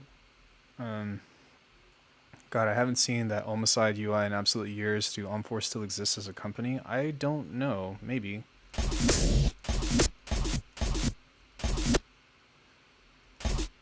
Okay, so this isn't really working out for me though. Like, I do like this. Like, I want the rhythm, but what I'm gonna do instead is just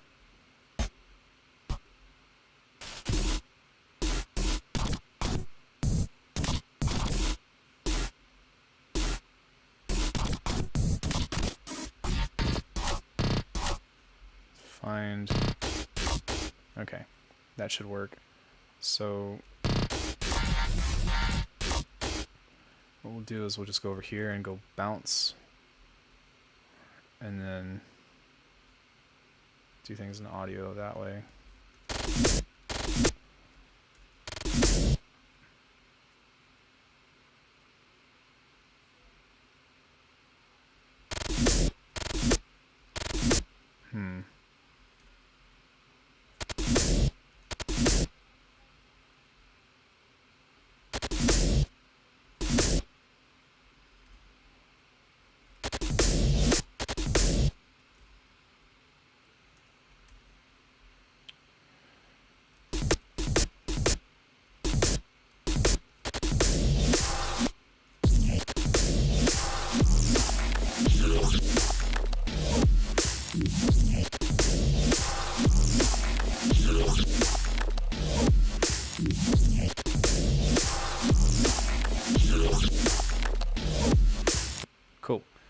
All right, so now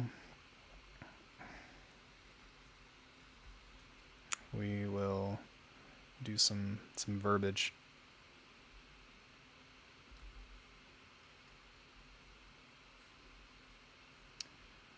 Which is what? Effects layer. And then we come into here and we grab the return channel default, which is a delay, portal, and 2 different reverb sends. I'm just going to use one for now. And the reason why I do things in groups and stuff like this is, well, obviously because you should, but the other reason is because I send things to here, and now we can kind of help make this have that giant push-pull thing that I always talk about. So it's kind of become the signature and the kind of music that I've been making. So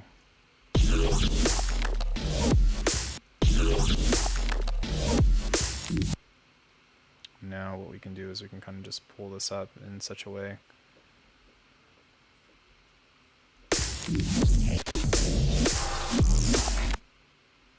And then you can kind of just use that to pull up. And now we've got these awesome, some really nice swells, but what I tend to try to do is to control it a bit, so I'm going to remove everything on the low end of that from like 150 hertz, 140 hertz usually. And then I'll also throw some multiband compression on it because it will end up messing with the mix in one way or another, but if you can kind of try to control the dynamics in that way, then it becomes more of a useful tool as opposed to something that you have to troubleshoot later.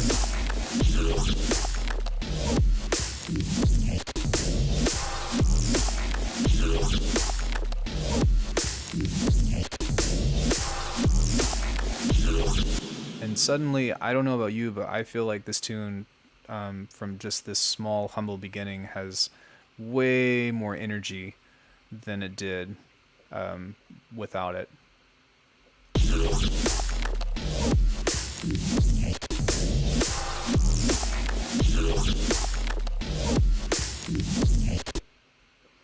So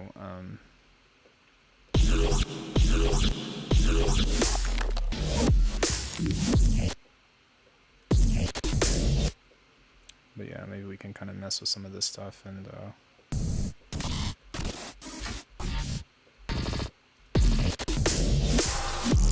that's cool.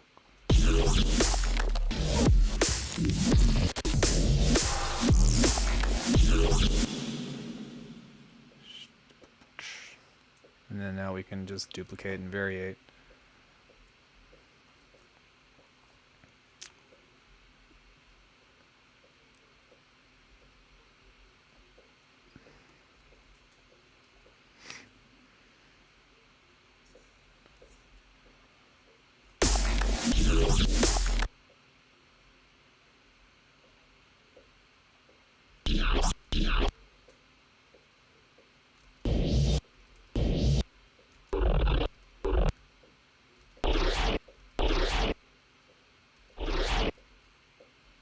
Maybe have like a different thing right here.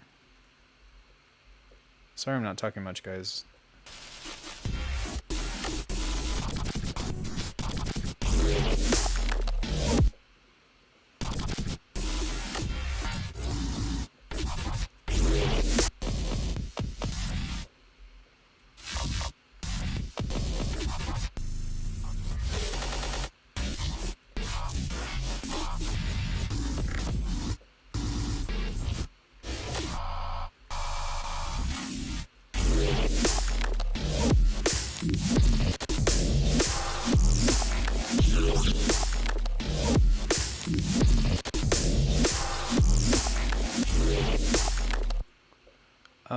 It depends.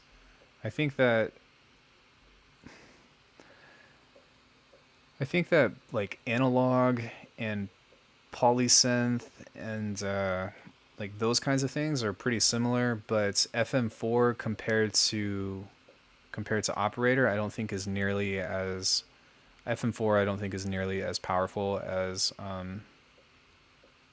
as operator. But the flip side of that is it does have a matrix table. So that's pretty interesting. But you can't draw on your own harmonics. So like there's definitely a give and take with that I don't really like. Like on one end you have that free routing system, right? But on the other end, you don't have access to drawing your own harmonics, and that's a big thing for me. Really makes me annoyed. But the other side to that too is that on its own, this doesn't have what do you call? It doesn't have like the filter stuff or whatever built in, but that's because it's designed for you to use this in a modular way to make it like start simple and create something more complex over time, if that makes sense. It's kind of like it's just kind of like a different way of thinking. Like you're gonna get different stuff, you know. I like a lot of Bitwig's first party effects, but I also like a lot of Ableton, so there's a give and take. I had to go and buy a glue compressor that was separate because Bitwig doesn't have one, and arguably the limiter is the biggest piece of trash within this piece of software. Luckily for me, I have a different limiter, and you can download like a Melda one or whatever, but I don't really think that the Ableton limiter was actually any better, but at the same time, you could have used a saturator and turned on soft clip, where Bitwig doesn't offer anything like that. Its own saturator is pretty interesting though in the way that you use it, and I can't say whether or not it's better other than missing the soft clip function, but I enjoy it quite a bit. It's got some really good stuff on it, and in my opinion, it sounds really good. But it's got like this own like weird way that you kind of draw in a shape, if that makes sense. Kind of like this. And it seems kind of like ridiculous at first, but it actually ends up working out pretty well, and you can end up doing some really neat things with it. But yeah,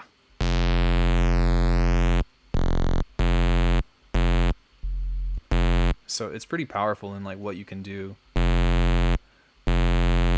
It unfortunately doesn't have like a specific wave folder, but it also does, well, Bitwig does in its own right if you use like an effects grid, because if you pull something up like this and you start looking at these distortion modules for shapers, like you've got I don't know what a Chevy Chev is, but you have distortion, you have a quantizer, rectifier, saturator, wave folder, and a curve drawer. So you can come in here, sorry dogs, and do a wave fold like that. You can also come in and do a custom wave shape as well, so you can just pull that up.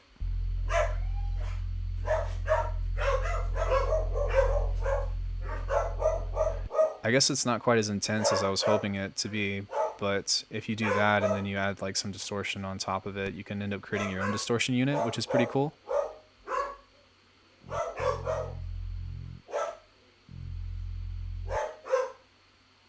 Sorry, dogs. There we go. Hold on one second, someone's at my door.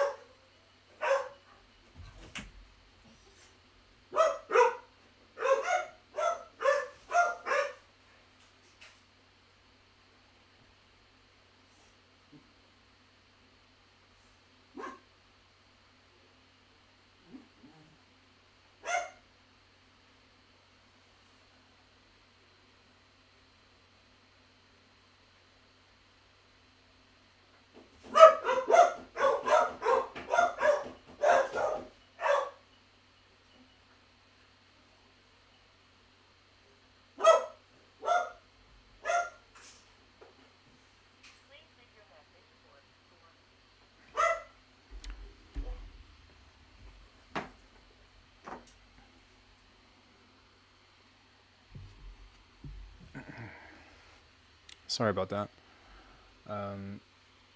Yeah, random people knocking on my door. I don't know who that is.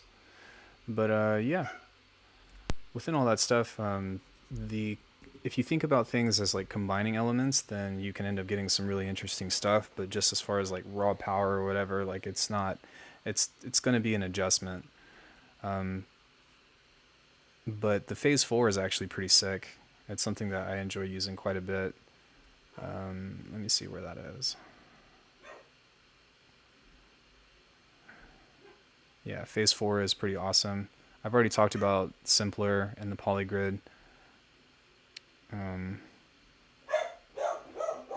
Oh my god, dude, go away.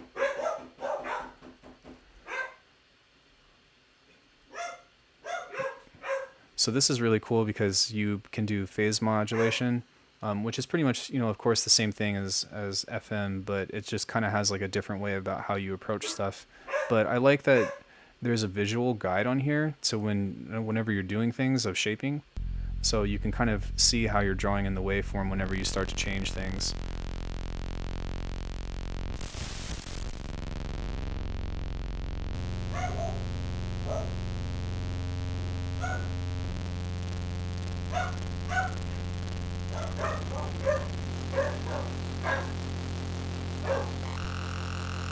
So it's pretty easy to get like some cool, interesting stuff from this.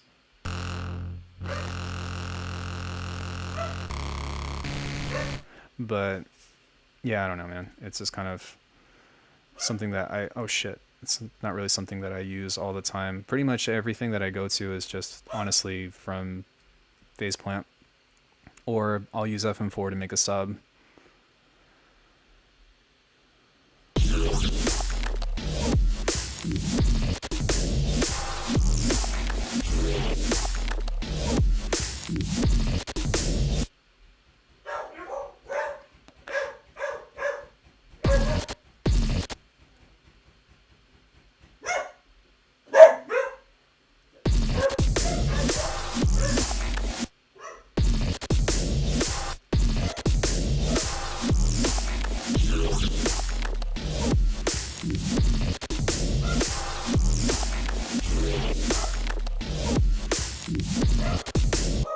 Okay, so now we would probably like want to change this up right here into something different.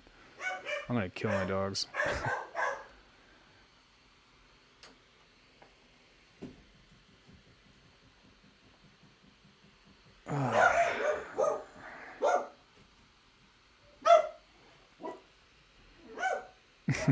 They're like getting tired of barking. Okay, so now we can kind of change this right here into something different.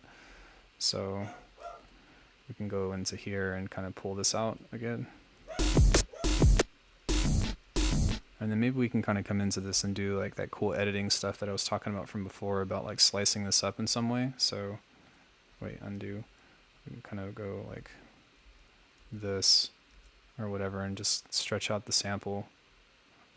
I think I want to hold shift. No. Stretch maybe. No. That's cool. Is there a way to do stuff like parallel device chains or racks? Dude, like, yeah, so like that's one thing that is a lot more intuitive. Hold on, give me 1 second. Let me work with this for a second.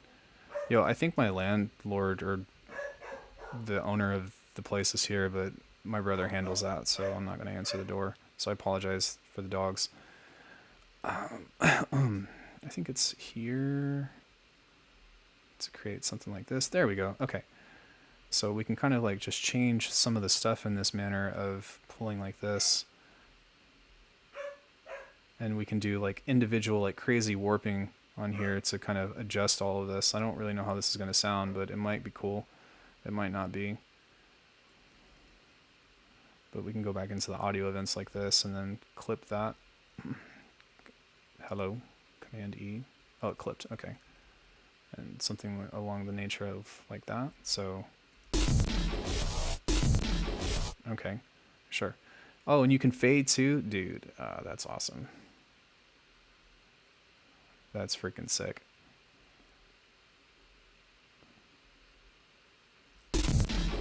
Okay, that's pretty cool.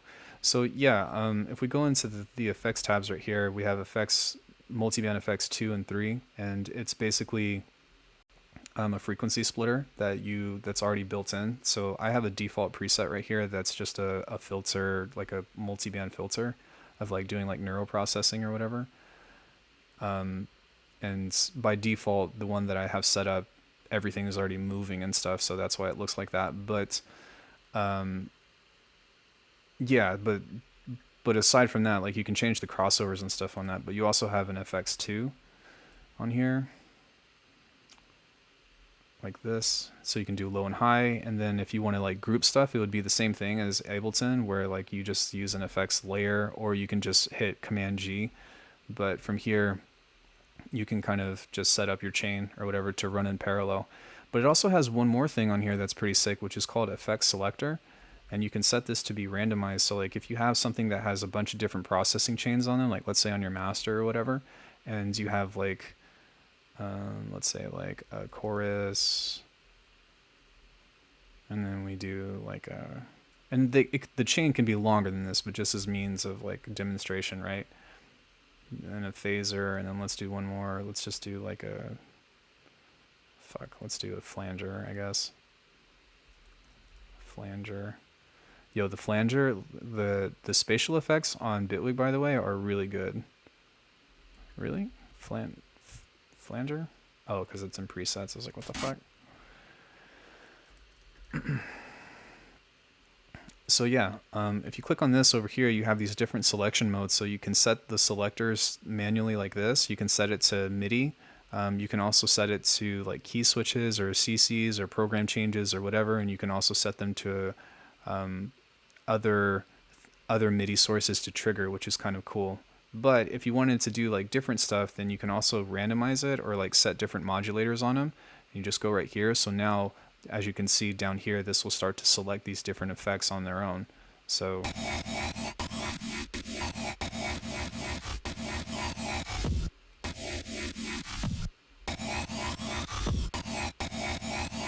and then you can kind of just set that to kind of at a quicker note.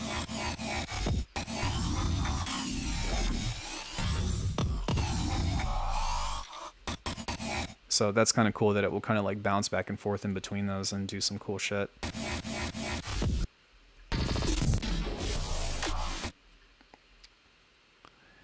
Yeah, it's there's a lot of stuff that you can do like that that really caters towards, like, for one, making this kind of music, but also just like exploring in sound design possibilities in that way. And like Max for Live is its own beast for sure, but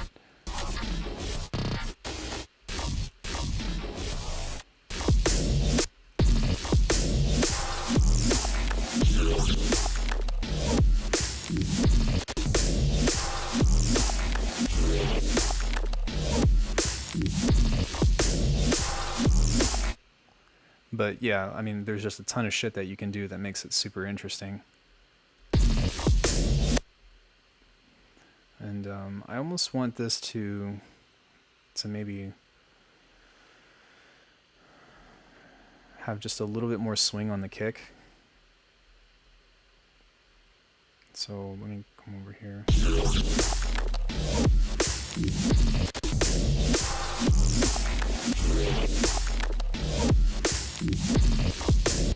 So maybe just like a little bit more over to the right like that.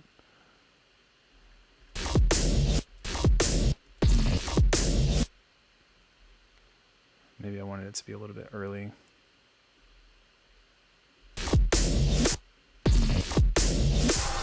Yeah, a little bit early. So that way it kind of seems a little bit slower than it actually is.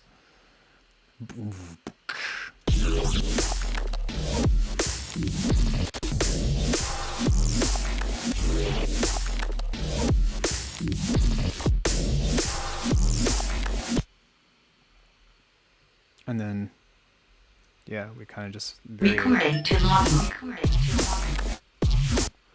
Thank you for subscribing, Eric. I appreciate it.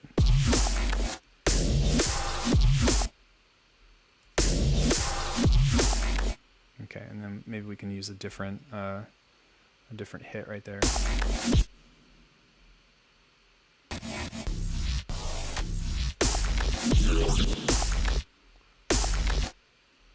And we can kind of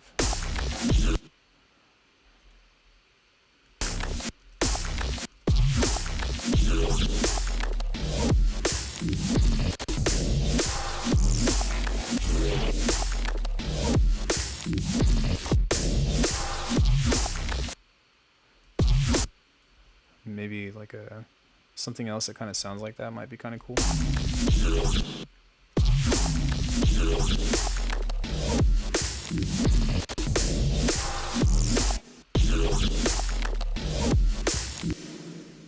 Maybe another pitch bend right there might be cool. But we can change that and do a different one, so like a different fall, because sometimes that sounds good. Kind of push this back a little bit earlier and maybe do one that's like this. And come back into this and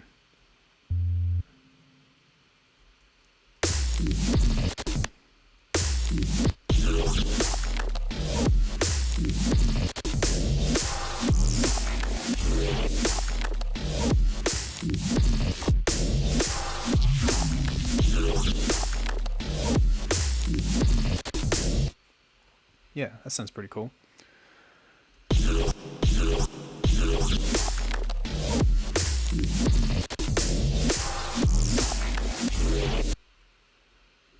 Okay. But I think that on some of this stuff, like, I still...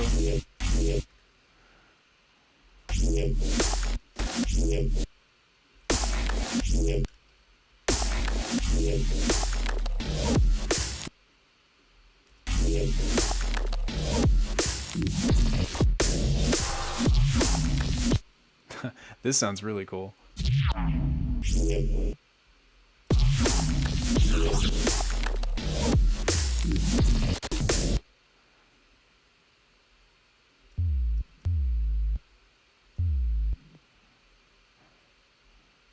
And maybe I can kind of let that fall a little bit more.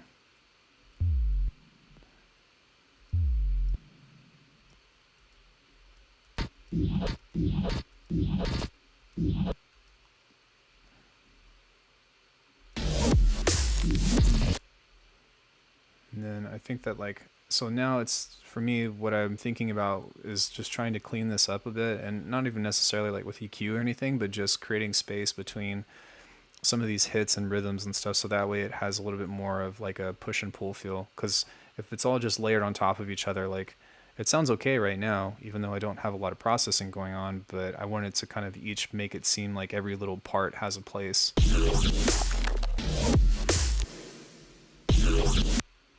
Like, I might even be able to get away with taking that out. Actually, let me undo and then turn that off.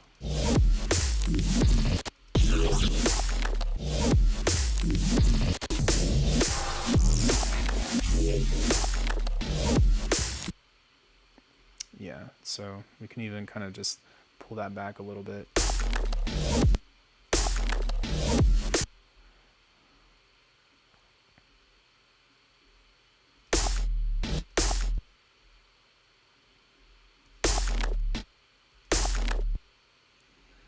Okay, there's nothing right there, so we can maybe try to fit something right there as a rhythm.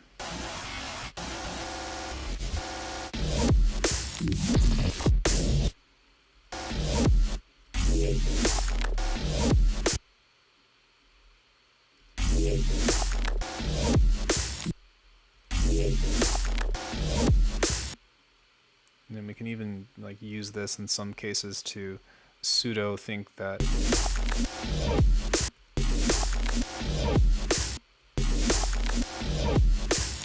that's kind of cool, but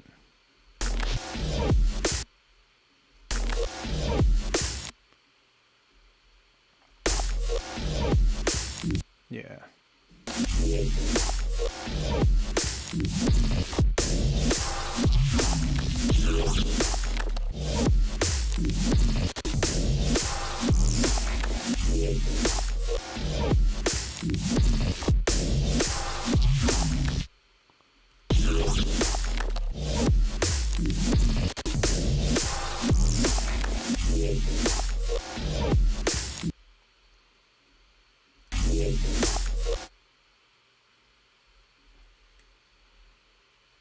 Might even be good to, again,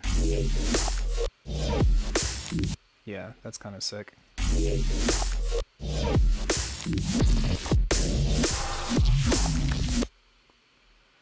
And then we can find something else in between that's maybe has like some dynamics or something, but that way it gives us a little bit of space in the rhythm, because this stuff is super abstract. Like if it doesn't have a push and pull, then it's going to get boring really quick. And or at least that's how I feel. I get bored of it really quick. So I want it to be like, you know, heavy, heavy, heavy, give yourself a break, and then back to heavy, heavy, heavy.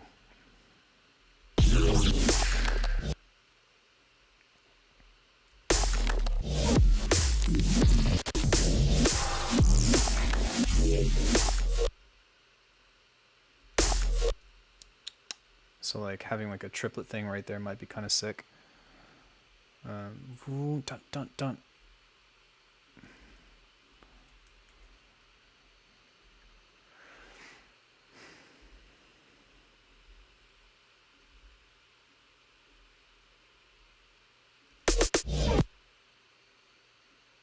That's not what I meant to do.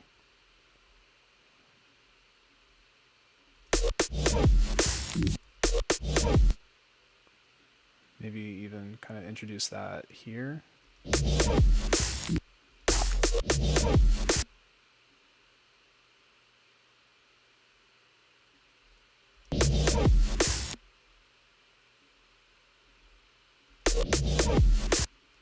Okay, I do like this sound. It's really cool, but it doesn't really like add to. That's cooler.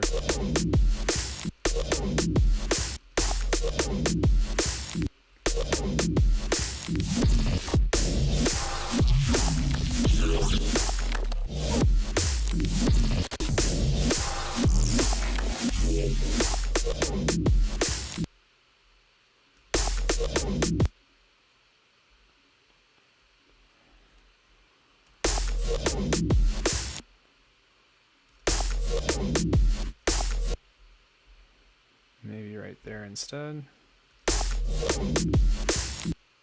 What would I say were the main things about Bitwig that I really dislike?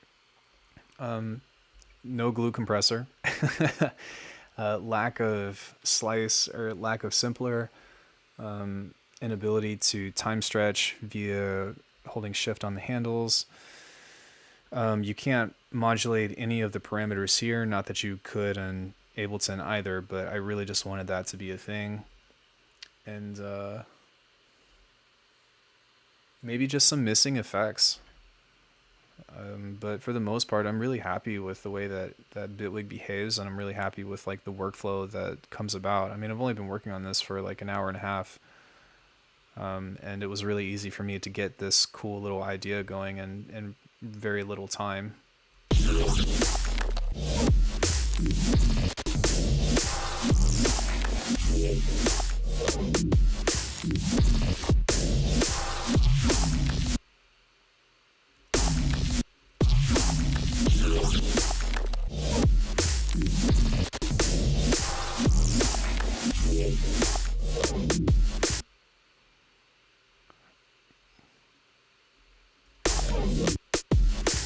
There we go. That sounds.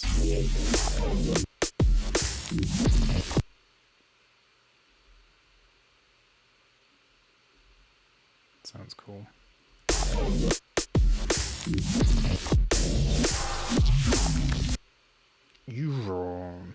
Yeah, that sounds great. It's like it's pissed off.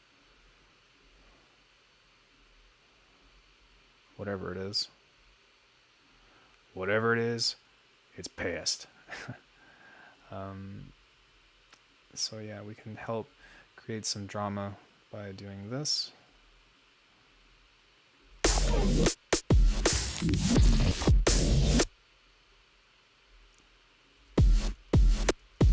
And then we can do like a pitch bend right there. Never seen this DAW before.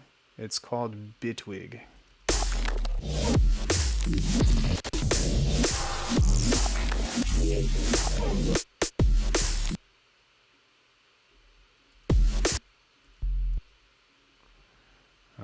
It's not for everybody, but it definitely is my favorite DAW by far, above anything else.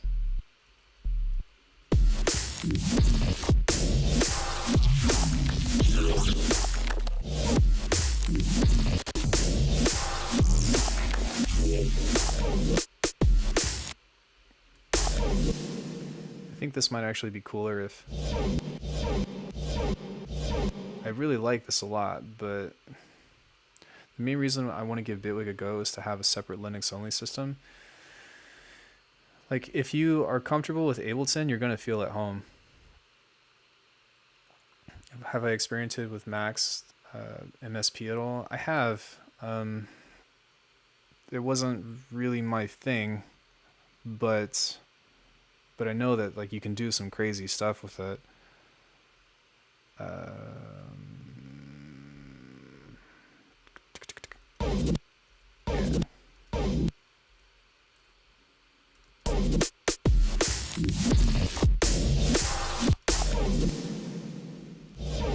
Okay, I really like the sound, so I think that I want to try to make it a little bit cooler. So let me go ahead and just turn this into like a thing. Just one of those like sound design highlights when you notice something that could be cool, but it's just not quite there.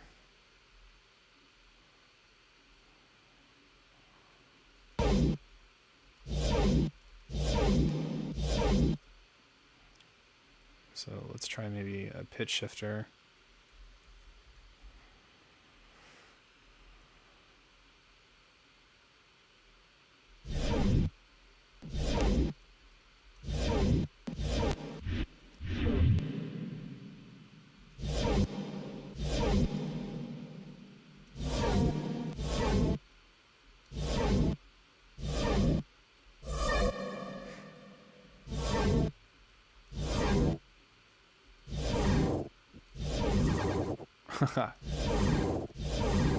That's really cool. Okay, so let's start that right there. And I don't like the tail end of that, so we'll cut that out. Okay, maybe not. We'll start there and then just cut it there. And then let's see if we can kind of round this out with maybe like a comb filter or something.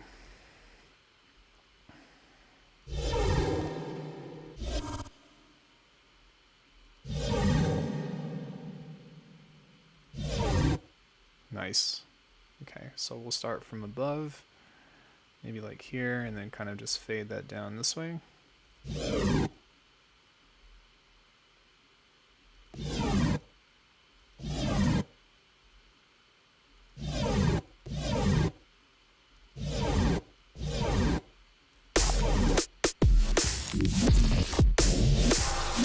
Okay, and now that we have that, we can just bounce it out and then turn this off and throw it into the recycle bin.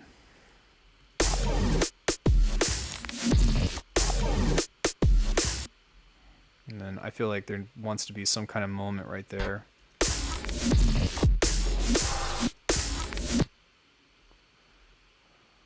So let's fill that out.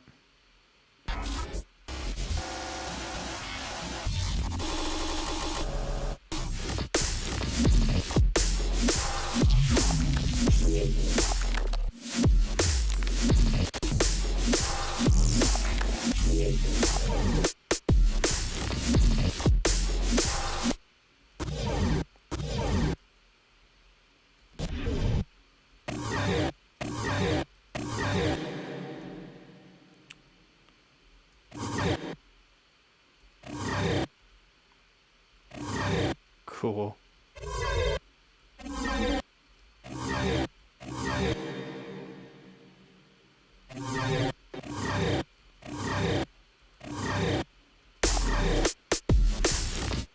What genre would I call this? Seems kind of Ivy Lab / Shades like. That's really kind of you to say. I'm nowhere close to being anywhere close to being near anything like them. They have a very laid back feel and a very like smoothed out kind of thing. This is just glitch music. I call it like IBM for now, like intelligent bass music instead of IDM because it's kind of a different feel of what IDM actually is. But nobody really knows. It's for me. It's just I just make glitch music that's like focused on just like heavy elements.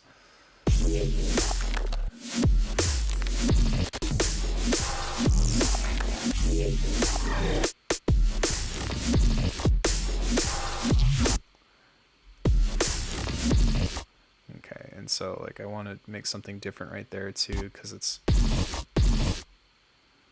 what is making that noise. There we go.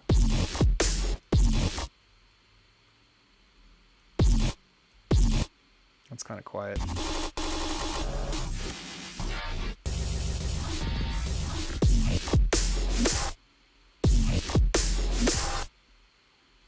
So let's find maybe a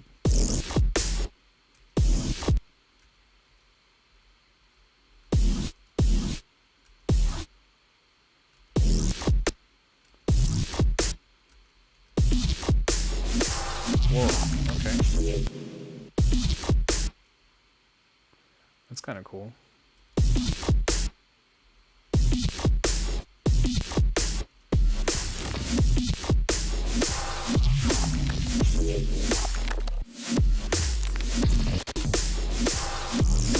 I don't really like this little drill right here either. It just doesn't sound...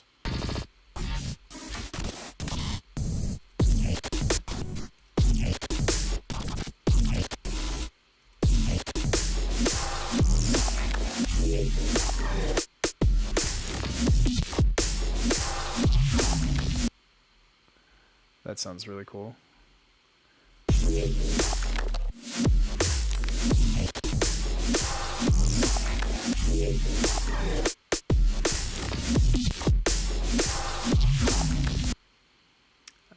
I'm kind of on the fence about this. I like this I like this part of the rhythm.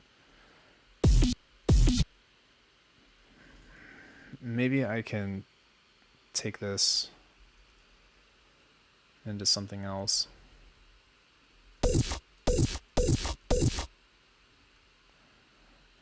Let's try like a disperser or something.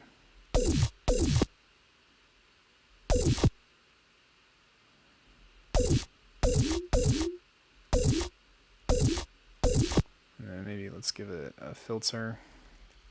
A filter.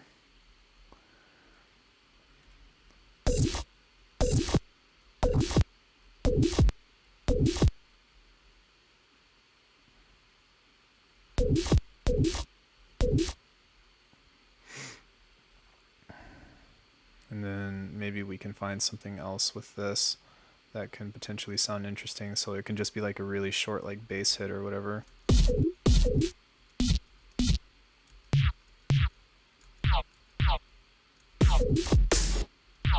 That's kind of cool. That's kind of cool too.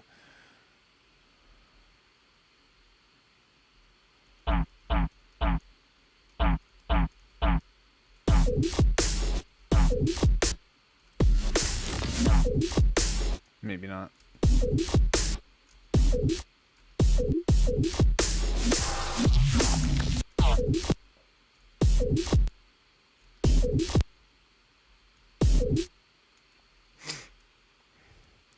Fishing for those sweet, sweet cuts.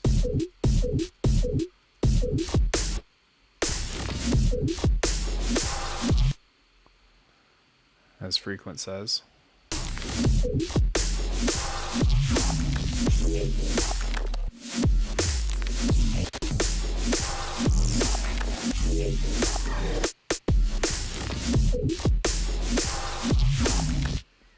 Okay, so we'll move this probably into the glitch section, and then it'd be kind of cool to give this a little bit something different in the stereo field.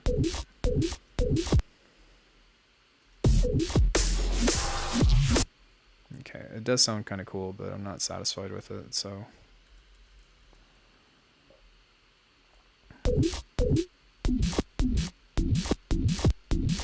Yeah, that's way cooler.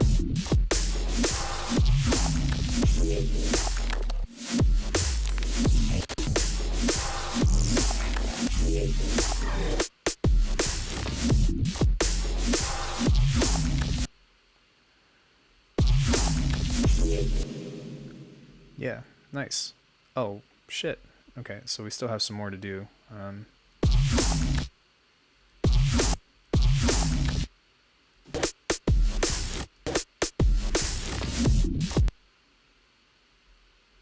might be kind of cool to pull one up right here.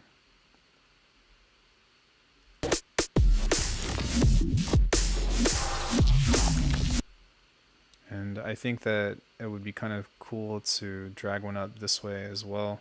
I don't really want to, I'm trying to be like kind of sporadic when it comes to like really big bass hits and stuff. I don't want there to be a lot of reverb when that comes in.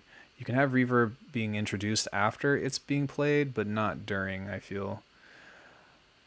How does the automation compare? I think it's great. It doesn't have the same, like, you know how it has like the shapes and stuff from one of its updates where that you can insert that, but I mean, it's not a big deal. It's different though. Like normally you would hit A to have all of your automation show up, right? But on this one, you just hit the little triple thing.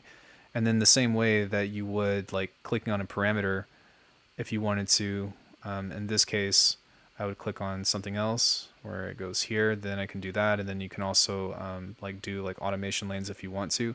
I hate doing that, but it's available. And then if you want to keep one up and add more, so you can pin them.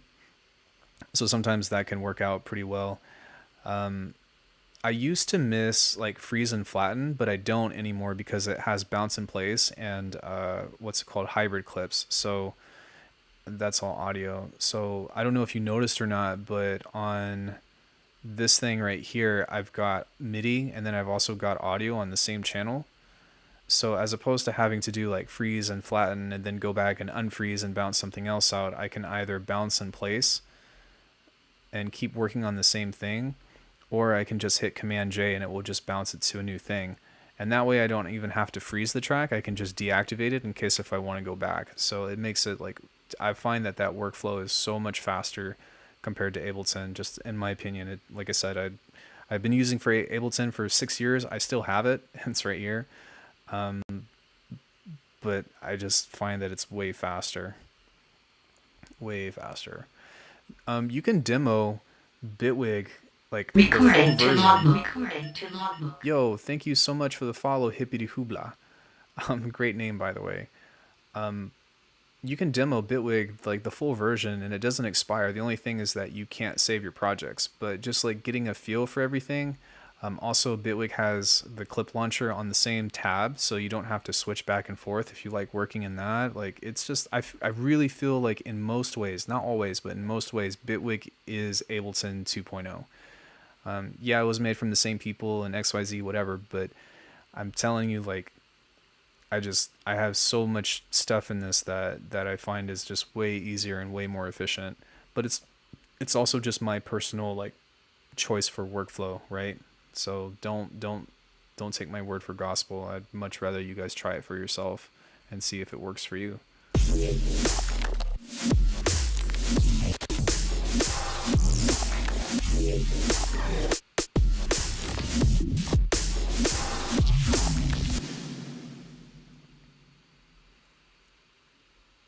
Okay, so I think that like having some kind of other sample to kind of like lay over that might be kind of cool. Yellow, blue, let's follow the jungle crew. Okay. Lots of cymatic stuff.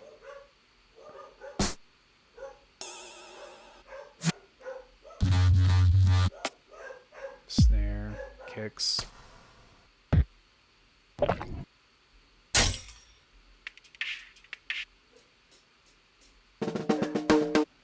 It's a drum stuff. Where's all my abstract shit?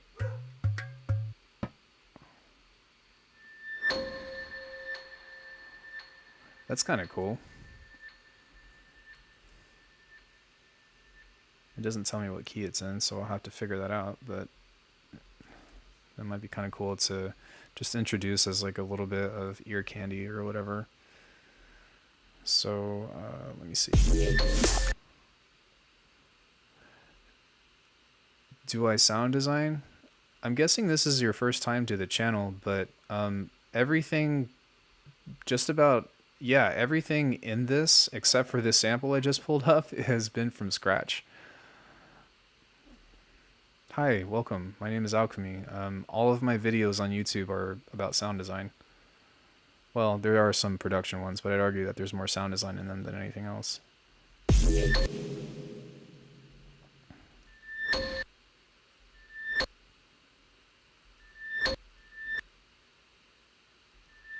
Okay, so that's at A. So we can transpose that to... Very impressive, sir. Thanks, man. If you have any questions on anything, just let me know. G sharp, G, F sharp, F.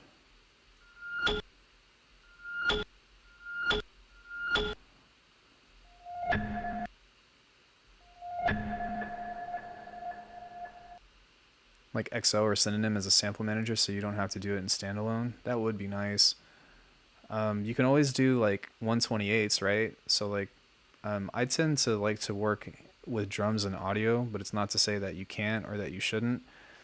But whenever I'm doing like glitch percussion or something, I have this 128 rack that I've made called the Home Depot rack.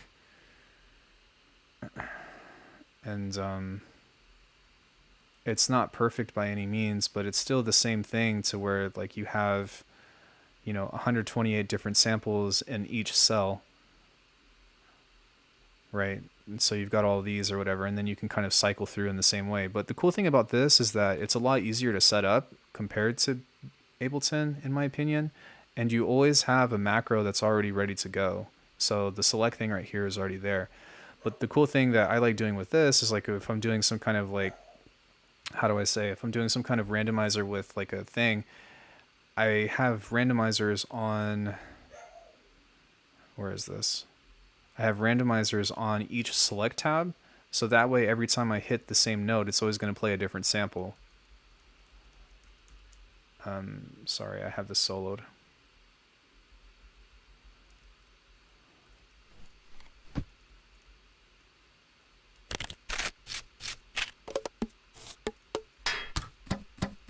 So if you put up like an arpeggiator with this, right?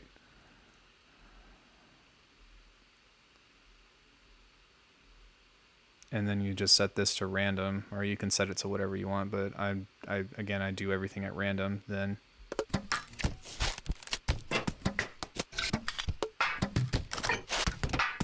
you can just kind of give yourself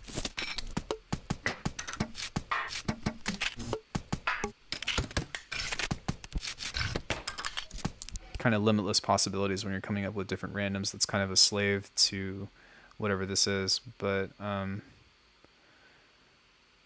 yeah, that's just one thing that you can do. That's kind of cool.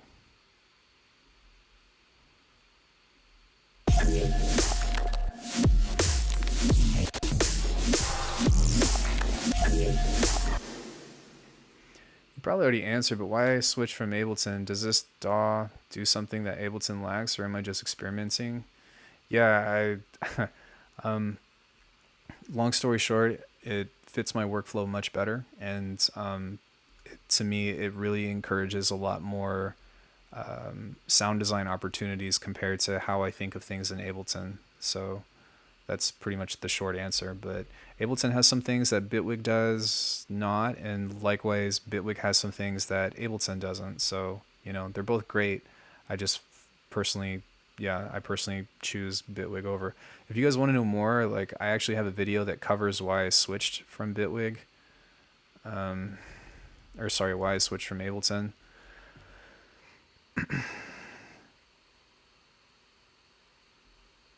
Fuck, I can't even access the chat. I'm gonna have to copy this really quick. Hold on one sec. So you would go to the Bitwig tutorials, wherever that is. Oh, here we go. And it should be one of the last ones on here. What? Yeah, there it is.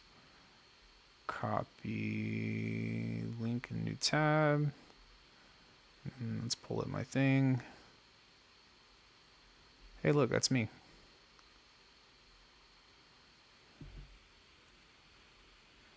There you go. What?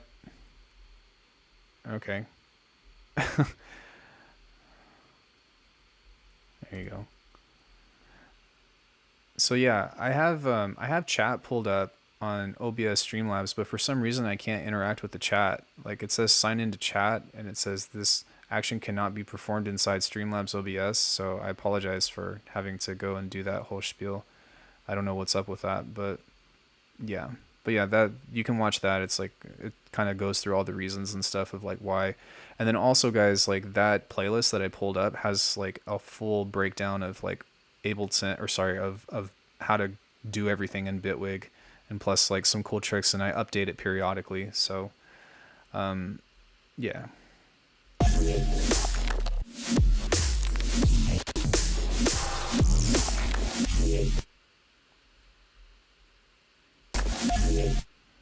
I think that, oh shit, I think that this would actually be better if I kept that kick right there.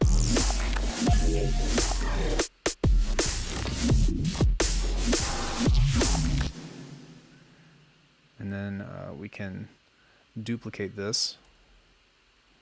And then now we've got ourselves a cool little 8-bar section where we would start to work on the second half of this. And then what I would do is take away the kick on here, and then instead maybe just do something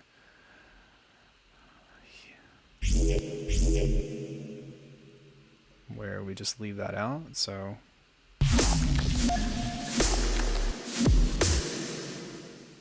I guess I accidentally filled out the return channel reverb. Yep.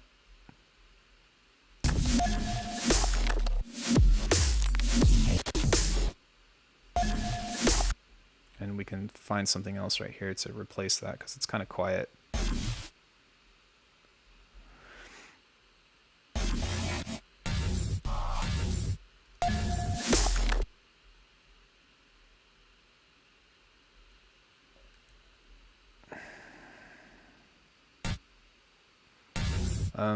I can also say that the MIDI editing in Bitwig is kind of trash.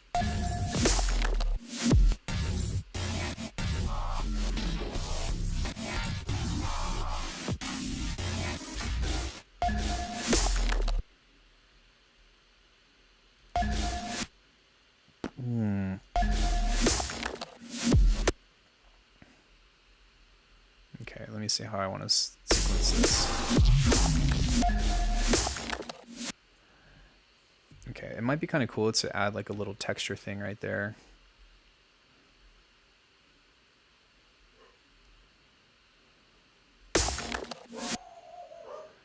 It's pretty trash in Ableton too. Yeah, it does have some cool things though, like legato and all that.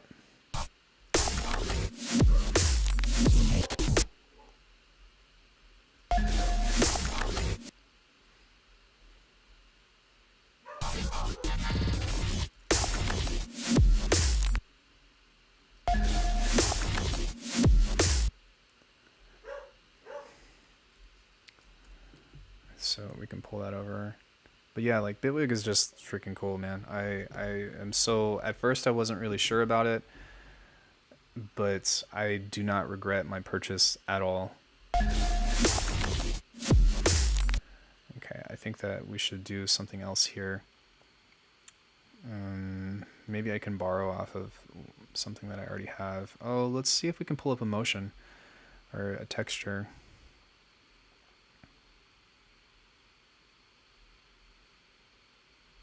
Where did I place that? The texture should be in...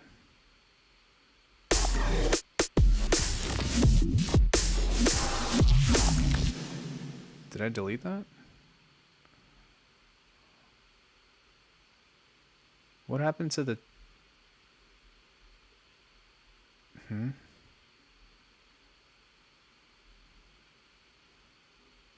Oh, I moved it up. I was like, something's missing.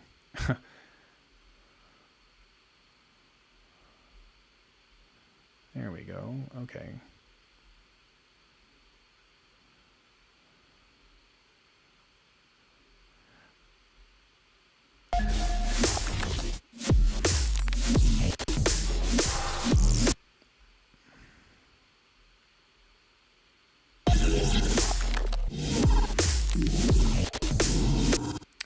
that's what I did. Okay. That's why. I was like, what the fuck?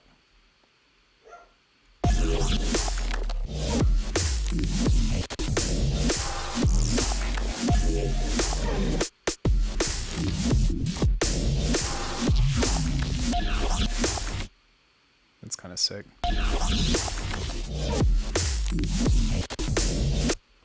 Okay, and then maybe we can do...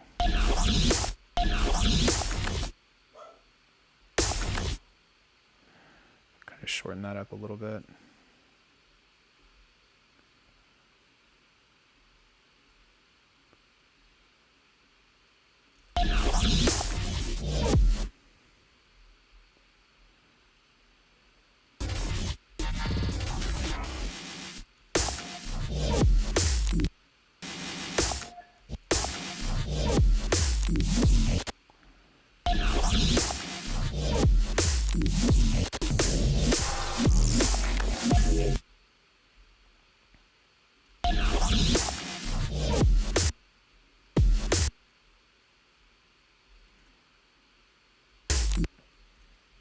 Okay, maybe we can do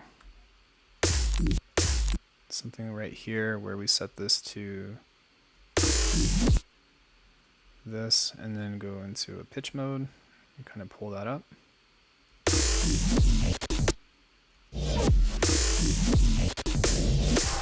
And then we can reverse this to kind of have these like counterfade into each other. I just made that word up. It's not a real word, but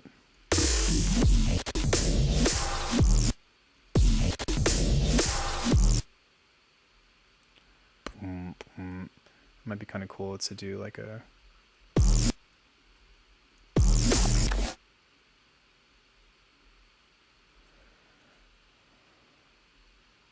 let me deactivate this for a hot sec.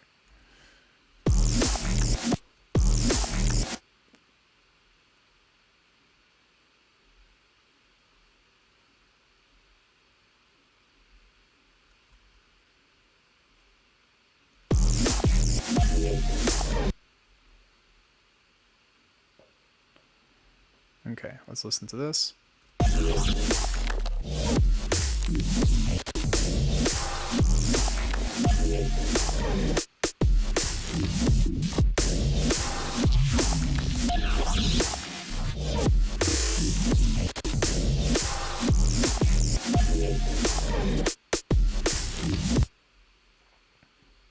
Not bad. It has energy. That's what's important to me.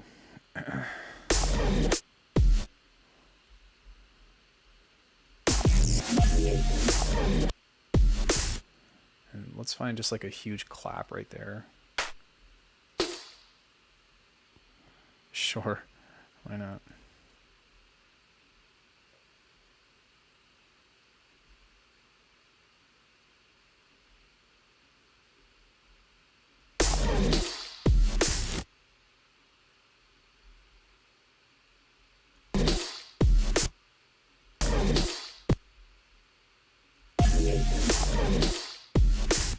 Okay, so obviously we're going to need to process this by quite a bit.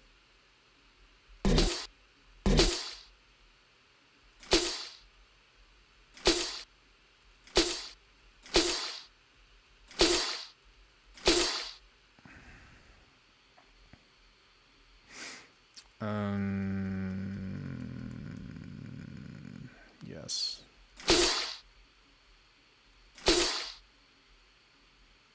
Okay. Let's put it through an OTT.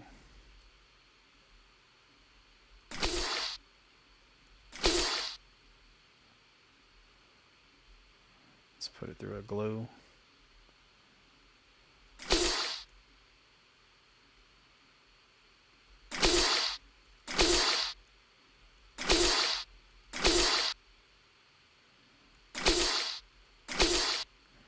And then let's just do like a short reverb on this.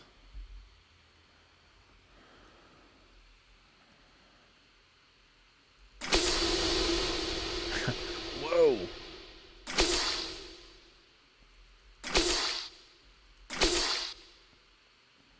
Okay, maybe what I can do is I can set an even shorter reverb on this.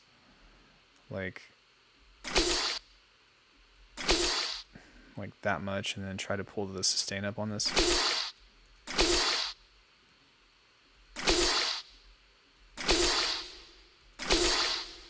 It's kind of nice.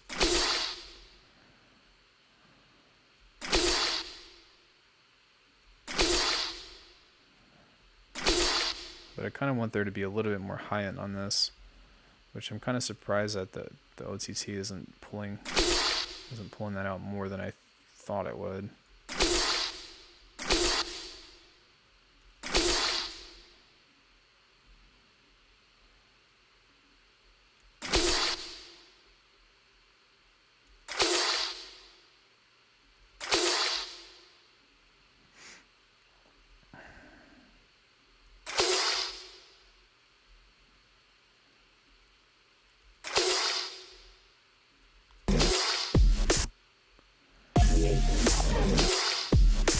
Yo, what up, Summit? No need to call me Papa. I wish I got ROM when it was free. Man, I'm sorry, dude. I hear that all the time.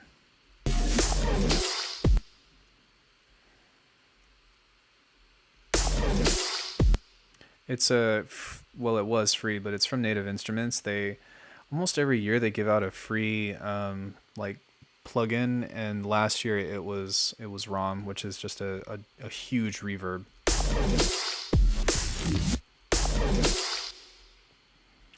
Okay, let's bounce that. And then I can turn that off, throw that up there.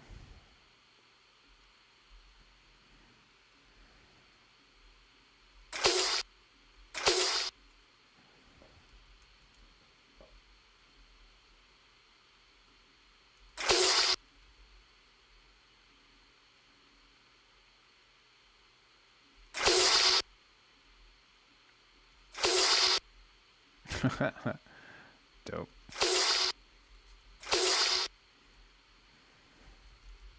Kind of want this to be a little bit wider too.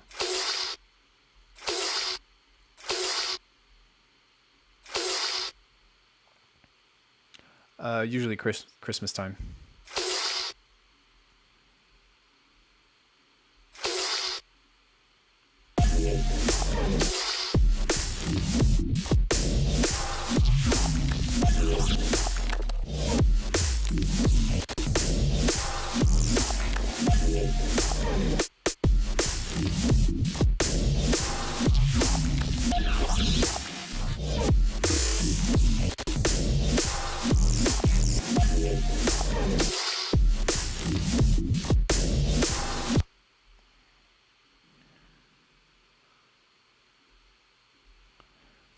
Okay, and I think that right here I would like to do some kind of transition.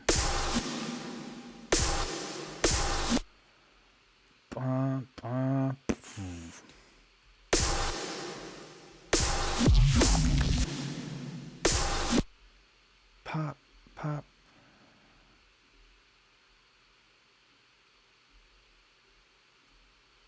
Let me listen to this really quick.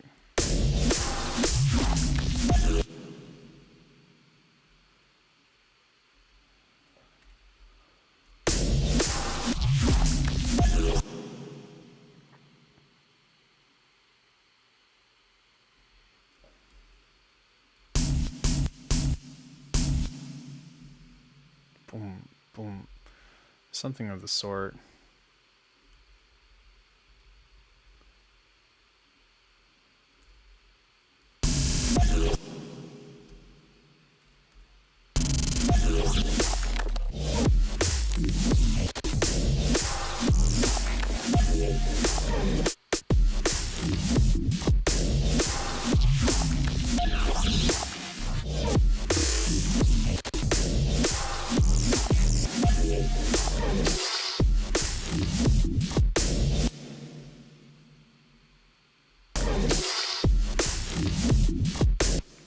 Okay, I kind of want to switch up that little answer right there too, because it just seems like it wants to do something different.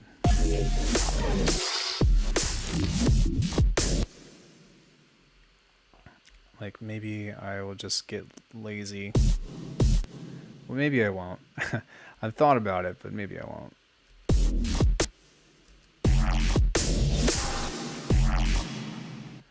Where...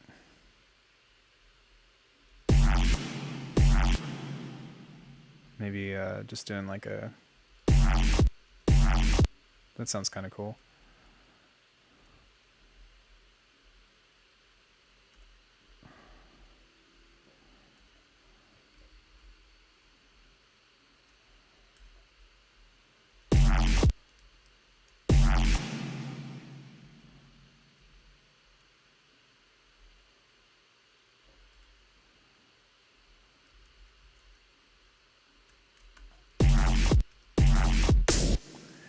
In bass music, can you only have one dedicated sublaver and have everything else mid-high?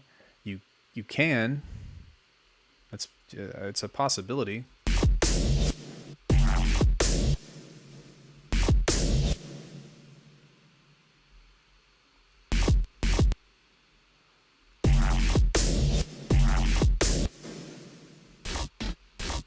I'd rather that be something cooler if possible.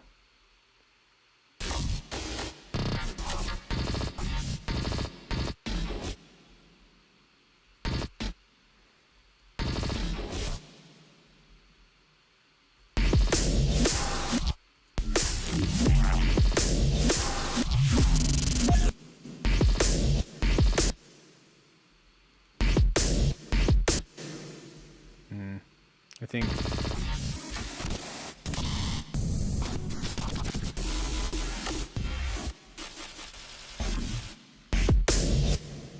yeah, that's kind of sick right there. So let's bounce that out and maybe make that a little bit louder.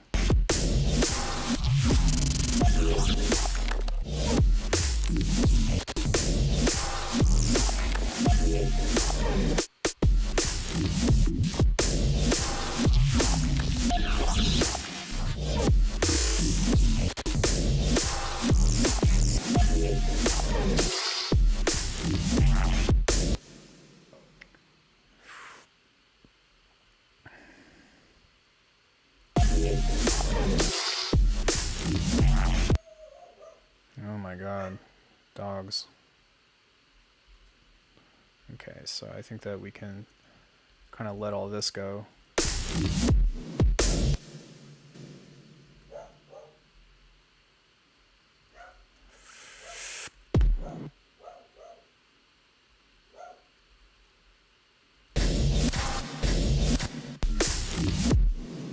And then I think one thing that might be cool is to either try to use this.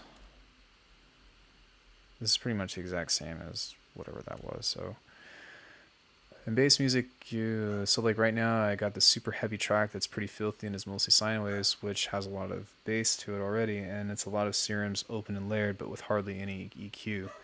Okay, well, if they're stacked over each other, yeah, you don't necessarily want to stack them, but what you can do instead is leave the low ends on one instrument and then have a different sub. So like on this is kind of like, this is my boost channel, my bass channel. And what I have right here is I have a sub and then I have like my mid bass, but I haven't taken any of the lows out of this. So there's still low ends within all this stuff, but then I actually have a dedicated sub that's playing like on the off beats. Oh, sorry. Let me switch this off. So I thought you meant like stacking. You don't generally want to stack them on top of each other.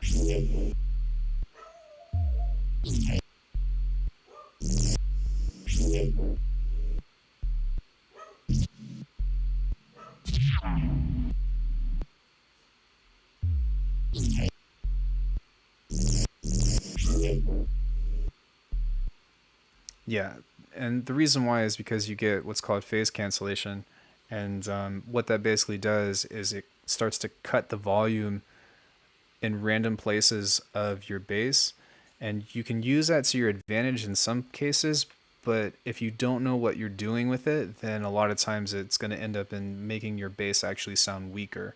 So you can have all these different things or whatever, but or you can have as many bases as you want, but give them like spread them out and give them each their own space. So if you have a couple bass sounds on top of each other, then pick one and keep the low end of that one, and then with the other sounds, cut the low end of those. So like I'm not really sure how you have that set up, but like if you have by chance something that's like this, like let's say you have this with multiple like instances kind of in this way, then you can EQ each one from having parallel processing. But how do I know if it's phase canceling? There's a free tool on the internet from iZotope called iZotope Imager. I have the paid version, but here's how you use this. So there's this bar right here that has +1 and -1, and as long as whatever sound you play through it stays above 0, then you're not getting any phase cancellation. But once you start kind of mixing shit in, sorry, that's not a good, actually there's probably some phase cancellation on my master, so let me go ahead and throw this on. So watch how this is going to start moving and it's going to get close.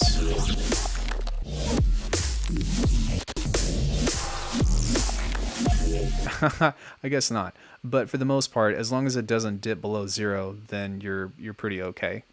So but if you have something like a Reese or whatever, again, if you don't know what you're doing with it, then you can end up messing up your low end and getting like a weaker sub. But one thing that you can also do that actually might be helpful. Wait, what are you producing in? Like what DAW are you in? Did you specify what DAW you're in?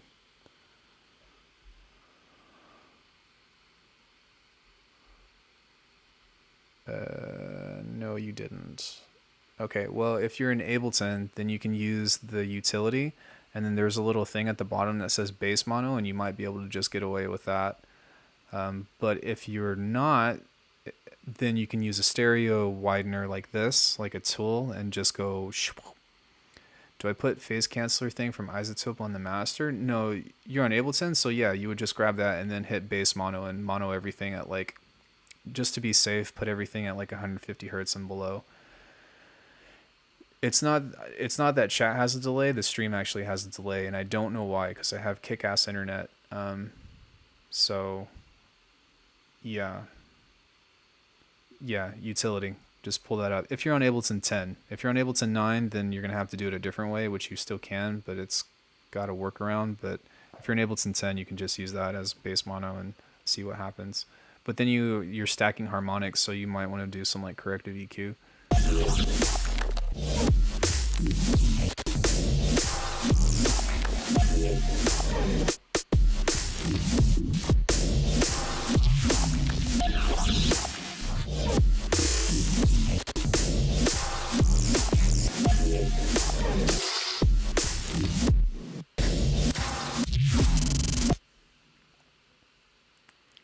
Stream is always delayed due to encoding on YouTube's end. Oh, I didn't know that. Well, I apologize for the inconvenience either way, because that still is like kind of poopy. Okay, so let's go ahead and grab that. Corrective EQ would be what? So like if you're stacking your low end on low end, so like even if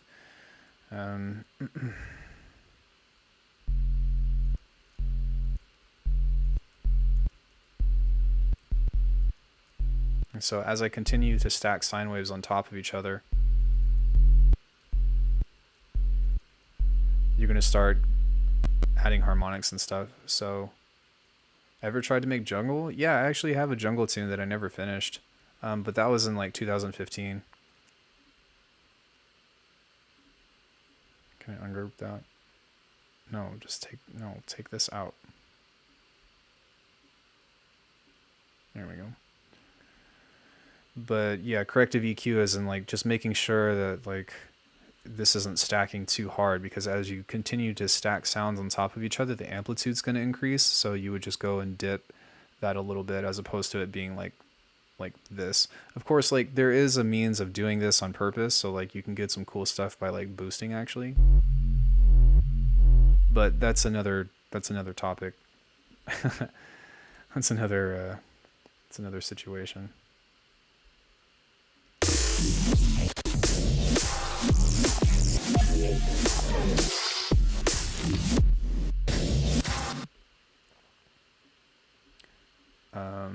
I think I wanted to. Oh, I wanted to do a pitch bend right there.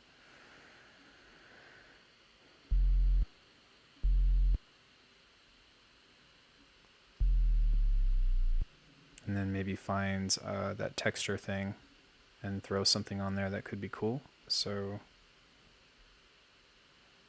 let's kind of grab something here and see if we can find anything interesting. Shit, maybe not that big.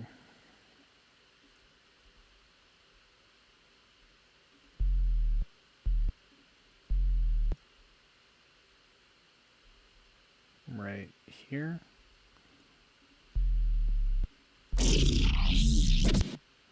And then we can just maybe see if we can find something cool.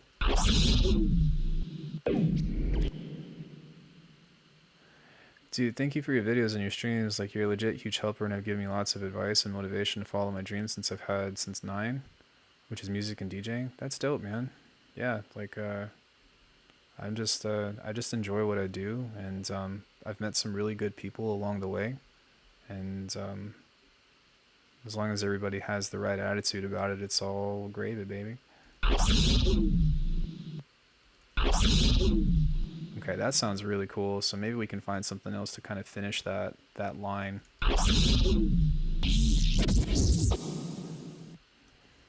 And maybe deactivate this. Like, that's okay. It seems kind of lazy though.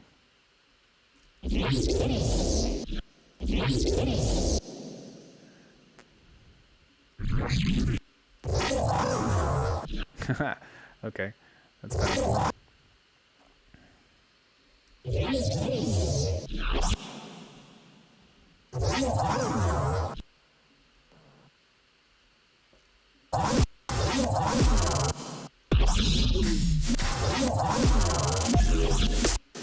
What are some EQ tips I can recommend? That's a really broad question.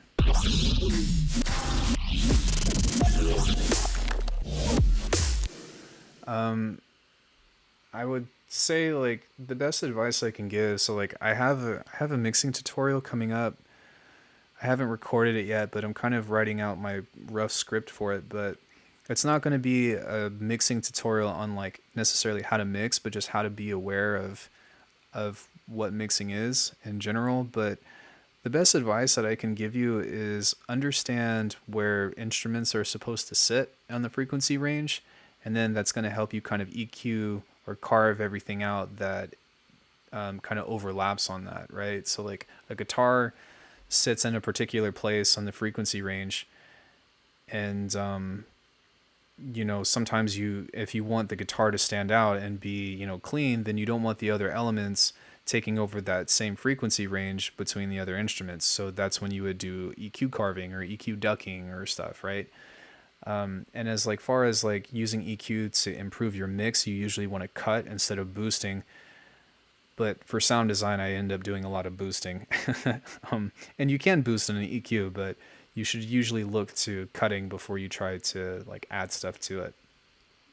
But yeah, I think like with those two things in mind, that's pretty much what EQing is all about. Is just understanding what frequencies you're messing with and figuring out how to jigsaw your mix.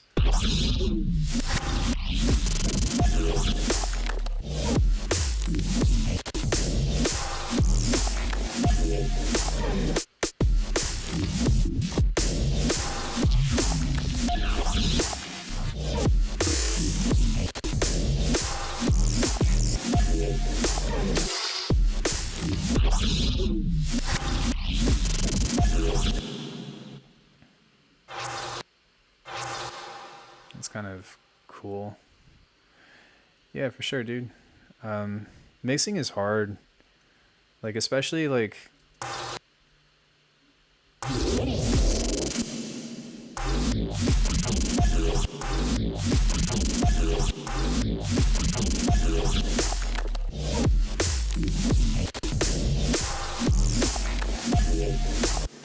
That's kind of cool.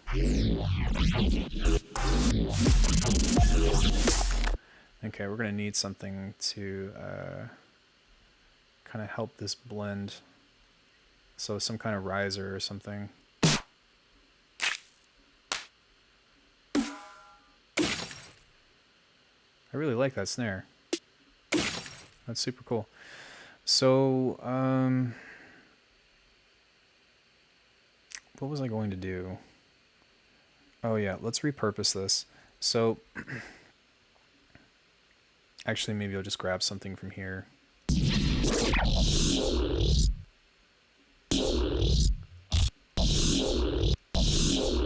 Okay, let's take that.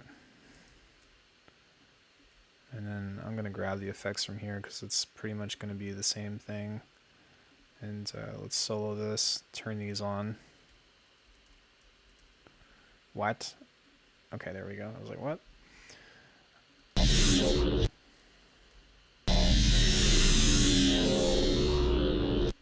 Okay, sounds good so far.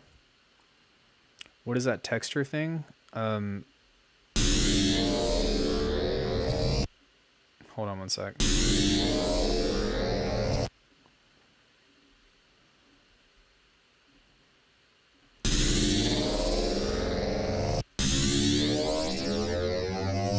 Sick.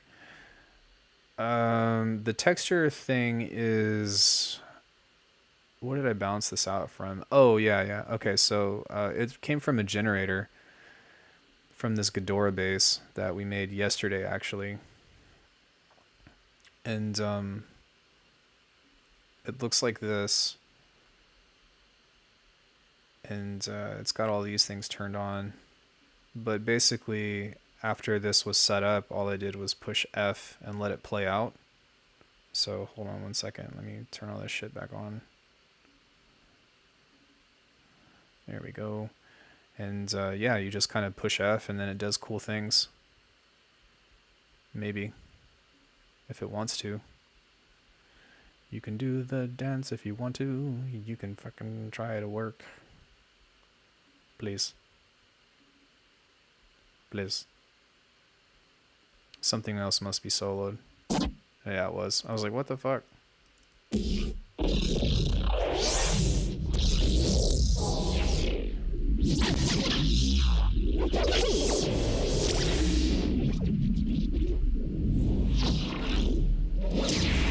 So it's just a bunch of stuff like this.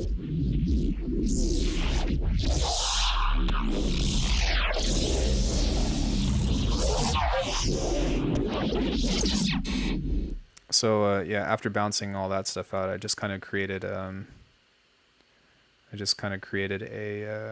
a long cut out of that, and then started kind of splicing it into different pieces here to use as like rhythm or like motion elements. So that's kind of where that comes into play. And then now from here, I'm basically just creating a riser in that manner. So what we do is we go in like this, and then we pull that up.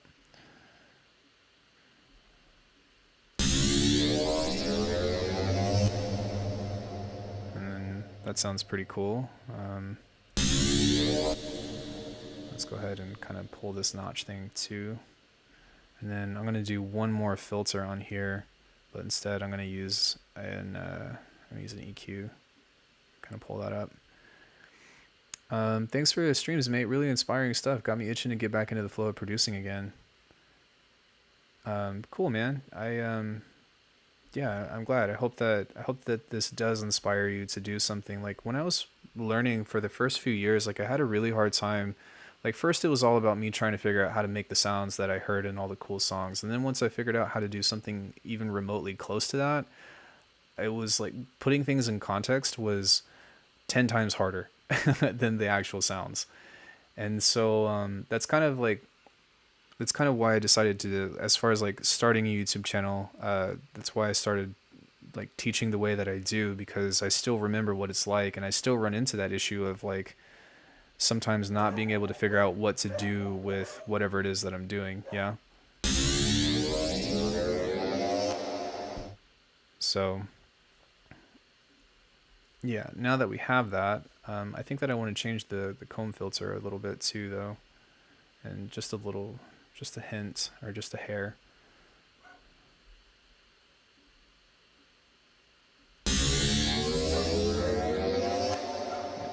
There we go. This motherfucker came back. Like, dude, he's not here. Okay, and then we'll label this as riser.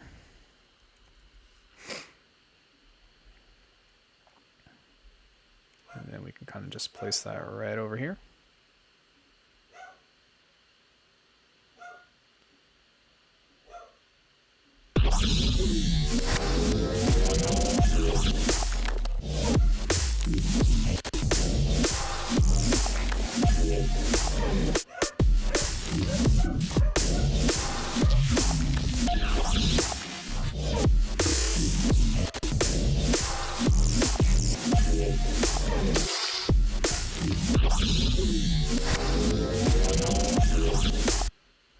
Dude, this ended up becoming really cool. I'm gonna kind of push this out to the side a little bit.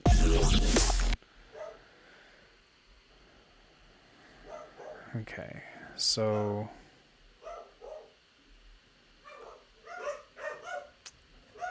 I think I'm gonna do some After Effects processing on this now. And again, this is kind of like a big no-no.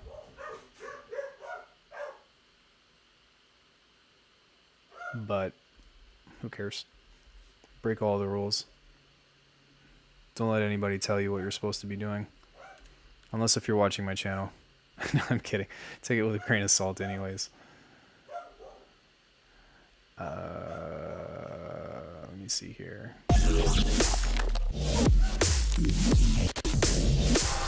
Okay, so right here I think would be a cool place to do that. So we'll kind of go right there and pull this all the way down. Bork, bork. Just slide it off her. That's really nice of you.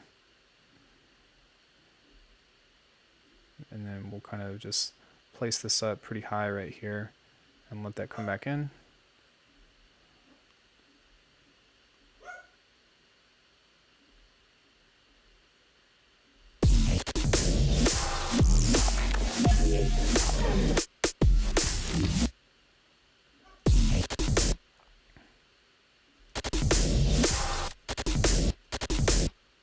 Oh shit, I did that the wrong way.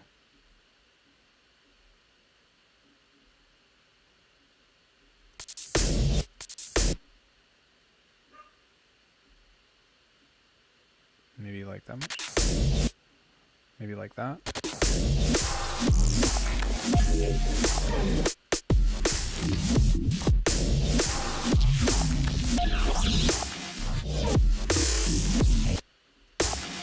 Okay, so that's kind of like an instance right there where we can kind of automate some effects too, because it's kind of boring.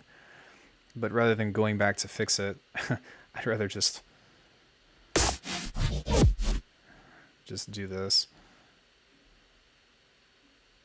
right here and turn that off right there.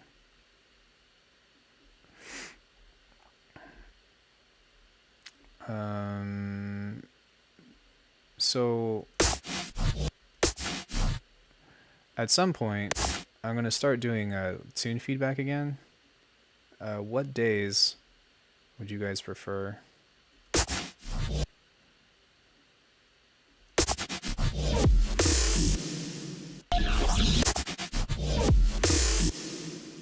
Okay, that needs to be just a little bit later because the snare needs to pull through.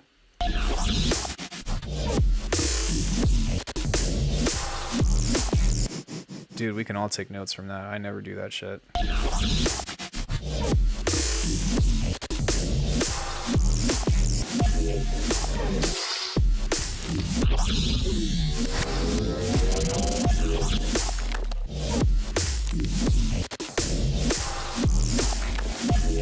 I might do twice a week because there's actually like a really large audience here. Like I'm actually pretty surprised that I've had this many viewers streaming on YouTube compared to compared to Twitch. But I've noticed that there's a lot of people from overseas and other countries that that kind of come in and say hello on YouTube. Twitch, I get like, I'm lucky if I get rated by like Whittler or something, but I'll try it out sometime. Thanks for the advice. Oh, sorry, I missed that. Just need to get in the proper headspace. Haven't had the right headspace for a while now.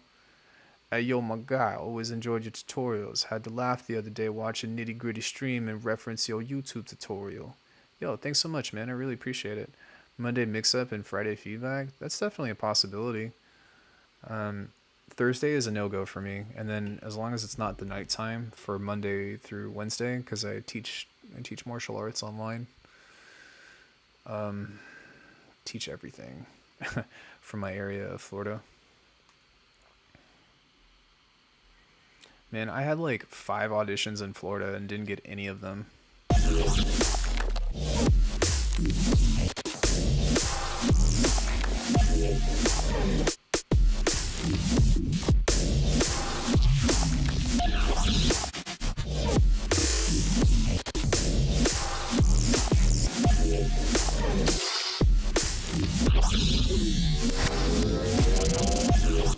Yo, thanks so much for coming in and saying what up, man. Good luck on getting yourself the headspace. I think that I've talked about like beat block and all that. I'm an ex-circus performer / acrobat / martial artist. I teach Jeet Kune Do. It's Bruce Lee's martial art, but not like movie Jeet Kune Do, like actual like what he was as a martial artist. I don't stand sideways. Fucking Bruce Lee enthusiasts. Anyway, yeah, but yeah, I used to be in Circus Olay in Vegas, and then I got hurt, and then the pandemic happened, and I'm still hurt. So yeah, the time that I got hurt was right at the end of my last show. Or sorry, yeah, the time that I started my YouTube channel was right at the same time that I was in Cirque. And then I got hurt, and then I started looking at trying to build the YouTube brand as much as possible. Should do a weekly YouTube vid for that? For what? For martial arts? Dude, are you for real? Yeah. Yes, I am. Okay, so I'm so sorry for the shameless plug, guys. But I just recently opened up channel memberships, and by no means is it an obligation, and by no means am I trying to sell you all on it, but I mean, here I am doing a backflip in my room. So yeah, that's what I do. That is my profession.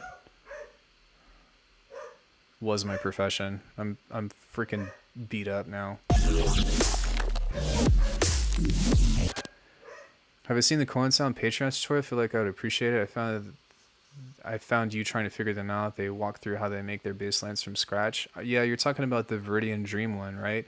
I'm not a patron of theirs, but at some point when I can kind of stabilize my income, I definitely want to do that and support them and kind of learn everything that I can. Nausea was talking about doing some drum tutorials as well, and like even though I've kind of figured out how to do my own drums or whatever, I still always want to learn, right? Because we're all students. I'm not a professional producer by any means. I'm not even a professional YouTuber. So I just want to learn, really. I met someone who did martial arts stuff like that at Okeechobee. Was his name G-Space? There's a sampler tutorial too. The Viridian Dream is crazy though. Oh, it's a different one? Sick, man. That's awesome. Yeah, Noisy, I have a Patreon now. Yeah, they've actually had it for a while, believe it or not, since sometime last year. I think that maybe they just didn't take it as serious until the pandemic happened. Will flip for membership. That's a good motto.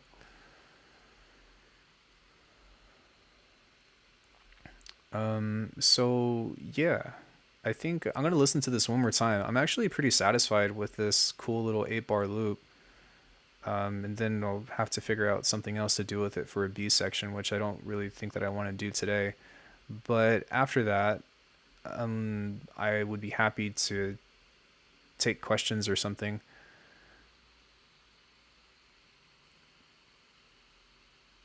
What are some tips and tricks and things I do to get cool body sounds for my kicks? Wait, we're talking about music, right? Not like tricking kicks? Surely. So saturation, EQ, and compression are your best friends. Well, they're splitting up, but they said that they're still going to be doing music, is what I understand. Maybe not. Maybe they are retiring, but they also said that like their studios or whatever are still going to be in the same places. Um, Here, I actually have this pulled up. So this is my processing chain for kicks. Um, with this processing chain, I've got a video on it. Are you guys all new to my channel by chance? I mean, it's kind of rude to me to assume that everybody has seen my content anyways, but um, with this, you can literally take any kick and turn it from like nothing to something. So let me find a shitty kick. Okay, maybe not that shitty.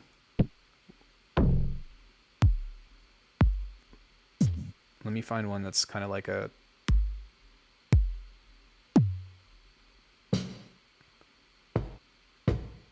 Okay, this in theory should work. Okay, so you heard how it sounds, and then pushing it through this. That sounds like a snare, and for good reason. If we turn this off... Oh shit, maybe just one. No, I spend all day watching videos or in Ableton. Okay, well, I've got a lot of stuff available to you that you might find interesting. So let me bring this back over here. There we go. And then let me pull this other one back too. There should be another.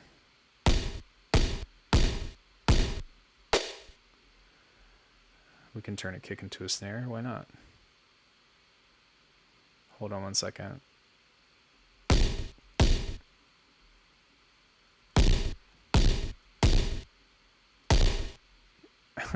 Okay, let me just do this from scratch because reasons. Okay, so what you do is you can literally take any kick. Somebody was asking me about Vengeance samples not too long ago, and I was like, I just make my own shit now. But we'll take that same kick. So you saturate it or you distort it, doesn't matter what you use. It can be anything. And you just kind of... There we go. You can drive it to hell, it doesn't really matter. Sure. That's a little bit long though.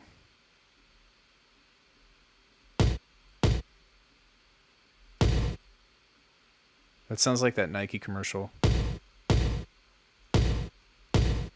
Alright, so you saturate, then from here we have a frequency shifter.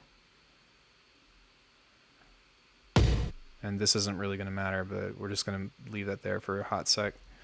So then what you do is you grab a parametric EQ and you force a fundamental. So I always make my stuff in F, so I go and find F1 on this here and just... It's okay, even though this isn't tuned to that. And then what I'll do is I'll kind of fish around this and kind of just create an arbitrary EQ shape.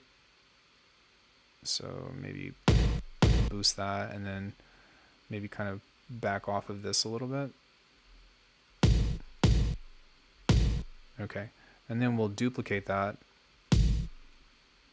And then from here, I'll shift this a bit and kind of try to fit that in. Cool. So now what we do is we grab a transient shaper. You can use drum bus since you're on Ableton. Drum bus is pretty fantastic for this. You just boost the fuck out of the attack and turn the sustain down. Cool. Then you grab an OTT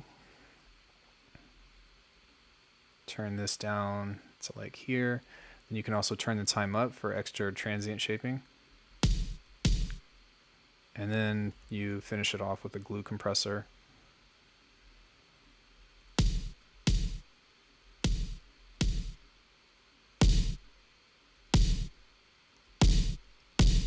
Nice. So you got this like cool explosive thing. And if it's too high end, then you can change it into an 808. Kind of like that. I like watching different workflows and taking notes in a way, combining it with my own workflow to get it my updated workflow. Do links show up in chat? Try to paste a link of my Discord server. I think I have to be the one to do it. I don't know why. They should. I sent Rom earlier. Drum bus is like a transient shaper. Yeah, it's definitely a transient shaper. So now what we can do is we can kind of just control this a bit.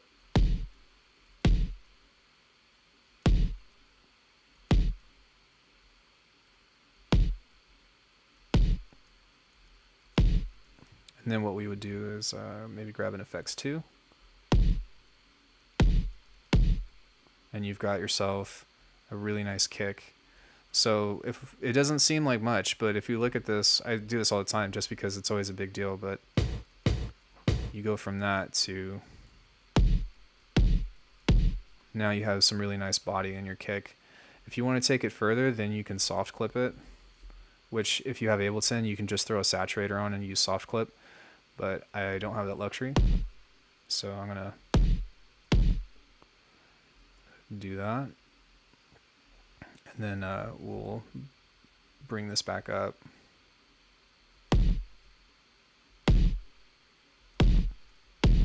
But now you've got this super smacky doof. And if you want to manipulate or you want to change things about it, then you can just go back and reshape the EQ and like force whatever fundamental you want out of it. So big ups to DMTR for that.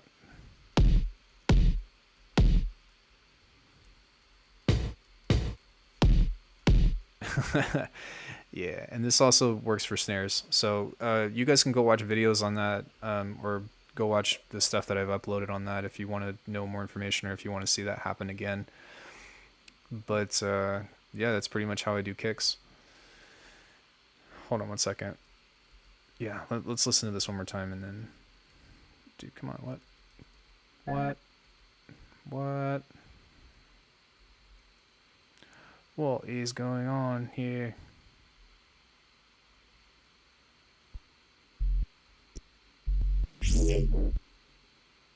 What am I soloing?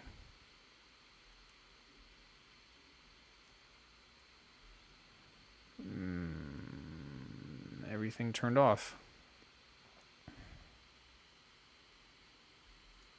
Undo, undo, undo. That's odd. That must be a bug.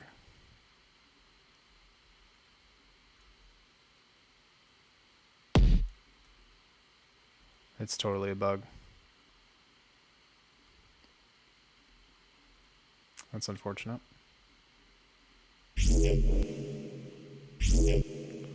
Otherwise, why is this off? Or deactivated?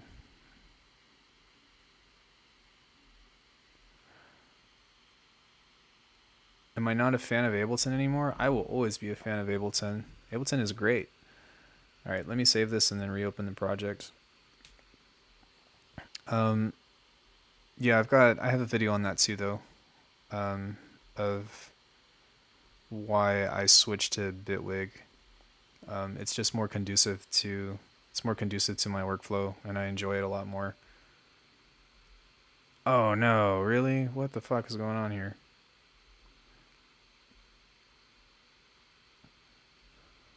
What does this mean?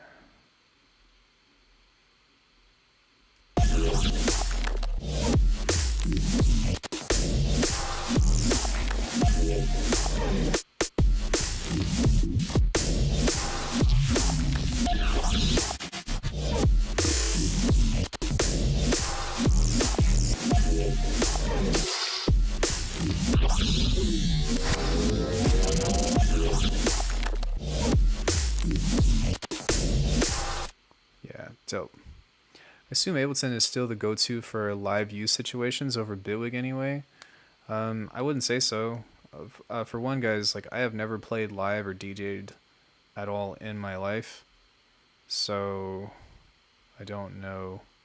I have no idea. But I can say that within Bitwig, it has the same clip launcher or session view. So it still has all that stuff that you can use for like doing live performance or whatever, and still has all the same like functionality if you want to like drive in a clip thing, right? You can still have like different playback modes and still do different like time stretching and warping and all that stuff if you want, or like launching scenes. There's a script with the Ableton Push that you can use for Bitwig as well, although I don't know how integrated that is. So yeah, it's pretty much the same thing. But the cool thing that I like about Bitwig compared to Ableton is that I don't have to switch tabs over. So I can literally have this on the same page without having to go from session view to arrangement, from session to arrangement. I can just pull this up. It's just so much easier that way. And the other thing too is if you're doing like sound design jams or something and you find a bunch of stuff that you like, then you can literally come in here this way and just take little bits and pieces of it and then just put it in a collection like this and just be like, oh, I like that. Oh, I like that. Oh, I like this sound. And then when you go back to arrangement and you're in here and you want to just place them, you can literally just drag and drop like that. So it's super, super convenient. IMO.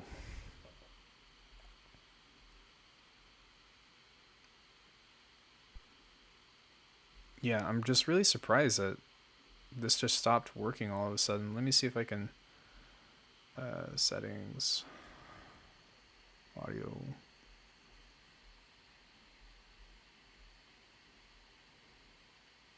I don't know if this just crashed or what I did. Oh.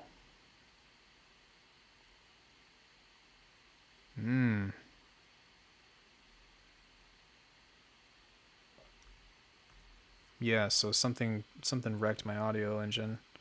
But what? Hold on, I'm going to turn the audio off on a second. You'll still be able to hear my voice, but let me see if this is going to work with this.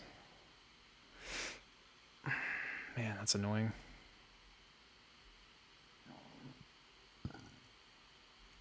Nope, still doesn't work.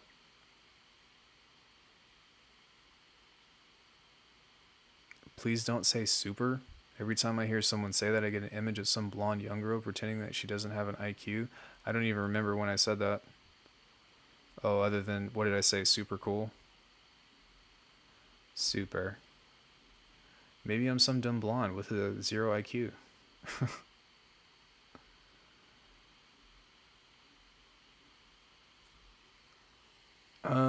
What the fuck? Why is this not working?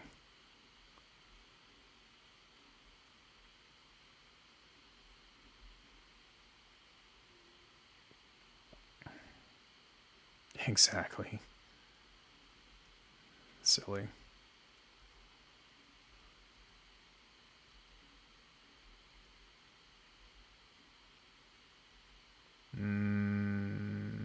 Okay.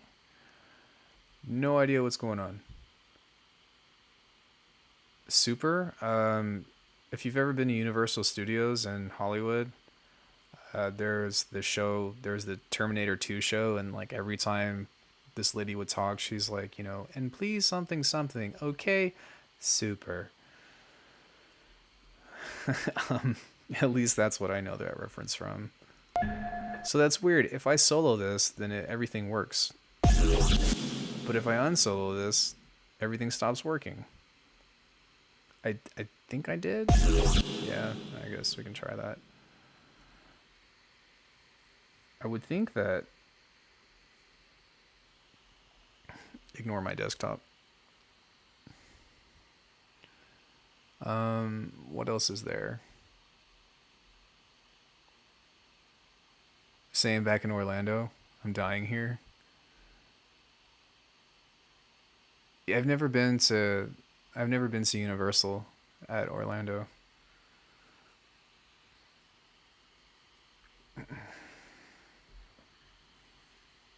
Come on. It's sick, so why ignore it? What? Super? I mean, really, like, just about every word that somebody has to describe something, I don't have anything to hide. It's just ugly. um, where am I from? That's a loaded question. I was born and raised in LA. I know that's a lie. I was raised in LA. I was born in the Midwest.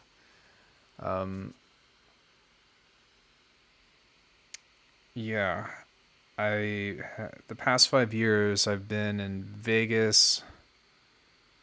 I've been in Tennessee. I've been in Florida. I've been back to LA.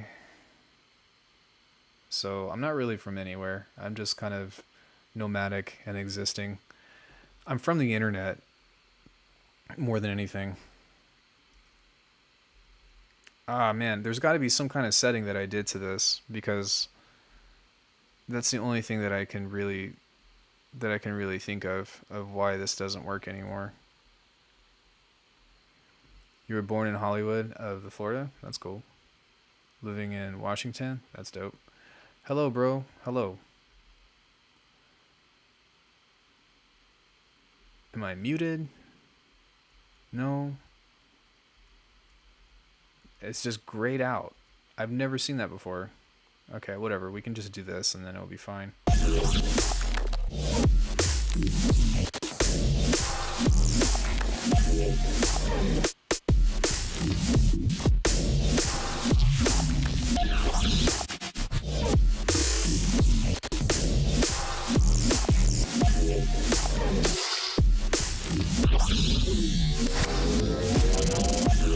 United Internet of Explorer. Hopefully not.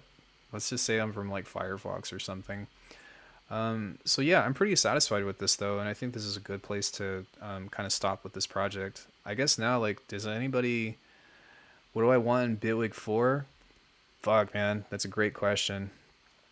All the things. All the things. I want a slicer. I know, but the track isn't deactivated, so it's got to be a bug. I would like a slicer. I would like the ability to time stretch with handles, which would be nice. If they added the ability to modulate the parameters that are in the inspector, I would probably flip my shit. I want a drum machine that folds out into the arranger like Logic does. Logic new drum machine. Yeah, it's a bug. But it's okay, because I can just solo that. What are we looking at here, boys?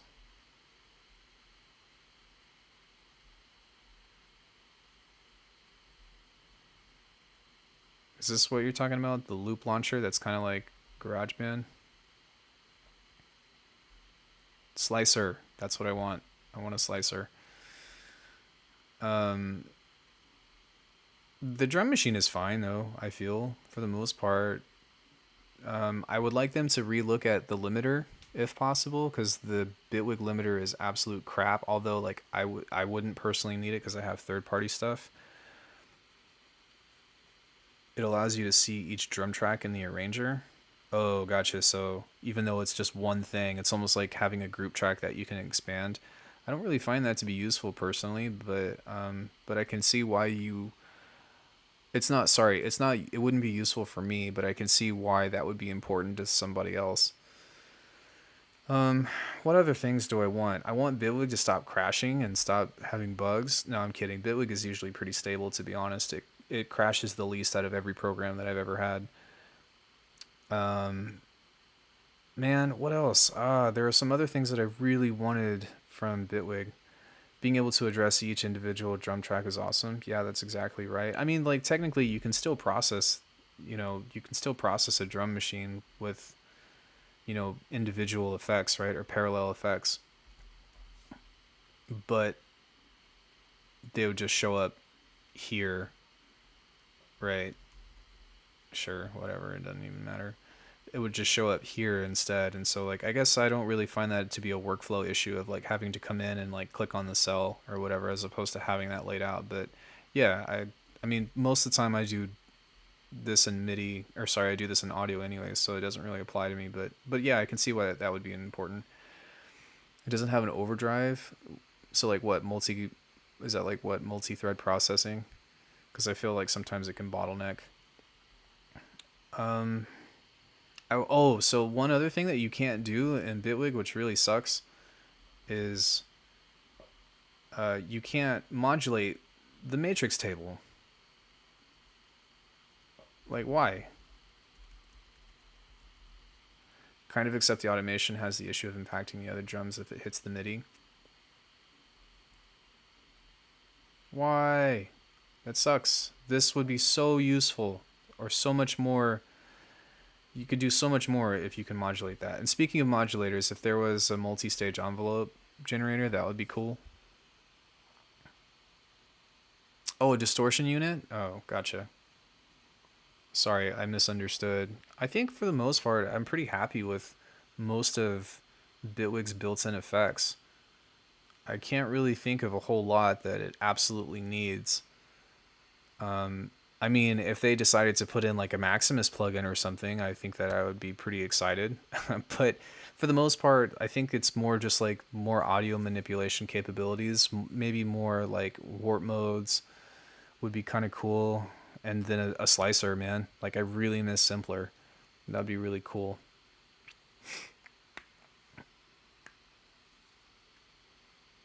You can't modulate the matrix.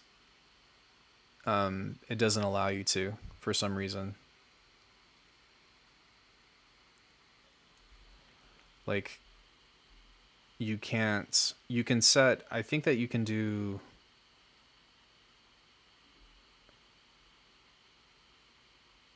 Granulator? What about granulator? Bitwig has a granulator. And it's freaking amazing.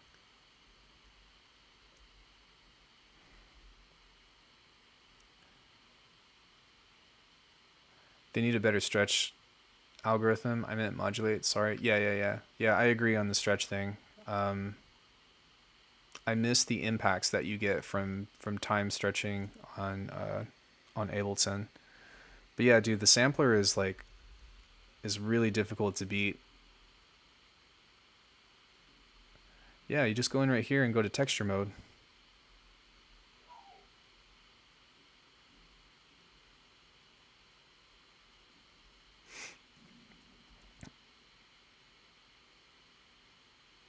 Oh, shit. I'm sorry, guys. I apologize. My favorite, I got totally sidetracked. My favorite VST is honestly Phase Plant. I think that the Phase Plant suite is just fucking killer.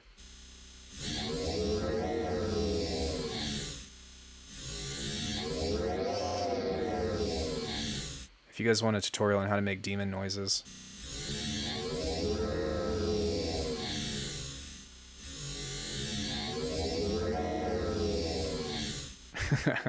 It's actually pretty cool. Yeah, the granulator is sick though. Or the granular sampler. It's pretty robust, the thing that they have here, and it's not perfect, but there's a lot of shit that you can do with it. I'm still learning the sampler and I've had this program since it was released in 2014. I've also have Phase Plant kills my system. That's really unfortunate, man. Yeah, dude, like Phase Plant is in my opinion the best synth on the market right now. It's fucking great. We did this yesterday, and this is pretty much what I do in Phase Plant is I really just make generators or like Neurobase or something, but the ability to modulate and have randomizers in this and then do the same kind of modular processing on the effects outside of Bitwig just makes it a killer combo.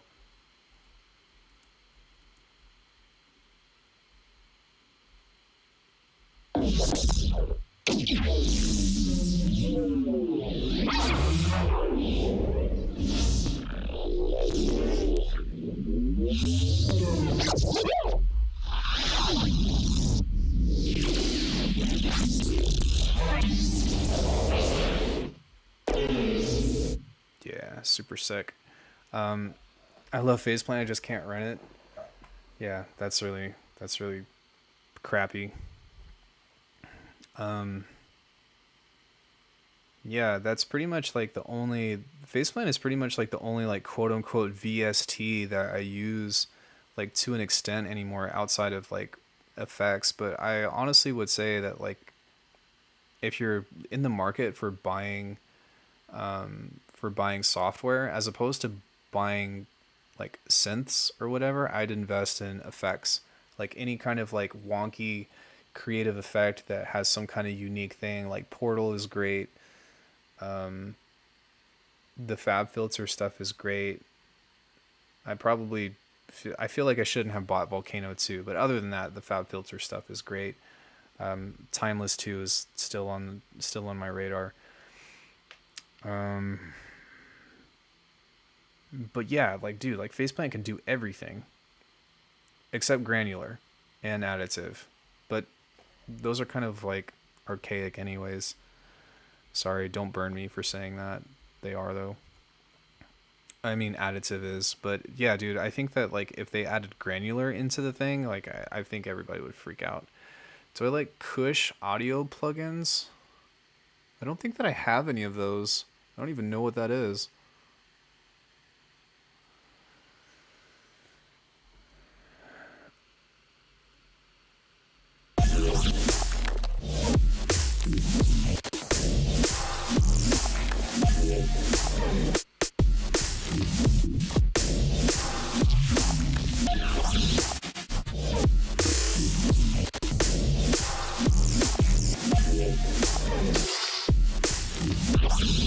Yeah, this is cool. Um, Melda Sound Factory can do additive and granular. I heard that Avenger is actually pretty capable as well from Vengeance. I heard that you can get some really sick stuff on that too, but I just don't I really don't want to spend any more money on synths if I don't have to because there's so many that I don't use anymore. Like I have quite a bit. I'd never use Alchemy anymore. I still use Addictive Drums. Never use Absinthe. BBC Orchestra is great. FM8 I'll pull up once in a while. Equator came with a Rolly Seaboard, which I never even plug in. Falcon, we had a long talk about how I dissent Falcon quite a bit, even though it's good and it's capable and it's powerful. It just is really annoying to use. I use Break Tweaker every once in a while. Never open up Iris. Never use Kilohertz 1. I use Kick 2 for drum design. I do have a lot of complete stuff. Lab sometimes. Massive never. Omnisphere I'll still pull up once in a while. I can't even use Philharmonic. That doesn't even work anymore. Serato Sample I'll do if I'm doing lo-fi. I'll still use Superior Drummer 3. The only thing that I use Serum for anymore, guys, is making shakers. Vital I can't show you because it's still in beta. I never use Zebra, so yeah, like all the drum stuff, sans Battery 4 I'll still use, but everything else, like I don't really touch that much. Pigments 2, I haven't tried Pigments. You can sell your license actually. Serum is great. I just like once Faceplant came out, I was like, dude, this is the best thing since sliced bread. It's so much better. I've taken a look at Pigments too, but I haven't seen anything that it can do that's like any different or unique compared to what I already have. I know that it has a granular synth into it, but I find that the one with Bitwig, like especially like with the way that you can modulate everything in there, Pigments is awesome, and I never bought Serum. I think it's overrated. I think Serum is overrated too. Well, it is now. Like when it first came out, you have to realize that it was the successor to it was a successor pretty much to Massive, right? And the stuff that you could do in that was so far beyond what you could do in Massive. But since then, honestly, like since Faceplant came out, there's still a few things that you can do in Serum that makes it easier than Faceplant, but like now it's kind of moot if you own that. Now I will say though that like to get the most out of Phase Plant, you have to drop a lot of money onto it. So Serum is a much better bargain. What DAW did I use before Bitwig? I used Ableton. I never bought Massive either. Would you trade Serum for Diva? I don't use Diva at all. Heck yeah. Get that bartering in.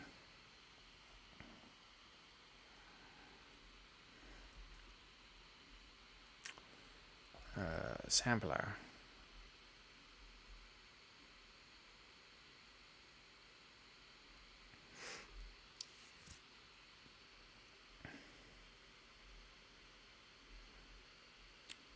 Shit. I didn't mean to do that. I meant to do this. I'd kill for an absence update more than anything. I'd really like them to update FM8. I think that would be really cool.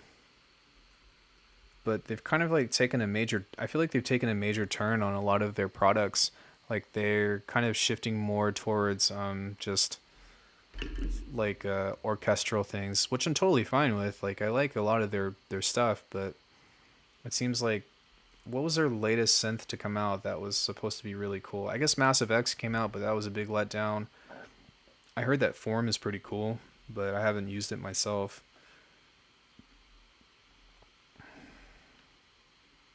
Yeah, I was lucky. I had bought the Either Suite from Kilohearts at a deep discount, so Faceplant wasn't that much. They usually offer a discount every year if you have a couple of their plugins.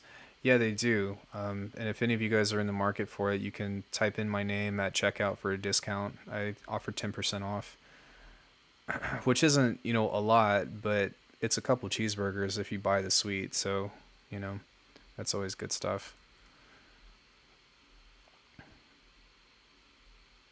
I think I'd rather do that. So, yeah, you can set up a couple things on here to make that kind of flip and flop, which is kind of cool. But like the ability of what you can do with modulators on a granular synth is pretty awesome. You can literally just kind of set this to play and move shit around and not really have to touch anything else by any means and just kind of see what comes out. Like that was amazing. Did you guys hear that?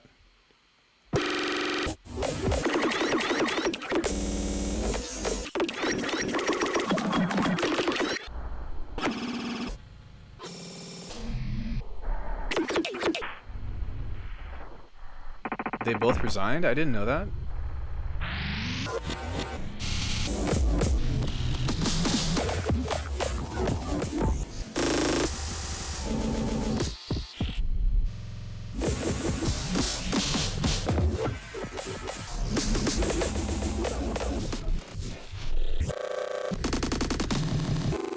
Lots of cool stuff in there. That's pretty sick. Hey, 10% of 1K is still $100. Yeah. And for the most part, all of their stuff, actually, if you buy everything, it's $500 US. So you'd save $50. Which, like I said, it's not great, but I had no idea. I'm going to look into that. Yeah, that's crazy. I had no idea either. But Germany makes, killer shit. What you have Bitwig, you have Cubase, I think. You've got Ableton. You've got Native Instruments. What else comes from Berlin? Quite a lot of stuff.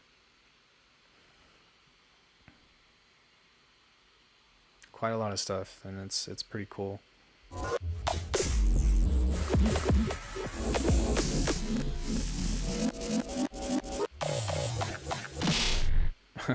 This is actually pretty fun. Let's try a vocoder. Does anybody have any like production questions on anything? Because I'm kind of not necessarily burnt out, but I'm ready to kind of stop producing. So Logic is made in Berlin too. I didn't know that. I think that I got to a good stopping point with this that I'll probably continue sometime tomorrow. But if anybody has any production questions or anything, I'm kind of just hanging out now. Okay, let's grab a pitch shifter.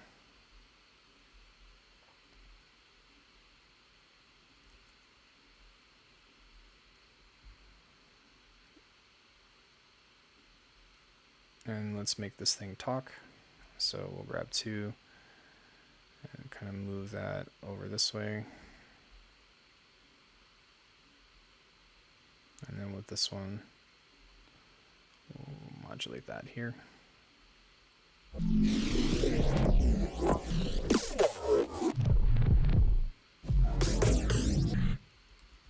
That sounds pretty cool.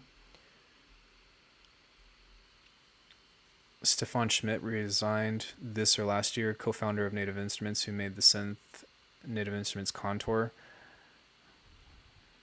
I don't really like Contour. I do have it, but I'm not a fan of it. I think it was a cool idea, though. I want to know, you can say this later, how I get my growls and granular effects out of Bitwig Sampler. Oh, well, lucky for you. I'm kind of already doing that a little bit. There's a lot of different ways. So like really the thing with like quote unquote like growls or bass sounds out of Sampler depends on what you put into it, right? Like you can't put a sine wave into a granular synth and think that you're going to get something cool out of it. So what I do is I just take my music, I take my songs, or I take a drum loop or something that has a lot of different sounds in it, but I do try to avoid anything that has anything musical, because otherwise you get like specific results out of it that it isn't really usable. But yeah, with this stuff, right? So let me actually put this beforehand. We've got my whatever this is stretched out, and now this is being randomized to some degree, and then I'm kind of messing around with the pitch shifter.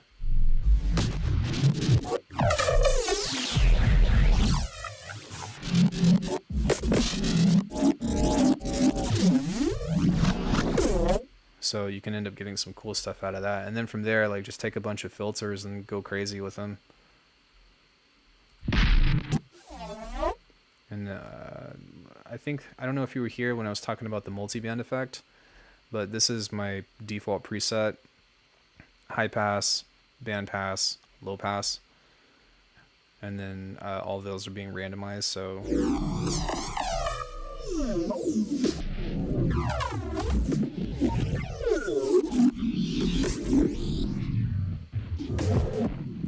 Might be wise to mono that on the low end.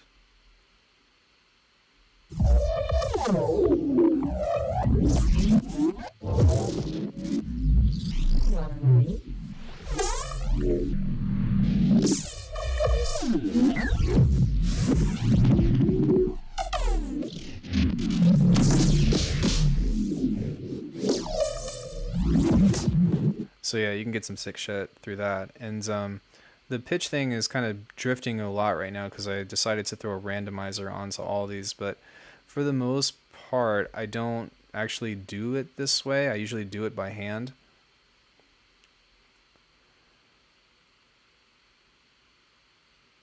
I say Output's Portal is worth the money. I'm very hit and miss on their stuff personally. Yo, so like I totally feel you, man.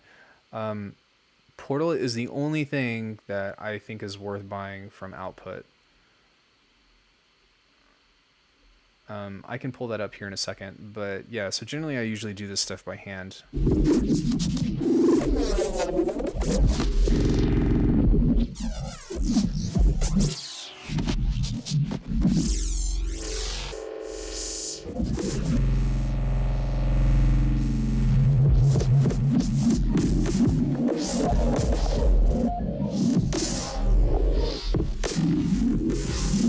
I mean, even if I took all this stuff off, like you can, without any processing on it, you can still get really sick stuff.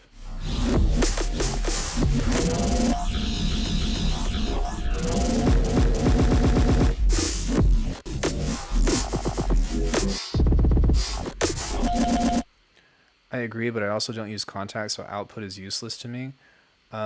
Portal is a standalone plugin, so it runs on its own.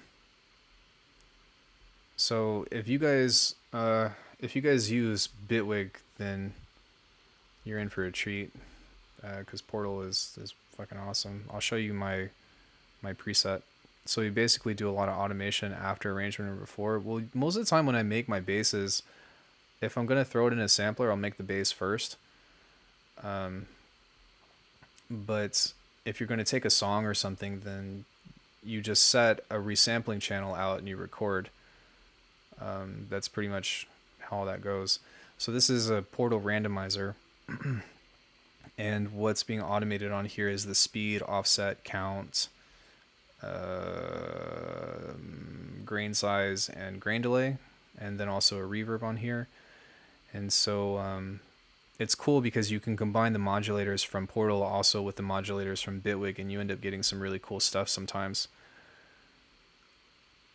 Yeah, there's only 3 plugins that isn't a contact instrument. There's Movement, which I wouldn't recommend. There's Thermal, which I don't own, but I have Trash, so I don't really care to own Thermal. And then Portal, which is pretty amazing. So you end up getting some cool shit out of it. How do I normalize a sound when I resample? Are you talking about the same thing?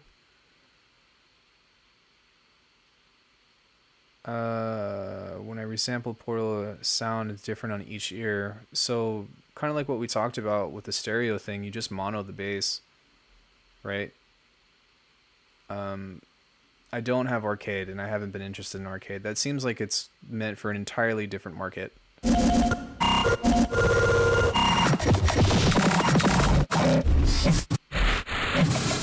that down a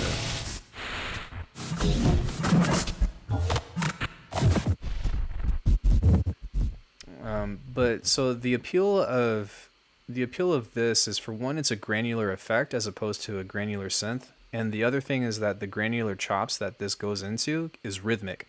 So let's say we have a bass sample, right?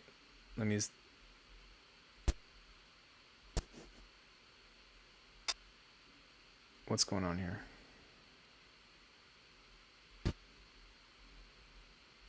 What? Now this isn't playing either? For real? What?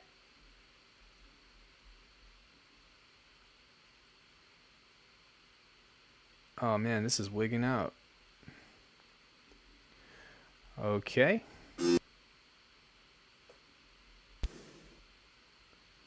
What the fuck?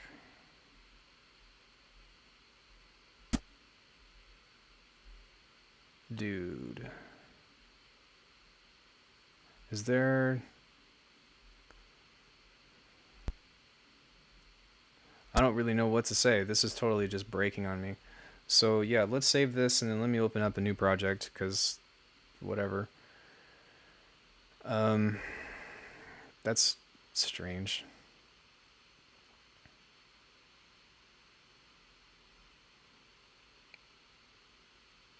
Assuming this doesn't crash on me.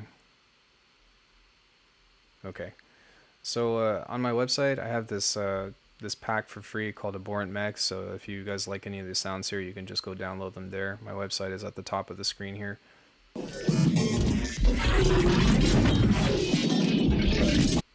Yeah. Cool sounds. So yeah, with Portal, you can create rhythmic granular cuts out of this that normally would be just a pain in the ass to get if you were using any other kind of granular engine. So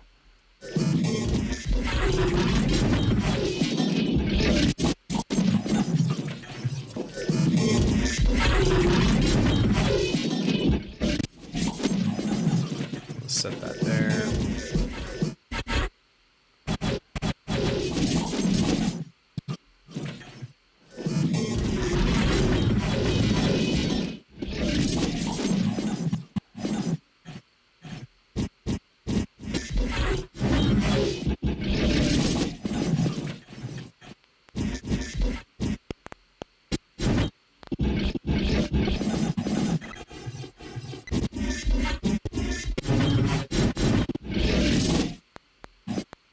You can also randomize the pitch on these.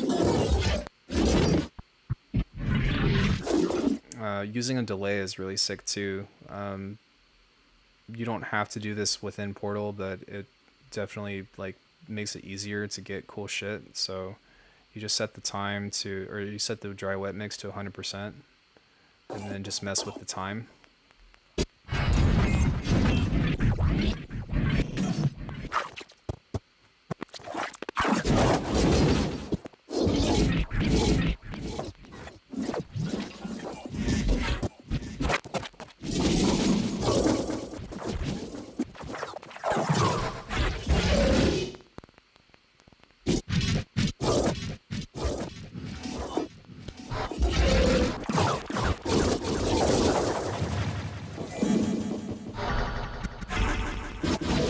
But yeah, the capabilities that you can do on this are just like, it's super freaking cool, man.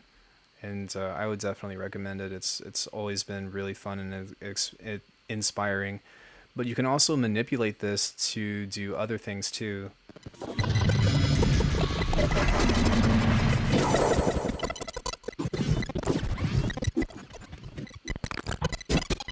For example, if you wanted to use this to create melodies, you could do that. This is something that Hudson showed me a while ago. That, don't tell him I showed you this.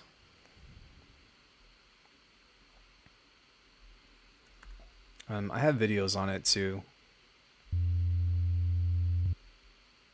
Not this, but I have videos on how I use Portal on a playlist so that you guys can check that out. So yeah, you can take Portal onto this and just have a single note, and there's scale functions on here. So right now it's in chromatic, but you can set it to like pentatonic minor or something and then randomize the pitch a bit and change this back to sync mode and just kind of let it play.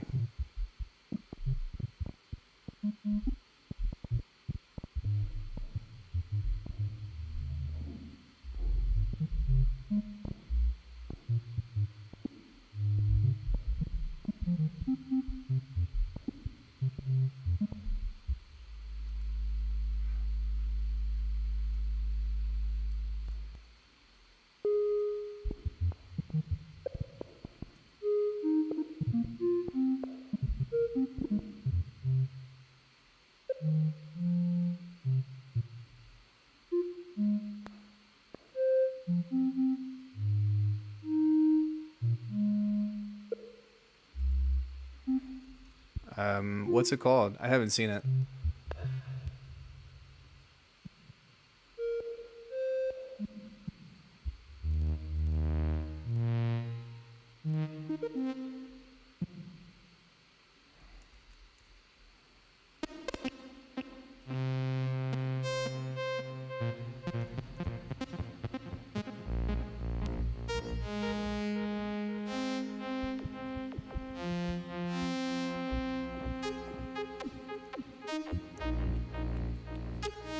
It's called Node. You can make your own waveforms. I have it, but haven't touched it yet.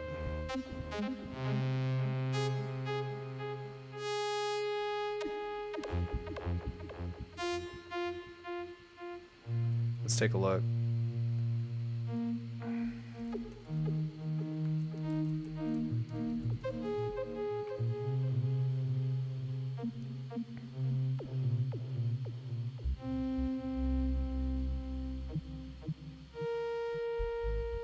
Why I ditched Pro Q3? You're crazy.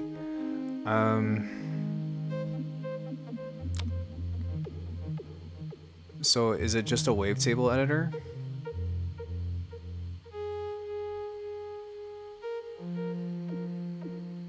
My day job is an accountant, so I'm usually, it sounds like you'd be busy. This is quote unquote my day job, but I don't make any. This is my this is my day hobby.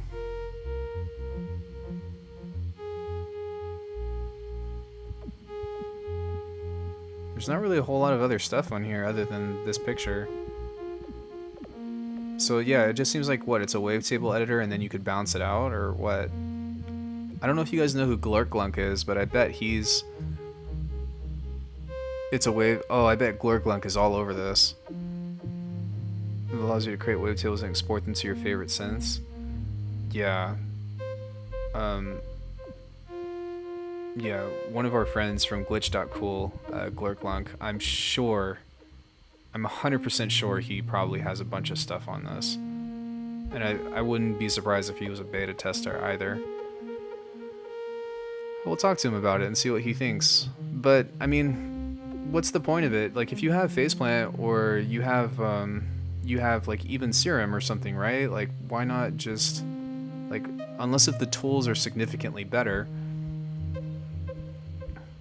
Let's give this a little bit of reverb.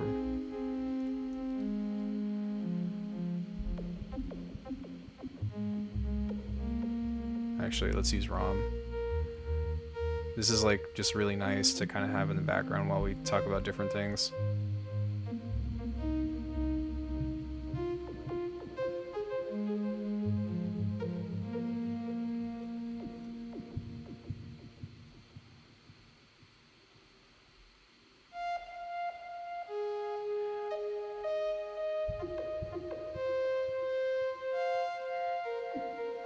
True, but this gives you segments of waveforms to build waveforms from. I mean, yeah, but that still seems like a snapshot version of both Faceplant and Serum. Like, for example, if we go into here and we look at the wavetable editor, right, we have our same snapshots here, so we can just add different ones and do something completely different, and then do something completely different. And then we can highlight these and then go to morph and do like a crossfade or a spectral or whatever, and then now we have that full wavetable.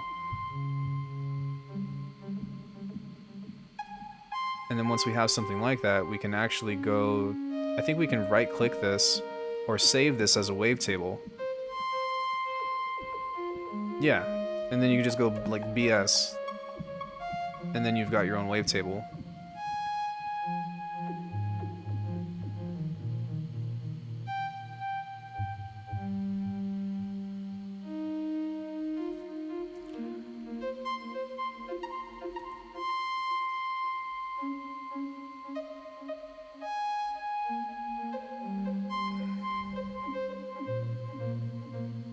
It was a cheap plugin. I couldn't help but get it. How cheap was it? I mean, if it's super cheap, then yeah, for sure. I don't know. I guess personally, like, again, I'm kind of like very selective with like what I spend money on music now these days. I really want to save up to get some speakers. I'm lucky enough to have really nice headphones, but I just want like some speakers to wake my brother up with, which I think would be great. Yeah, if you haven't heard, I was less than $30 when you got it. Yeah, that's not too bad.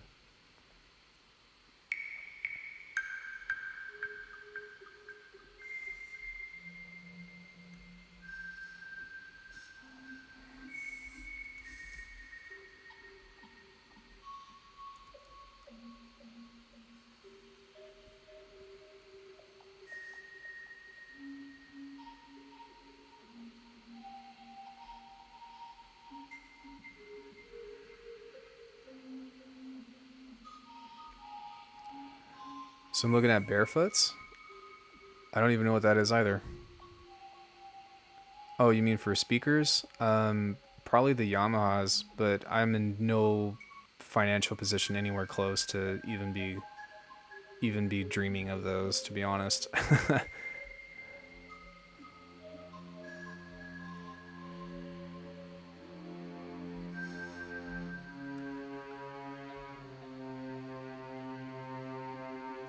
In a world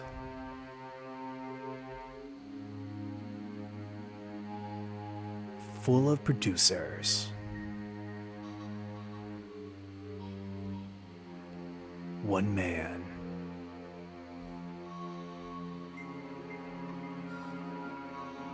one journey. My studio monitors are M Audio BX8 D2s. No idea what those are, but it sounds cool. Yeah, I currently produce on HD 600s, and I have a sub pack, but I never use it. I think that if anybody was ever considering getting a sub pack, in my humble opinion, get the chair one. Don't get the backpack one, because it gets really uncomfortable, especially if you've got back problems. Dude, what? Holy shit. That's awesome. I'll sit in my envy chair and dream about my face moving from heavy vibrations. No, my mic kind of started acting up, and so that was like my latest purchase. I ended up buying a Rode mic, so hopefully the quality of this is a lot better. I can't find Node anywhere. Isn't it from Sonic Academy?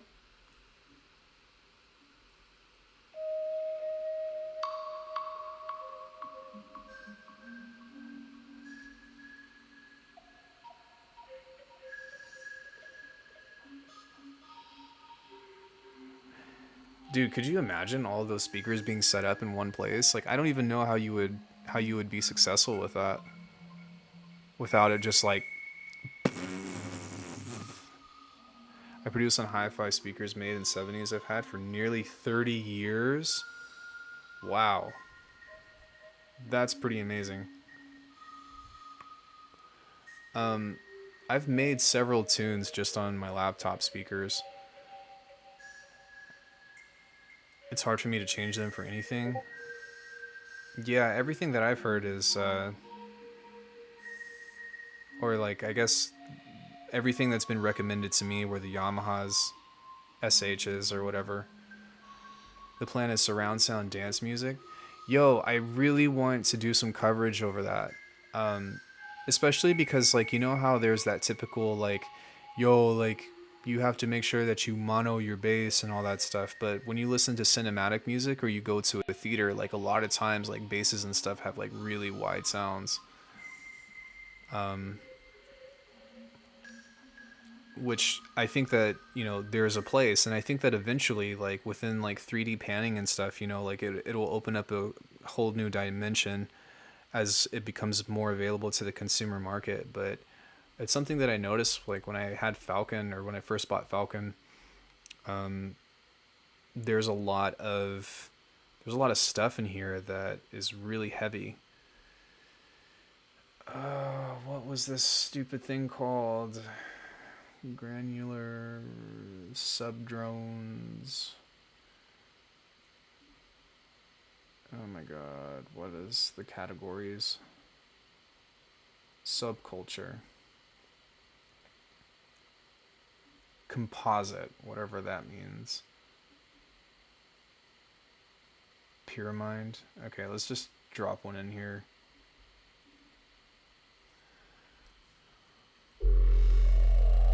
Yeah, dude, look how wide that is.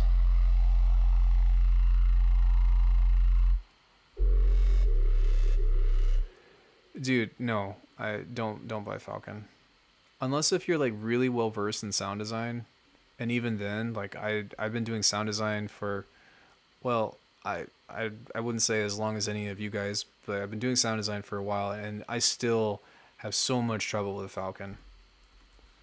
It's just really counterintuitive for what it is. Like, if you take the time to learn it, which would be at least a couple years, like, it might be worth it, but it's so much more efficient to do other things.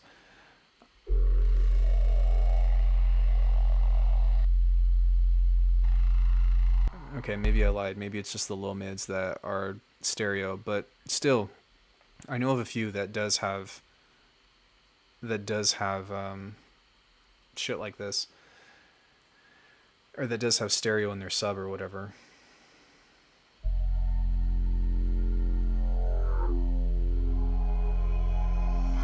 Okay, there we go. That's gotta be. Yeah, so look at this. Bro, phase cancellation. Like, whatever, man. Surround sound dance music is why I started to learn production. Falcon is a beast. There's so much to learn about it, and it also uses Lua script, so you can design your own synth in Falcon. Yeah, it's kind of like a more, for better or for worse, more accessible, like, contact instrument, right? Yeah, they totally were. I like to make fun of that and talk about, like, actual stereo within bass. If you guys ever listen to Eckle, they've got some wide basses, which could be pretty cool. But yeah, like I said, the thing about Falcon is, like, it's just so, like, everything is hidden in so many menus, and it's really difficult to, like, navigate.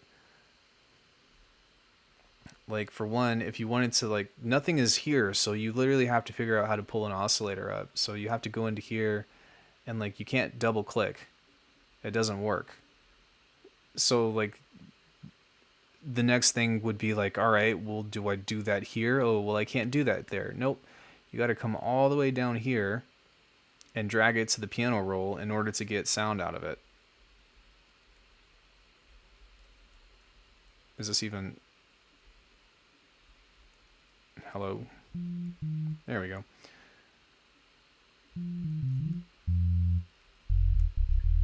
So, like, it's just super counterintuitive in that way. And then, like, if you want to modulate stuff, all the modulators are completely hidden in a different menu, which like is tabbed over here.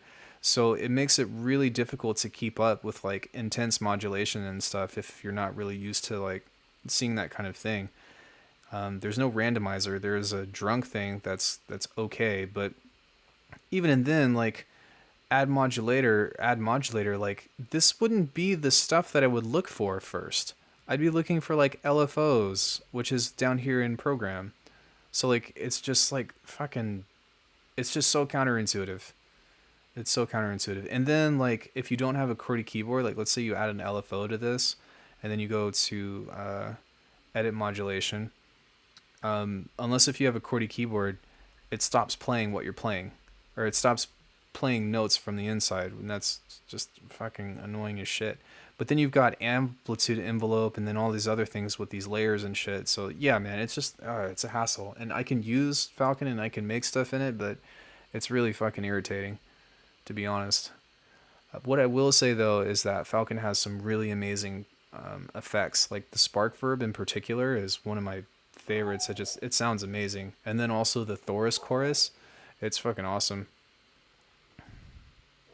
Yeah. I think that like if they can clean up the user interface and kind of like make this shit go away to some degree, then it's like I think that it has a lot of potential, but you know, it's just so like cumbersome to even navigate that I'm like it's not even worth it to me. And then like I said, once Faceplant came out, I'm like, dude, you mean to tell me that I can find everything that I need to know, and I can see everything and where it's going in one single tab? Like, dude, man, that's really hard to beat. You have your generators, you've got your modulators, and you have your effects, and then like everything is right in front of you, and it's super accessible and very easy to route and navigate. And it's just yes, this thing. And then once the ability came out to have like multipass and snap heap within Faceplant, and you can do that multiple times, like that's just, man, I don't know, I can't think of anything that is as powerful as that, other than like an actual DAW that you group tracks together with.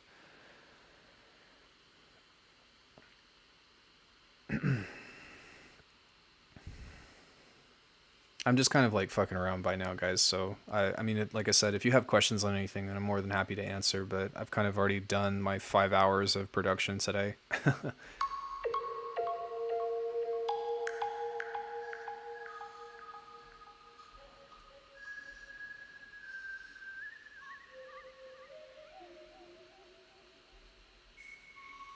Hi everybody, I'm Alchemy, and today we're going to do a tutorial on how to make minimal. So what you do is you set something up like that.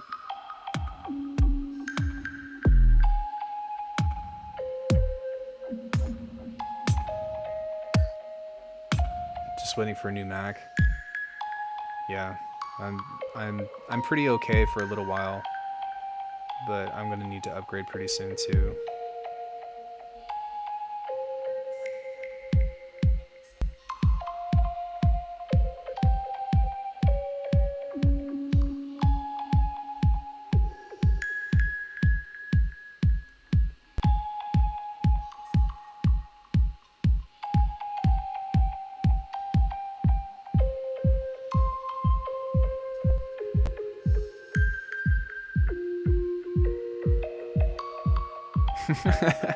I'm just fucking around.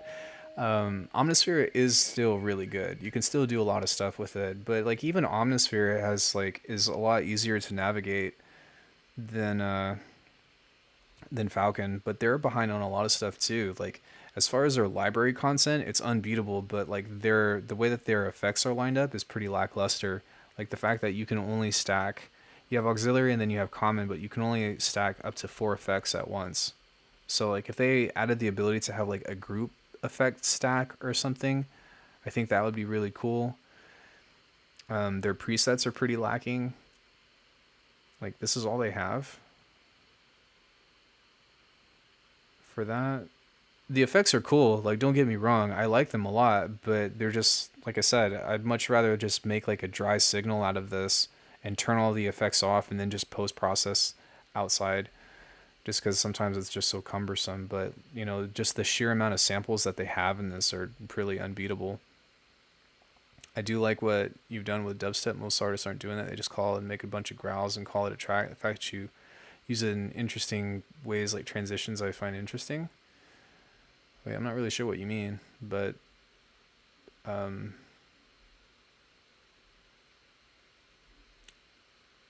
I kind of like I'm gonna do a video on this at some point. But remember when it was Omnisphere and Nexus, which were pretty much the go-tos for ages, like for Rompler stuff.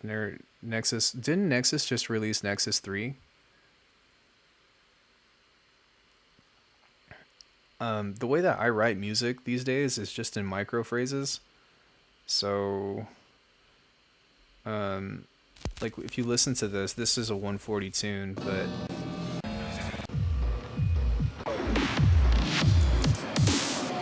it's funny you say that.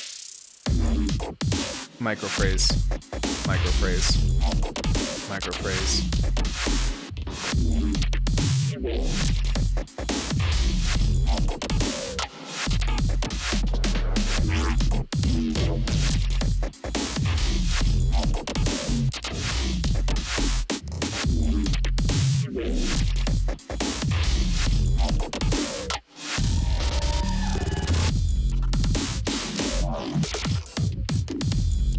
So yeah, like I would say like I try to focus more on like creating complex rhythms and stuff as opposed to just doing like like that's dance floor music, and there's definitely a place for that, you know. And I think that like it's totally fine. I think that people should do that kind of stuff, and you know, that's where a lot of this stuff came from. 4,000 euros on a Rompler? Oh my god, feels bad, man. No. That's a fucking computer. Hell, it's two computers, or if you get a Mac, then it's one computer, but shit, dude. That's insane. And not only that, but you have to use a dongle. I think like the forced dongle thing was the end of Nexus. I think that was such a bad idea. That's part of the reason why I don't like Pro Tools either, is because you have to have some kind of dongle or whatever. Unless if they support iLok, but I don't remember if they do that or not. But even still, like the iLok stuff is just, I mean, I get it, but it's absolutely ridiculous. Absolutely ridiculous. Most ridiculous thing I've ever seen.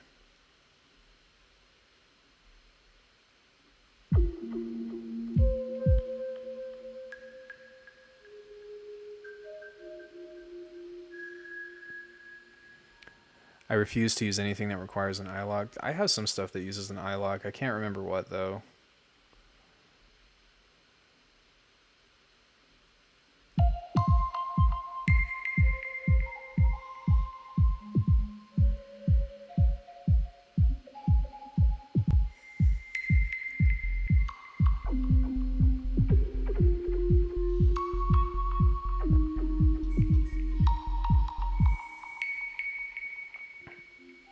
So if you guys ever need an interlude, then you can just use Portal and then just do a 4/4 kick thing like that. And then just put a bass on this kind of like that. And then there you go. There's your minimal tune.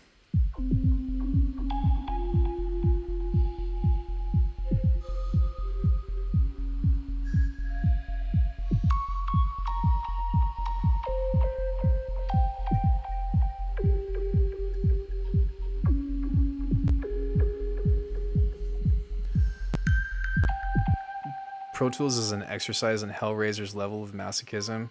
To be honest, without boomers refusing to move on, Pro Tools would probably die as a company with Reaper around. Yeah, I'm sorry, was it you who asked me if I've used Reaper before? I think that I missed that question. I apologize. I haven't used Reaper, but I know a lot of people that are in the Discord that do use Reaper, and they swear by it. It seems pretty cool. It's not really for me, but it's something that I do want to learn down the line, because I hear that because it can code, what is it? Is it Python? Is that the script, or Flamingo, or Coda, or what what is the name of the video game script stuff? No, it wasn't. There's a video game script that's pretty standard with the Unity and what's it called, engine, that I wanted to learn. I don't ever see myself getting famous off of music or like my sample pack store blowing up or anything, but it'd be kind of cool to like be a sound designer for a game company. So I think that in itself definitely makes Reaper worth the investment and learning, even if like you don't use it to produce music. But the fact that Reaper is so cheap, and the fact that like it comes with a lot of great tools, as ugly as it is, no, that might be one of them. But I think the C# is for something else outside of just sound in general. But I think it's Python, I want to say. Python. Python coding Reaper.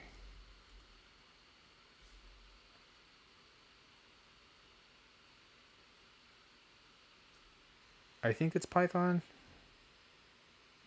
Yeah, Python.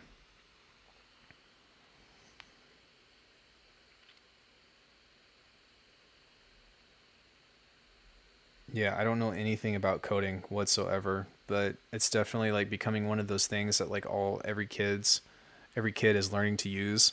And unless if we as people our age that were born in the 90s or earlier get older, if we don't know how to do this, then they're going to take us over. And Godot uses a Python like language. I don't even know what that is.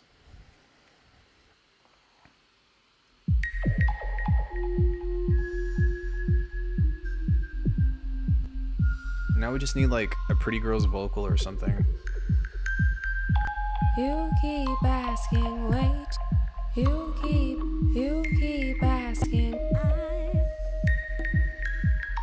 Tell me, do you wanna stay? Do you wanna stay? Something like that. Maybe like half. Do you wanna stay?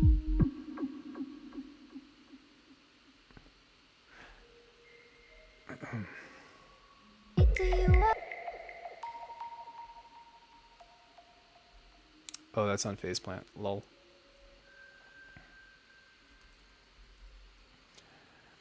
Do any good vocal sample packs actually exist? I've not found one yet. I don't think so. Including this one isn't good either. But it is kind of comical. Just a...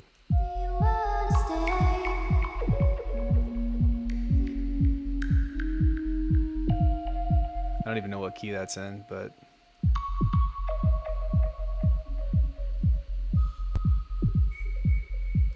That's pretty funny. Yeah, I don't know. That's one pack. Most sample packs in general, it's kind of whatever.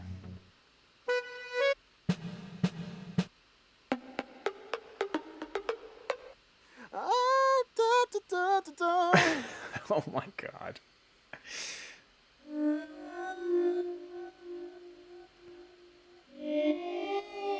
This is actually kind of cool.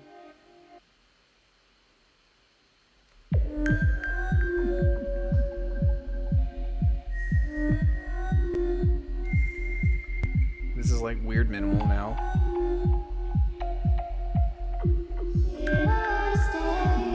Minus that.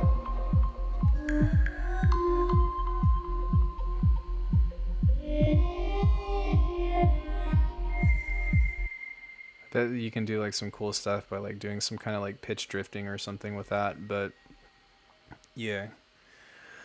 Well, friends, I've been online for about 7 hours now, 6:45 to be 6:43 to be exact. But I think that I'm ready to eat something and get out of a chair for a while. But if nobody else has any other questions or something, I'll probably be on sometime tomorrow. I do have some video editing to do, but yeah, if you guys ever get like any like video requests or anything, then you can always let me know in the community or the Discord. But as of now, I've got a pretty good lineup coming up for video content. Yeah, if any of you guys haven't already, consider dropping us a sub. It always helps. And go interact with my content and try not to be that guy that downvotes it unless if you really don't like it, which is totally fine. But I need to eat something, man. I haven't eaten anything at all today. Yeah, thank you, man. I'll be back. I will be back.